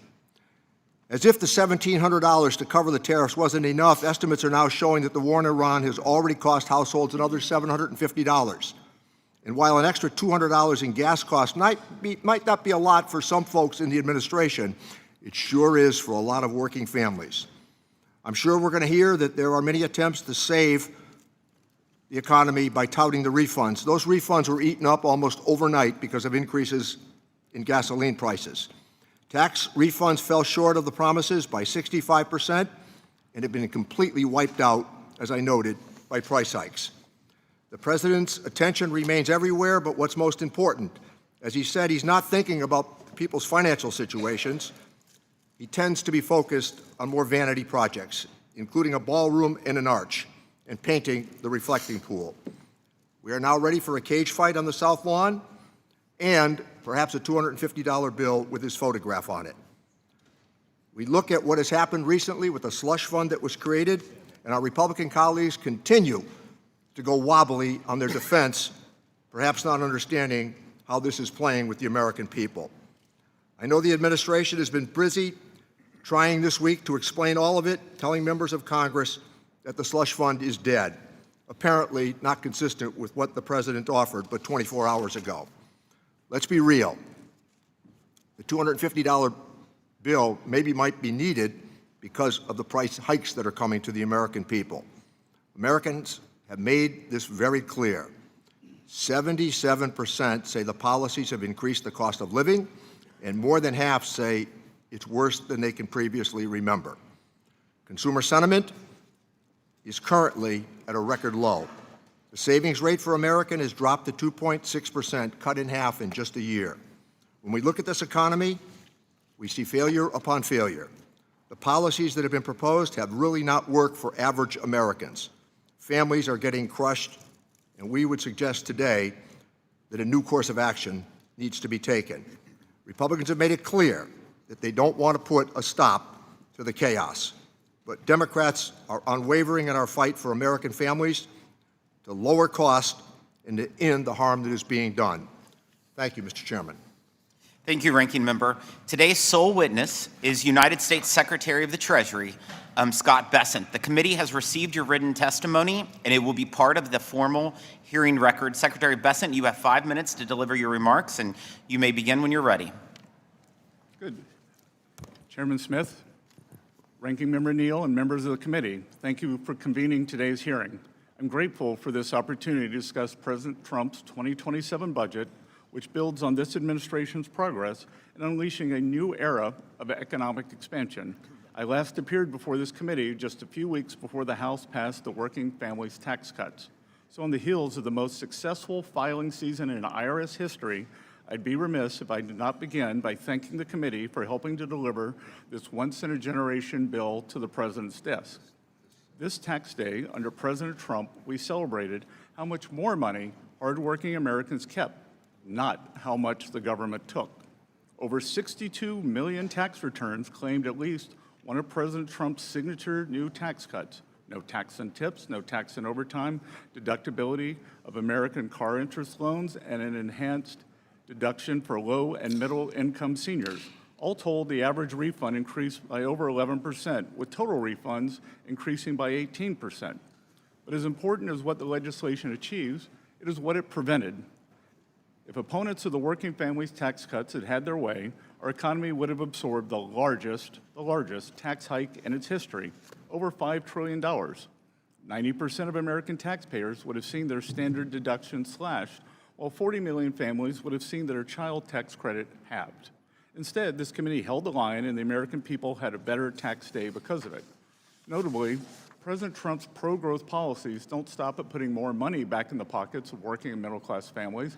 They extend to placing the American dream within closer reach of their children. For context, nearly 40% of Americans have no exposure to U.S. equities, no stakes in the companies they helped to build. Trump accounts represent a profound reimagining of that arrangement. They will ensure that every American child can benefit from private ownership and compound growth, that every American child, in short, is born a shareholder. To date, nearly 6 million Trump accounts have been opened, with 1.4 million eligible for the $1,000 seed contribution from Treasury. Of course, as his tax cuts deliver relief for working-class Americans, President Trump's economic agenda is bolstered by two other distinct but reinforcing levers: trade and deregulation. Let me briefly address both of these in turn. First, the President is undeterred in his determination to open markets for U.S. goods and services while rebuilding U.S. manufacturing capacity. Over the 12 months ending March 2026, the trade deficit for goods declined by $370 billion compared to the same timeframe ending March 2025. The economy has added 313,000 net new private sector jobs and 13,000 manufacturing jobs in the past 2 months. Firm capital expenditures rose at an annual rate of over 17% in the final quarter, and companies are investing trillions to build and expand here at home. American industry is winning again to the benefit of American workers. A whole-of-government approach, meanwhile, is coupling our manufacturing revival with a great regulatory reset. Properly calibrated regulation is essential for economic growth, capital formation, employment, and higher wages. So at the outset of this administration, President Trump set the ambitious benchmark of slashing 10 existing regulations before issuing a new one. In 2025, we shattered that goal with a ratio of 129 to 1, and as a result, the regulatory actions generated more savings last year than in those of the prior Trump administration combined. Separately, any one of these initiatives on trade, tax cuts, and deregulation would be substantial. Taken together, they are transformative. Before President Trump took office, our trading partners exploited America's markets, our regulatory state smothered businesses, and our tax code was poised to punish workers and job creators. Today, his policies are driving lower taxes, bigger paychecks, and broader prosperity. So I thank this committee for its partnership in this critical work, and I look forward to building upon our strides through the President's budget for the year ahead. Thank you. Thank you. We'll now proceed to the question and answer session. Mr. Secretary, yesterday in the Senate, you received a lot of questions from the Democrats over the anti-weaponization fund, which Acting Attorney General Todd Blanche said on the record is dead. You also told the Senate Finance Committee over and over and over and over a few more times again that you cannot discuss the settlement or the case due to ongoing litigation.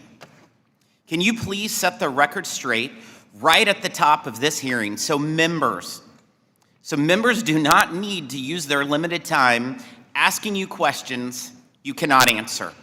What is the status of the fund, the settlement agreement, and what part did IRS CEO Mr. Bisignano play in both? Good. Thank you for this question, Mr. Chairman. I said yesterday that Einstein's definition of insanity is asking the same question over and over again and expecting a different answer. Let me be clear, as we've done throughout this matter, the Department of Treasury is following the direction of the Department of Justice. Acting Attorney General Todd Blanche testified on Tuesday that the government will not be moving forward with the fund. We intend to comply with that direction and Attorney General Blanche's direction. I do not have any details into what that means at this time, but I will note that even the Acting Attorney General Blanche's statement Tuesday, this matter is still subject to ongoing litigation, so I'm unable to comment further on it. That means I'm also not able to discuss any part of the settlement agreement. As with all department litigation, the Department of the Treasury and the IRS are represented by the Justice Department, so any additional questions about the settlement or the fund should be directed to Acting Attorney General Todd Blanche. To your point about Mr. Bisignano, while I cannot speak on his behalf, I will note that the settlement agreement calls for the United States to issue an apology to the plaintiffs for, among other things, leaking their tax returns. Mr. Chairman, President Trump is a great American who has endured over 10 years of harassment and weaponization from all levels of government. No American should be targeted for political reasons. Thank you, Secretary, for starting out with that information. This tax filing season was the most historic because of the tax relief delivered to working class families through the Working Families Tax Cuts. How much total tax relief did Americans get just this tax season? Approximately $325 billion, Mr. Chairman. And how much did the average individual tax refund increase? The average refund increased by more than 11%, but that does not reflect the dollar value. As the ranking member likes to say, we overpromised and underdelivered. That is incorrect because so many people owed taxes last year that the dollar increase was actually much larger, going from negative to positive. As I travel the country, I have so many taxpayers who thank me because they had to pay last year and they got a refund this year. So how many taxpayers claimed at least one of President Trump's priorities of no tax on tips, no tax on overtime, no tax on Social Security, or the auto loan interest? Approximately 62 million filers, or about 44%, Mr. Chairman. And so what percent of tax filers who received a tax cut in filing season earned less than $100,000? Just over 70%, sir. 70%. 70. So what percent of waiters and other tipped workers who received a tax cut, thanks to the no tax on tips, earned less than $100,000? 90%. 90? 90. That's helping people that need it the most. Funny, Democrats always claim that the working families tax cuts were for billionaires. Mr. Secretary, I'm sure you know a lot of billionaires. Do you know any billionaires that was able to use the no tax on tips deduction? I have plenty of billionaires I give tips to, but not monetary tips, sir. Do you know of any billionaires that was able to use the no tax on overtime deduction? No, sir. Absolutely not. But you'll hear all day today that this tax cut was for the billionaires. But the evidence proves differently, and so I greatly appreciate that. I'm sure we will hear about inflation in the economy today, too. And so at this point, during President Biden's term, what was the core inflation rate? 6.2%, which led us to the worst inflation in 49 years, sir. Absolutely. And was the highest under Biden? What was the highest? 6.6. 6.6. September of 22. And so what is core inflation this very second? 2.8%. 2.8%. But at this time, during the Biden administration, it was 6.2? Yes, sir. Wow. You wouldn't think that was the case based on the rhetoric coming from the other side, but that's what we're going to get. The Working Families Tax Cuts renewed and revamped the Opportunity Zone programs to ensure that rural communities get their share of the benefits. The law provides incentives that will drive an estimated $100 billion in new investments into rural communities, helping small businesses and working families in underserved, often overlooked areas of the country.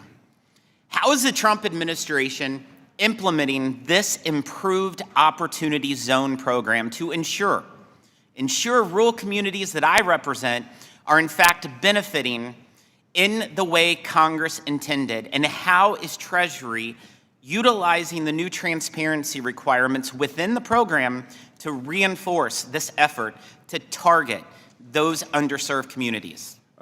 Mr. Chairman, as someone who grew up in a rural community, I'm very excited by the prospect of these opportunity zones being available there. I think it is new and important seeing the success, and I'm also excited by the permanence.